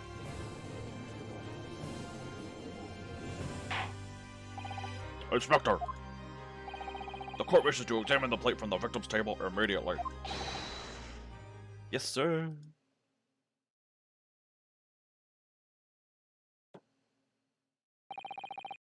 Sorry for the delay.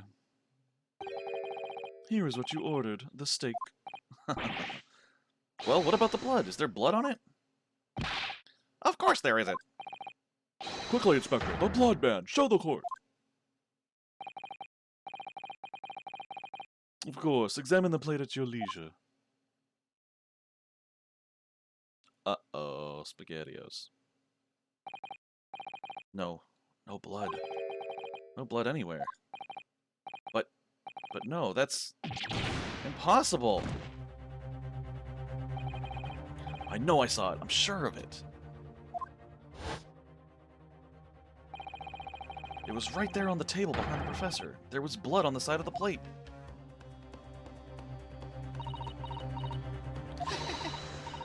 What an unbecoming expression, little boy. There's a duck. I mean a goose. Swan? You see, this is why I always say you can't trust what the Japanese tell you. Ah! I couldn't agree more in the case of this disgrace to the Empire. I believe we may finally have reached a conclusion in this trial. Let's hope so. This let's pretend attempt at courtroom proceedings is painful to watch, but I do promise to do my best to forget all about it when it's over. Ha! This sorry-looking steak reveals the facts all too clearly.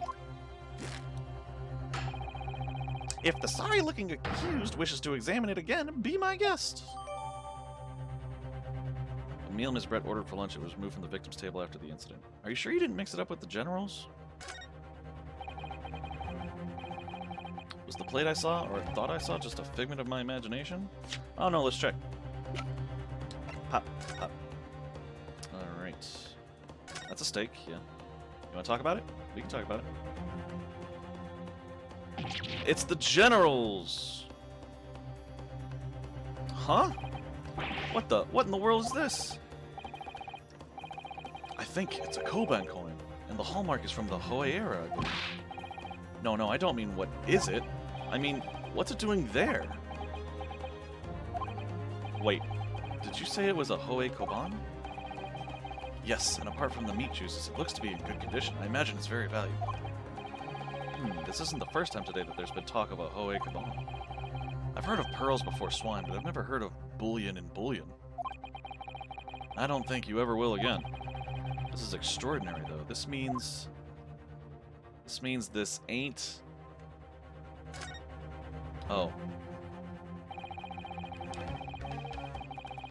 I certainly never expected to find a precious coin underneath this thick cut of meat. And it's from the Hoei era, too. That would make it really quite valuable. It's well marinated in the juices as well, look. What? Are you thinking of eating it? No, but the next time I order a steak in an expensive restaurant, one thing's for sure. My heart's going to be racing as I lift up the meat and peer underneath for a prize. I think you might have got the wrong end of the stick about this, Ryunosuke. A Koban coin underneath this steak. There's only one logical explanation.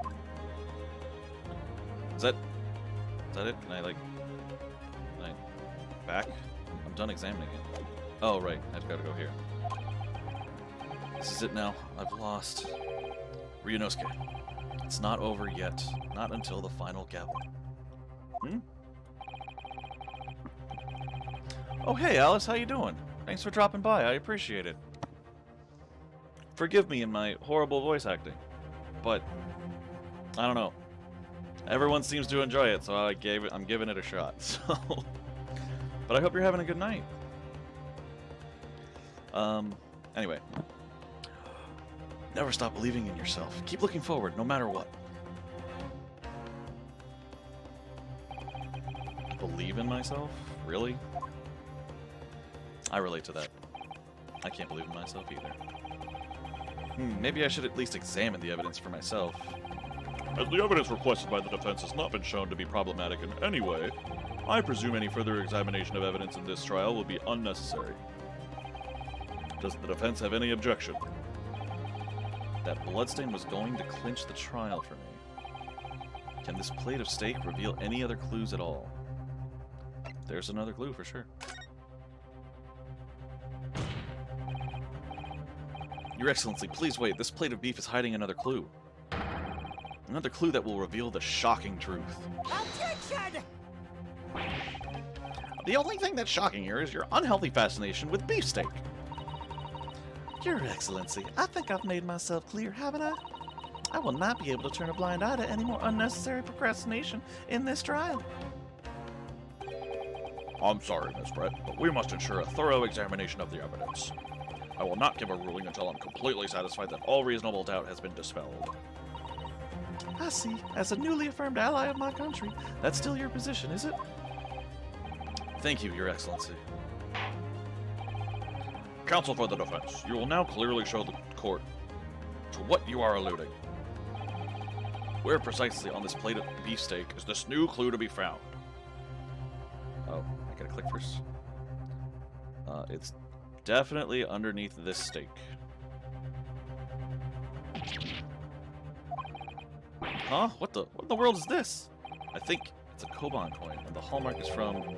Oh, I already read this. Yeah. Yes. I already read this.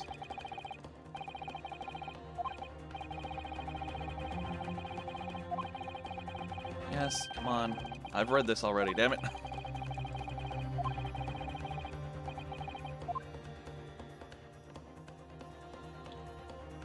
Got it! Wow, that was in British too. Got it! Good gracious, that's... Koban? What on earth? A Huayra one at that. Miss Brett, this is in fact the beefsteak that you ordered at the restaurant on the day in question, is it?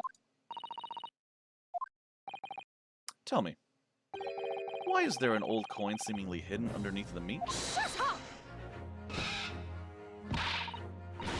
What a ridiculous question. How should I know? I've never seen that thing before in my life. I don't know what this is, but I want no part of it. Objection! I fail to see how this is relevant. A coin under the meat? That could simply have been a careless mistake by the chef in a moment of distraction. Objection! Don't be absurd. We're supposed to believe that this happened by accident in the kitchen? A rare Hoei Koban just happens to be hidden underneath that piece of steak? If this turns out to be irrelevant to the case, I'll rip up my ticket to Great Britain right now. He's right, it can't be a coincidence. Your Excellency, Yes, counsel. a rare Hoei Koban just happens to be hidden underneath that piece of steak? If this turns out to be irrelevant to the case, I'll give up my lawyer job right now. Objection! By all means, don't let us stop you. No one invited you anyway. Shut up! Perhaps, little boy, you should realize that it is you who is irrelevant. Even though I'm the one on trial here. The point is, it's essential that we ask the owner of this coin if he can explain what it's doing under that steak. The owner? Yes, it's obvious. There's only one person it can belong to. The owner of the Koban that was found underneath the beefsteak is...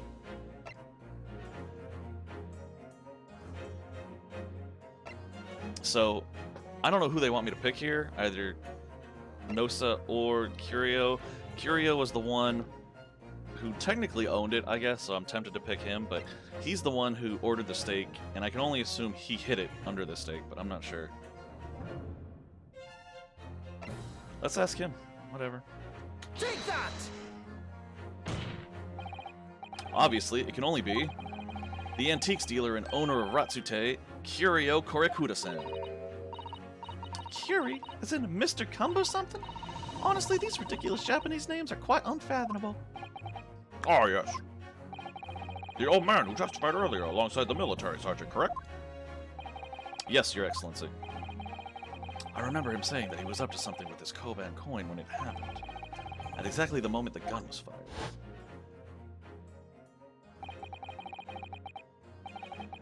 The gunshot interested me not. I was far too busy on the floor.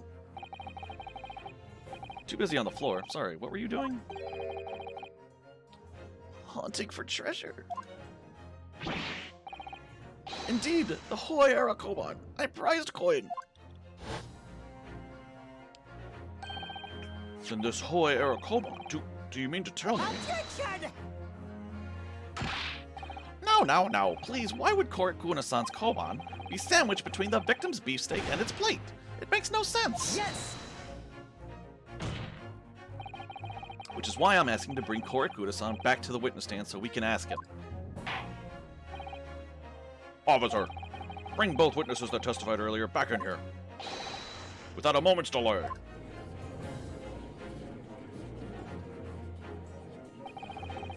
I can't believe we come back around to that pair again.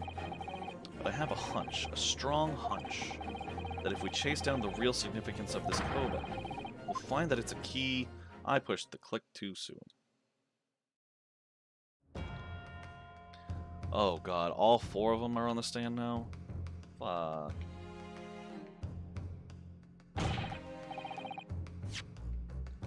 Found the key. That's the key element in the case. Okay. What's this all about? Why have I been called up again? Don't you realize that it's dinner time for little baby Ido? When my son's belly is empty, he's fiercer than a pack of wolves.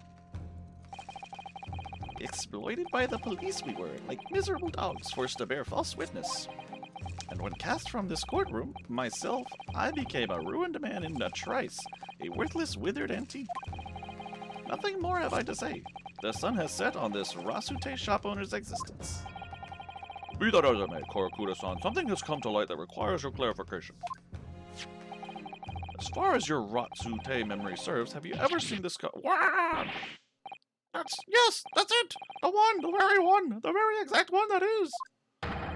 The resplendent, splendiferous Hoey treasure that my rusty bones managed to misplace that fateful day!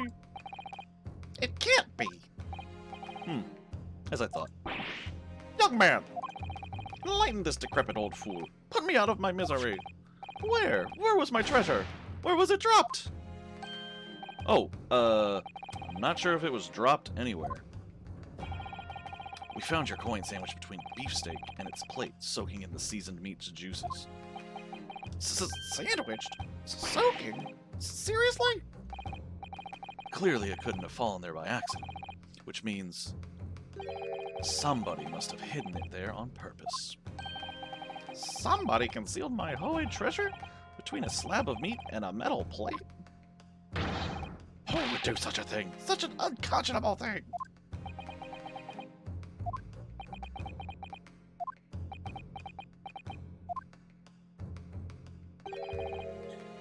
Excuse me, could I say something? Yes, of course. Proceed, Inspector Hosonaga. I mentioned this earlier on the trial, but I was working undercover in the restaurant in order to investigate another case. Ah, yes, that's right. The secret undercover operation. Le Carnival is a high-class Western cuisine restaurant. It attracts wealthy diners, including many foreigners. Recently, there's been a run of similarly executed thefts targeting the restaurant's rich clientele. A number of such incidents have been reported to the police bureau. Wicked crimes indeed. We wanted to nip the case in the bud quickly, especially with so many foreigners being affected. So that's why you were sent in undercover, is it? Yes, I took on the job of waiter at the restaurant in order to flush out the criminal. It seems likely that this Koban incident is the work of the same thief. So unbeknownst to us, there was a master thief at work in the restaurant on a regular basis. The place was already the scene of several crimes, it seems. I don't know about the master thief part, but the identity of the person who stole and hid Korakuda-san's Koban is all too clear. What? What? I think the court would like to hear the defense's view on this matter.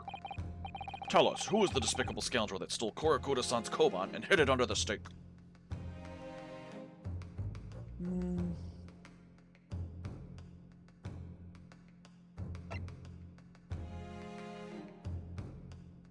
I don't know. I'm still trying to think. Because he was the one sitting with the old guy. And he's poor. He needs money. Who knows? But why would she kill Dr. Wilson if not for...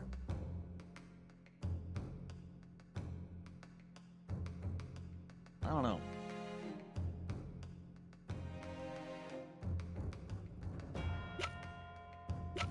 I don't know. That's tough. That's a toughie. I'm gonna save it again.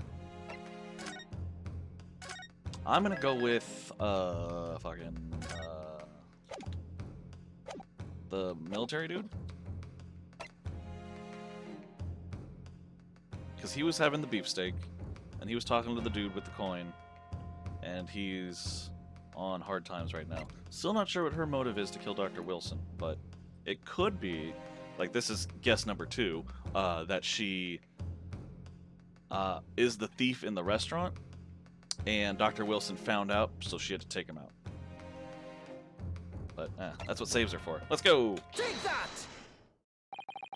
Obviously, it can only be you, Sergeant Iesa Nosa. What? How dare you, you monster! Monster? I stole that koban, did I? I'm the master thief of La Carnival, am I? You're seriously accusing me of these crimes, cadet? But it wasn't me, it was Ido. Ido is the mastermind behind all this.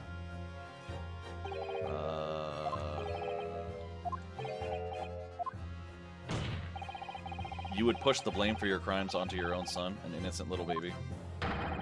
It's you who's the monster, Sergeant Nosa.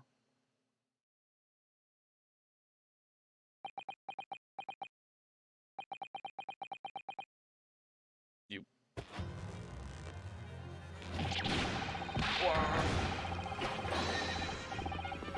Clippity clop, clippity clop, clippity clop. Aww. Look at Ido.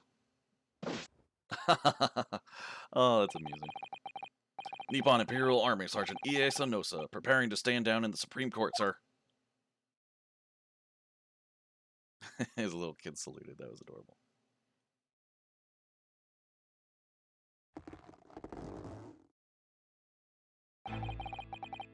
Do any of you know of the extraordinarily low wages the Nippon Imperial Army pays those it expects to keep our country safe? I understand that the temporary increase in taxation owing to the recently ended conflicts remains in place. And I have heard it's hard for lower-ranking soldiers to make a living, yes.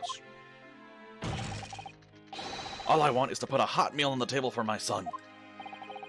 That's why you were stealing things at the restaurant? The place is heaving with money. Every 3 days I'd go there and do reconnaissance for a target. And I'd enjoy chomping my way through a good steak at the same time. Sounds like he doesn't bother with a knife and fork even, which is worryingly believable. And your target that day was the old man and his koban? Yes, sir. He was an easy mark. I slipped the coin into my pocket without any trouble at all. A veritable phantom thief you are. I was all set to leave the steak, but I was halfway through devouring when it happened.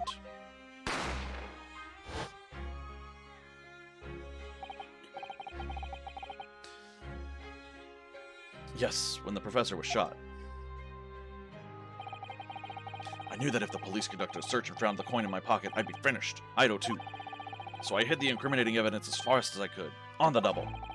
I slipped it under the steak, hoping that I'd be able to rendezvous with it again at a later date.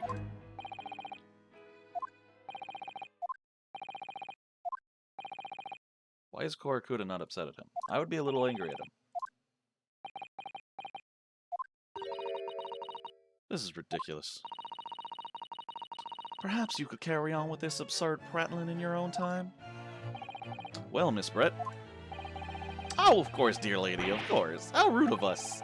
I'm quite sure there's no need to detain you any longer at all.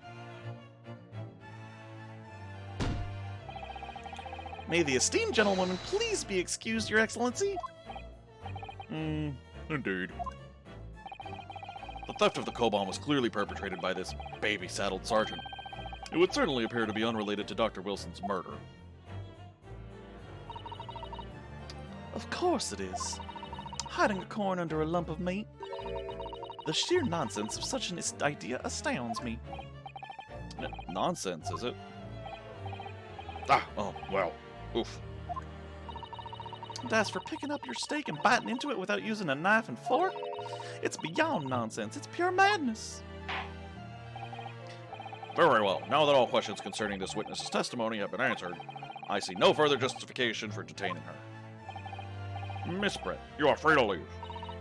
Thank you, Your Excellency. Good luck, everyone. And good day. Okay, yeah, that face needs to change. Ryunosuke, what's the matter with you? This is no time for daydreaming. Oh, no, it's just... something about Miss Brett's parting words there got me thinking. I can't quite work out what exactly, but something she said jarred with me. I feel like there was a contradiction in there somewhere. Something didn't quite add up. If that's the case, don't just stand there thinking. Make your voice heard. Sorry? You can think later, but if you don't call out now, it'll be too late. The trial will be over. Hold it! Wait, Miss Brett. What is it now? I'm afraid, just one last time, there's something I'd like to ask you. I'd like you to explain the contradiction in your parting words from just a few moments ago. What are you talking about? What contradiction? Objection! What new student nonsense is this? Well, what parting words are you talking about, Ryunosuke?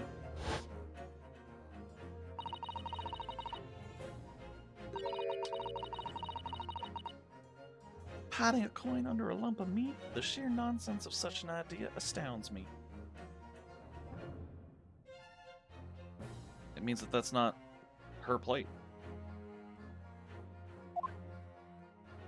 Come on, we knew that from the start, though. And as for picking up your steak and biting into it without using a knife and fork? Wait.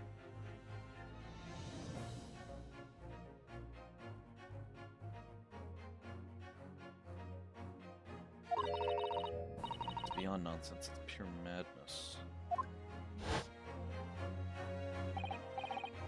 Yes, I'm right. What she said there exposed an undeniable contradiction. I'm going to need to see evidence, counsel. If Miss Brett's words truly are contradictory, where is the evidence to prove it? See, this is not the meal Miss Brett ordered, then.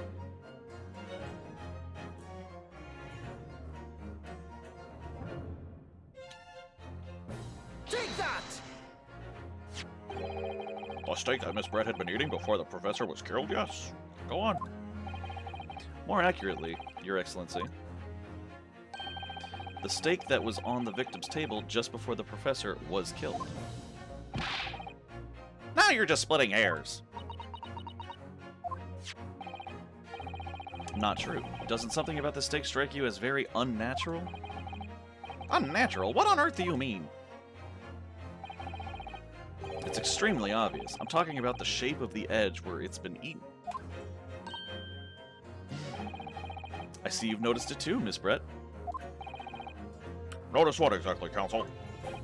Just a few moments ago, Miss Brett claimed no Englishman could ever contemplate picking up a steak and biting into it without using a knife and fork. Of course she did. She's a refined English gentlewoman herself.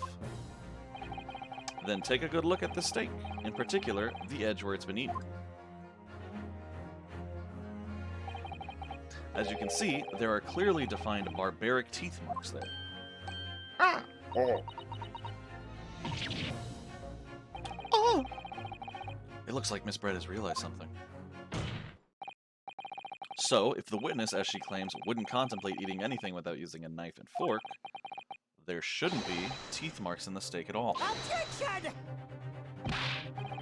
What is your actual point? Perhaps the delightful Miss Brett was ravenously hungry and couldn't help.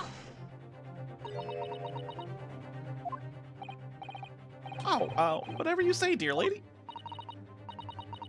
As I said, I really must be leaving now. Afternoon tea with the Minister of Justice cannot possibly wait any longer. Of course. This will all be over in the blink of an eye. Rest assured, I'm about to put this rookie in his place. Just leave everything. I've heard enough, you irritating little spectacled samurai relic. Of course. Dear lady. What's the matter, Miss Brett? Have we ruffled your feathers? Clearly, the witness knows what this means. She's realized the catastrophic implications these teeth marks in the stake have for her. Ryunosuke, do you know where you're going with this? Yes. Now at last it's all come together. The mysterious teeth marks in a steak that had allegedly been eaten with cutlery. The reason why the bloodstain I know I saw somehow seems to have disappeared. Yeah, switched it out. Uh-huh. And most importantly, the evidence that proves once and for all who shot Dr. Wilson that day. I accept that these teeth marks in the steak are a little unnatural, as you put it, Counsel. But what exactly are you suggesting that tells us? Everything, Your Excellency. Everything? Yes, I believe that these barbaric teeth marks in the steak here amount to conclusive evidence in this case. Evidence that will prove beyond any doubt who shot Dr. Wilson.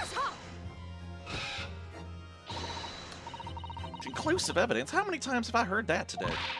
You wouldn't know the meaning of the phrase, typical Japanese empty threats. How can you be so sure? Oh, it's quite simple. If you really had such conclusive evidence, you would have presented it to the court long ago. Actually, the evidence I'm talking about hasn't been brought before the court yet. Hasn't been what? But just because it hasn't been shown yet, doesn't mean that the evidence does not exist. Objection!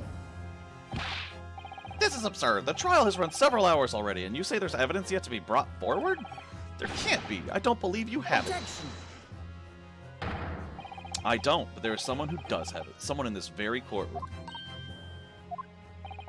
And if that person is willing to submit the piece of evidence I'm referring to, it will solve every remaining mystery about this case. Very well. I have a feeling this will be my last request of the defense in this trial. Who possesses the conclusive evidence that will reveal the truth about this whole affair? It's our good friend, Satoru Hosonaga. Take that! The answer is obvious. It's Inspector Hosonaga. What? I have it? Yes.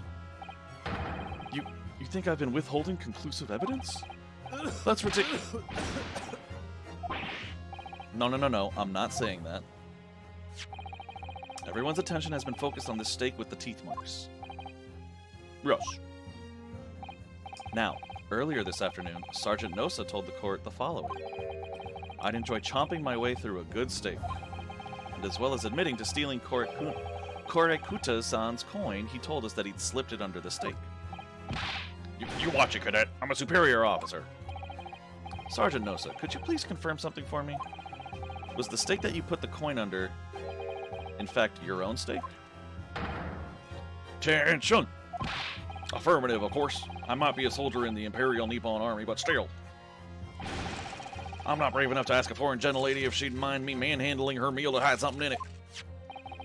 In other words, the steak that the detective submitted as evidence earlier is Nosa's. Was in fact Sergeant Nosa's meal. Objection! What? But that makes no sense! That plate was taken from the victim's table! Objection! Yet the gentlewoman doesn't take bites out of her steak, nor did she have any opportunity to steal the coin. Of course, I didn't steal it. To even suggest such a thing would be an affront to the entire British Empire. Well then, how do you explain this paradox? Exactly. Surely you're not going to suggest that the sergeant switched the two steaks over.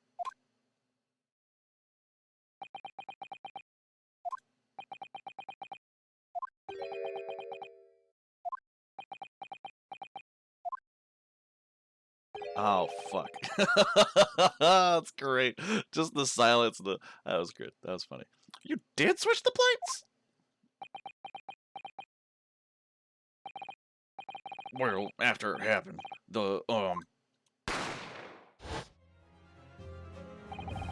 when I saw the civilian had been murdered right in front of my eyes like that, I panicked. As I said, I immediately lifted my stake and hid the coin underneath it. But then when the waiter announced he was an undercover policeman, I thought I'd had it. If he decided to investigate my slab of meat, that'd be it. I'd be getting my marching orders. So when the cadet here was arrested and taken off to the kitchen, I seized my chance. Baby. With military precision and timing, I swished my stake with the one on the foreign lady's table. What? You can't have. I never saw you do such a thing. It was called Operation Lightning Bolt. There was no time for strategic planning. It was do or die, I tell you, so yes, I did what had to be done. Unbelievable! However, fear not, Prosecutor Sand. What now? I swear on the brass buttons of my uniform, that is all I did, sir. All you did, that's plenty, Sergeant. Yes! So, if Sergeant Gnosis switched the plates over, it means he took Miss Brett's steak and the plate it was on back to his own table. Yes, that follows. Inspector Hosonaga, Yes? earlier in this trial, you told the court this. You said that you had not only taken Miss Brett's steak after the incident, but also the sergeant's. That to preserve evidence, you had taken both. Ah! That's correct. Then please present it to the court now. The plate that was actually on the victim's table at the precise moment he was shot. Shut up! What can that possibly tell us now? I mean, a cold slab of tough meat? I can't have the slightest bearing on this case. Objection! No, you're not wriggling your way out of it this time, lady. I beg your pardon? Surely you're not that forgetful. Surely you remember the reason why this steak pan promises to prove such a problem for you. No? You're the ones who decided it was a problem, not me. The reason the defense asked to see that plate was confirm something that the defendant remembers seeing. Thinks he remembers. I'm quite sure of what I saw, Miss Brett. On the side of the plate that was on the table directly behind Dr. Wilson, there was a clear spattering of blood from the gunshot wound to the victim's chest. I believe the defendant's memory serves him well. And now we have the evidence to prove it. The plate you were eating from, Miss Brett. Let us not prolong this any further. Inspector, you will show the evidence to the court. Present the beefsteak and plate that was originally on the victim's table at the time of the incident.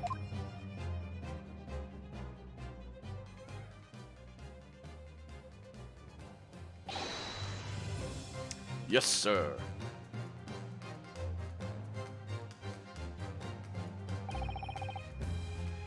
Sorry for keeping you. Here is the other steak on its plate. Please, feel free to examine it.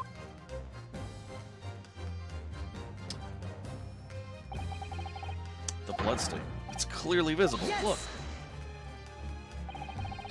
Now this makes everything clear. The blood you can see on the side of the plate shows that at the moment the victim was shot, he was facing the table with his back to me.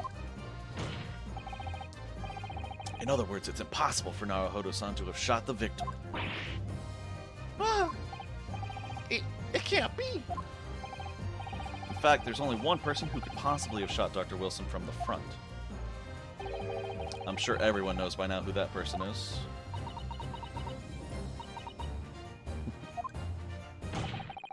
That's right. Miss Giselle Brett. It's you!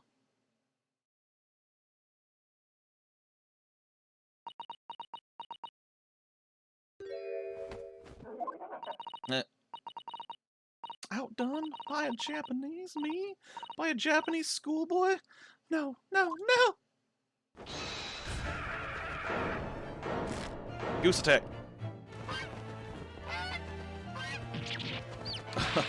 Ah, the chicken. Oh, that's great. Her hat's laying babies. I want one of them.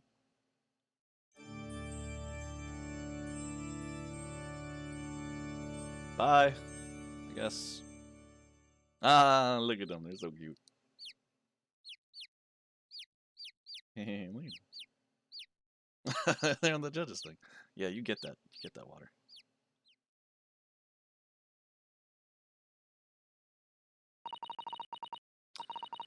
Please excuse my little outburst. I briefly lost my composure. Most unbecoming behavior for an English gentlewoman. Forgive me. Well, Miss Brett, I think it's time you told the court what actually happened that day. The truth this time. Gladly, Your Excellency.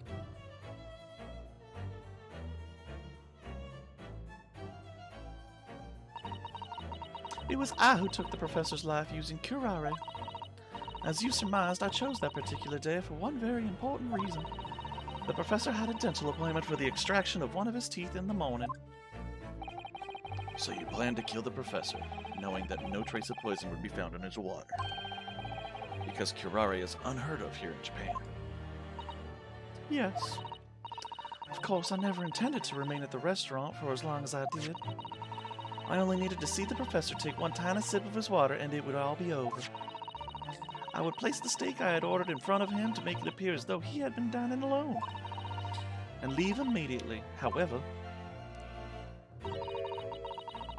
before any of that happened, there was an unexpected visitor at the professor's table. That would be me, I suppose. Yes, you. Who else? Such a trifling matter, but the fact that you decided to come over to greet the professor meant that I had lost my chance to slip away unnoticed. In due course, the professor took a sip of his water and was paralyzed. I made sure he was sitting in his chair such that he wouldn't fall. There was no going back at that point, so I concocted a plan on the spur of the moment. A plan to pin Dr. Wilson's murder on the innocent man. I happened to know that the professor always carried a gun. I decided to use that fact to my advantage. I had the bottle of curare in my handbag, and my own pistol concealed under my skirt. Under your skirt? So I was right. There were two guns. Yes. And then I finished... Oh, I don't know why I gave him an accent. And then I finished my coffee and got up to leave. That's when I noticed the professor's gun, which you had presumably placed on the floor. A place where you were sure that I would notice it. And everything went according to plan. You noticed the gun as I'd intended. And then, just as you bent down to pick it up,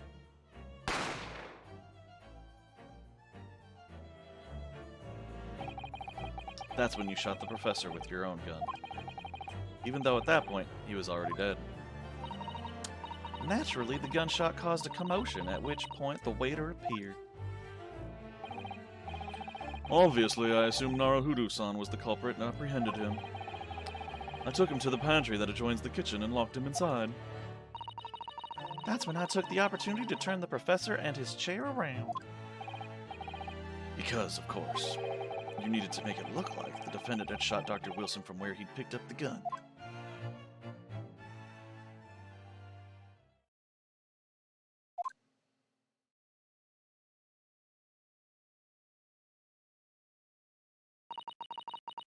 So there you have it. That is the entirety of my misdemeanor.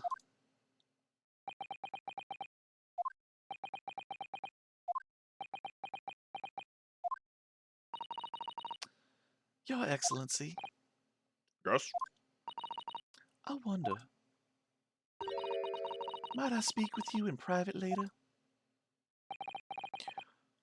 I shall call on you.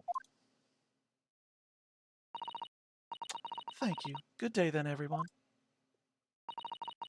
I hope you can forgive me, Naruhodo-san.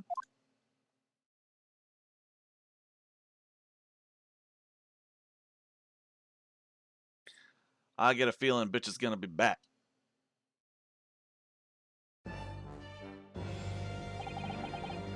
It would seem this trial has finally run its course. I presume the prosecution is in agreement? This can't be. Takatsuchi Hachi does not lose. Not to the likes of this rookie student. You better start getting used to tough opposition. Arrgh. Ryunosuke Naruhodo. Yes? This insult to the Aochi family name will never be forgotten. Get it? Because Phoenix beats him in later games. That's funny. Anyway, you've become conceited with the Age Council, but the old have to stand aside and make way for the new. It's the way of the world. May you never forget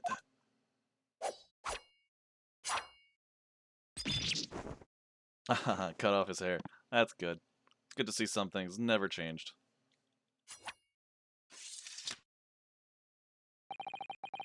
A 1,000 millennia may pass, and still the Aoshi clan will never measure up to the Naruhodo clan. It's true. Very true.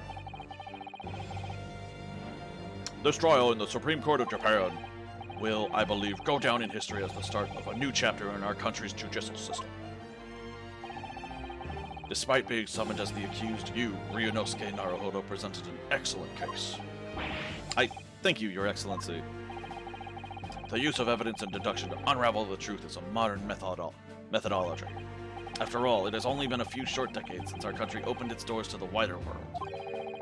But the Western ideas of science are rapidly gaining acceptance here. I feel sure that science will soon bring new methods of investigation and new procedures of justice. A new future of law awaits, but what it will look like, I cannot begin to imagine. That is for the young to pursue. Kazuma Asogi.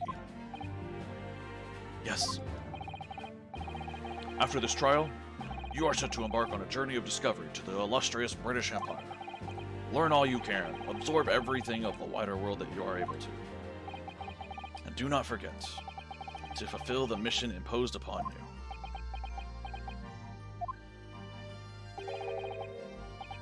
I understand, Your Excellency. What was that about? Why do you look so grave all of a sudden? Never mind. As for you, Ryunosuke Naruhodo. Oh, yes? In you, I sense, how can I put it, unusual potential. I very much look forward to seeing how you carry that onwards. Thank you, Your Excellency.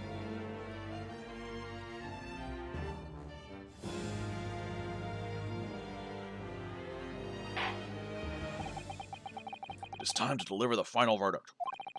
I hereby find the defendant, Ryunosuke Naruhodo. Yay, I'm not guilty.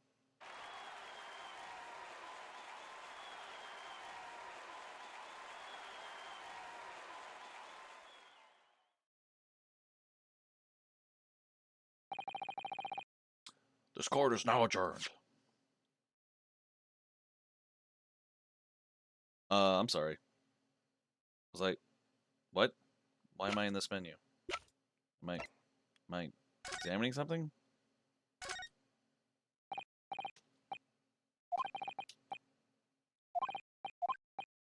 Why did it just go into this weird-ass...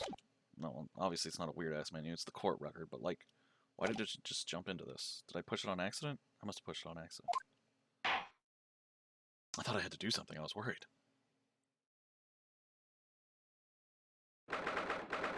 22nd November, 2:46 p.m.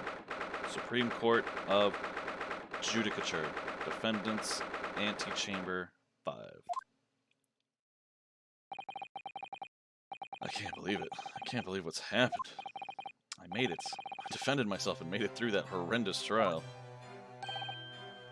Ryunosuke, you finally pulled it off. Congratulations. Well, I couldn't have done it without you. Thank you, Kazuma. No. It was a pleasure to watch you at work. So, you owe me an extra large sukiyaki from the place on University Street. Don't forget. Good afternoon. All your hard work has certainly paid off. Oh, it's a... Congratulations to both of you for proving Naruhodo-san's innocence. Ah, our trusty judicial assistant. You worked hard for that result too, you know. Oh no, I didn't do anything. Thank you so much. If we hadn't had that research report of Miss Brett's, I don't know how things would have turned out. Your kind words should really be for my father. I was simply doing as he asked. It was his idea for me to go to the university and investigate. Your father? Oh, yes, of course.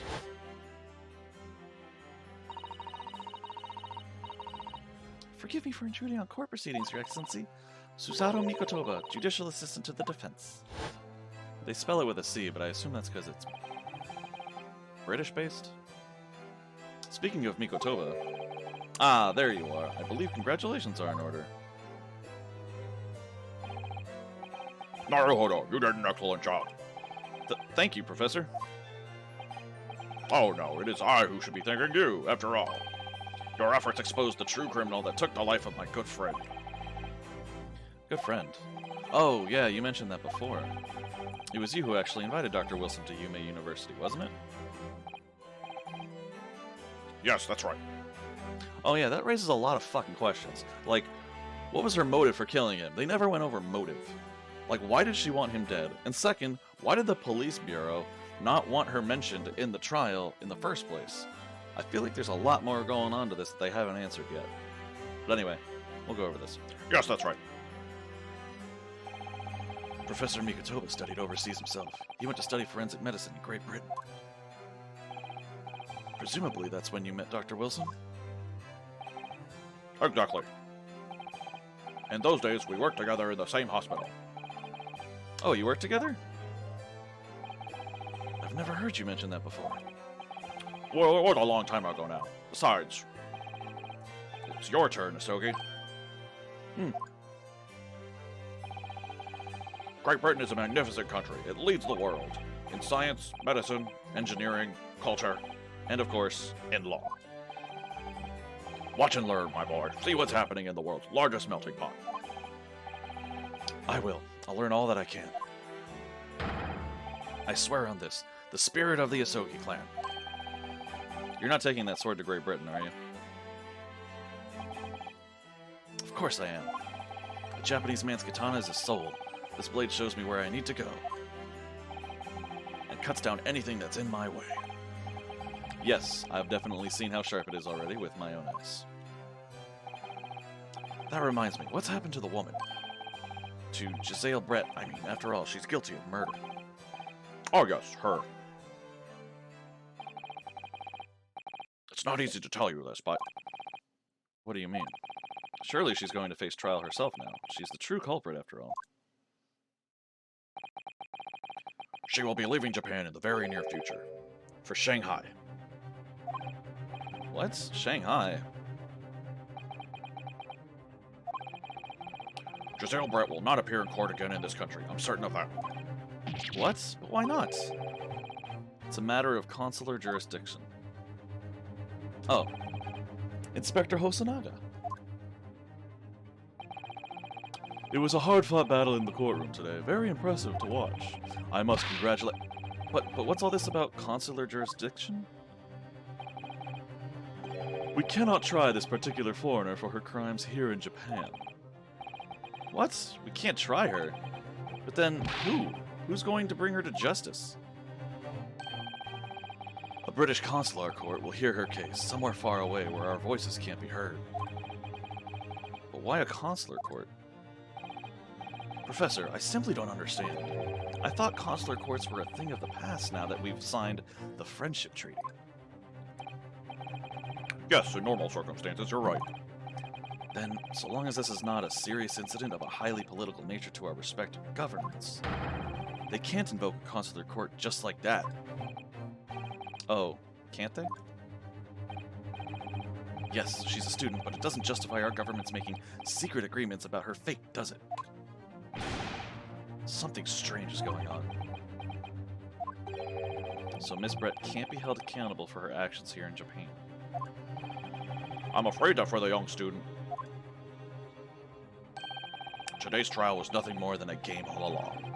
There was never any danger of comeuppance for her. I don't believe it.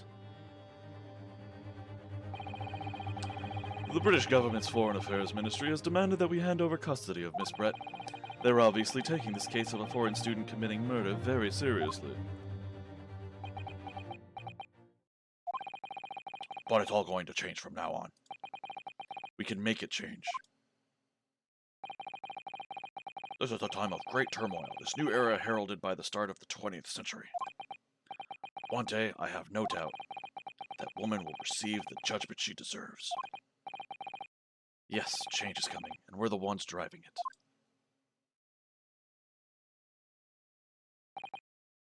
Well, I think that's enough seriousness for now. This evening calls for a celebratory drink. But, Professor... You're right. This is no time for gloomy faces. We should be celebrating Ryunosuke's not guilty verdict. Let's start having some fun! In that case, might I suggest Le Carnival?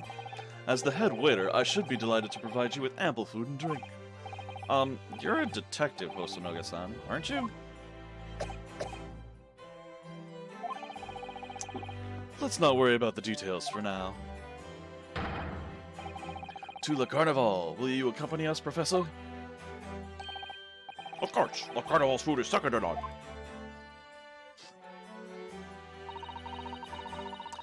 I shall go and attend to the paperwork for Naohiro-san's release. Oh, yes, thank you.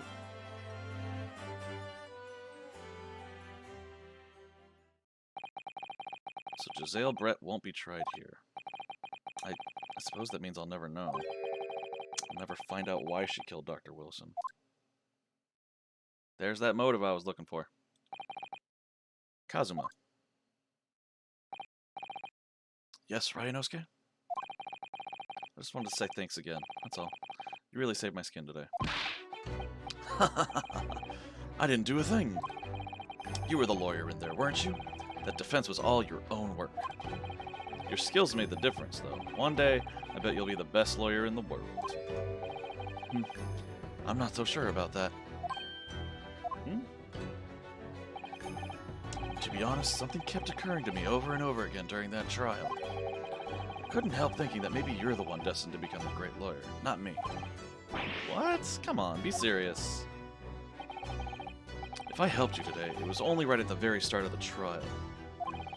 But you have a natural talent for being a defense lawyer, I mean. Oh no, not me. All that tense verbal combat, I never want to go through that ever again. I just did what you told me to do, that's all. Because I knew I could trust you. That's the point.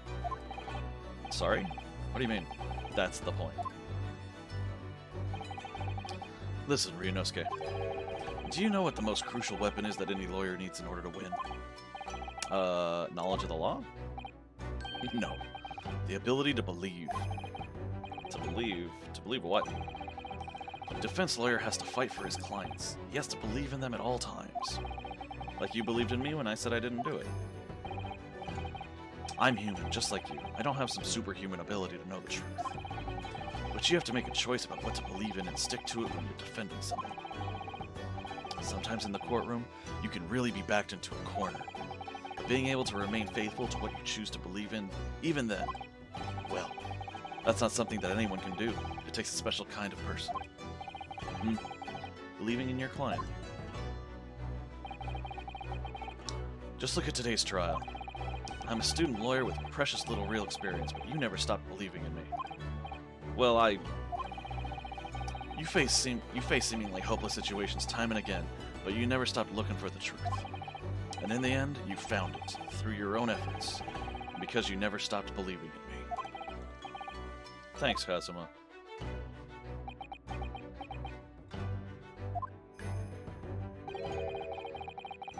There's something I want to ask you, actually, Ryunosuke. Well, it's a favor, really. Something very important to me. Sounds serious. What is... Oh, you're still here, are you? Oh, Inspector Hosonaga. I've arranged some rickshaws for us. Let's go.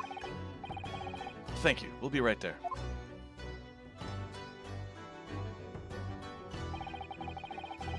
Let's pick up this conversation again later.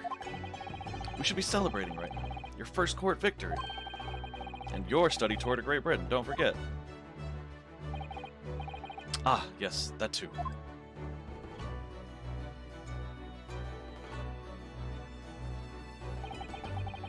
So my very first trial came to an end. Kazuma, Professor Mikotova, Susato-san, who acted as my assistant, Inspector Hosonaga, who didn't really play much of a part, but still. It was because of the help and support of all these people that I managed to get through that trial. But more importantly, Kazuma hadn't yet managed to ask his favor of me. Little did I realize just how much it would change my life. End. Alright, we beat the game, guys. Game's over. All done. Obviously not. Still got tons to do. Okay. So, I have been doing this for 5 hours now. It is 11:43 at night. I really got to go to bed soon because I have work in the morning. But this was a load of fun. My throat is killing me from all these damn voices. But I definitely had a lot of practice doing voices. I'm just worried that the next, I don't know, 9 chapters, I'm going to have to do British accents for like 5 hours each. Oh my god. I hope I'm good at that. But anyway, I just want to say thank you to anyone that dropped by. Double Jumper, thanks for the follow, man. I appreciate it. Alice, I'm going to say it again, but thanks for following me days ago. And for dropping by and saying hi. Any support is great support, and I love it all the time. Anyway, I hope you guys have a good rest of your night. Should I raid anyone?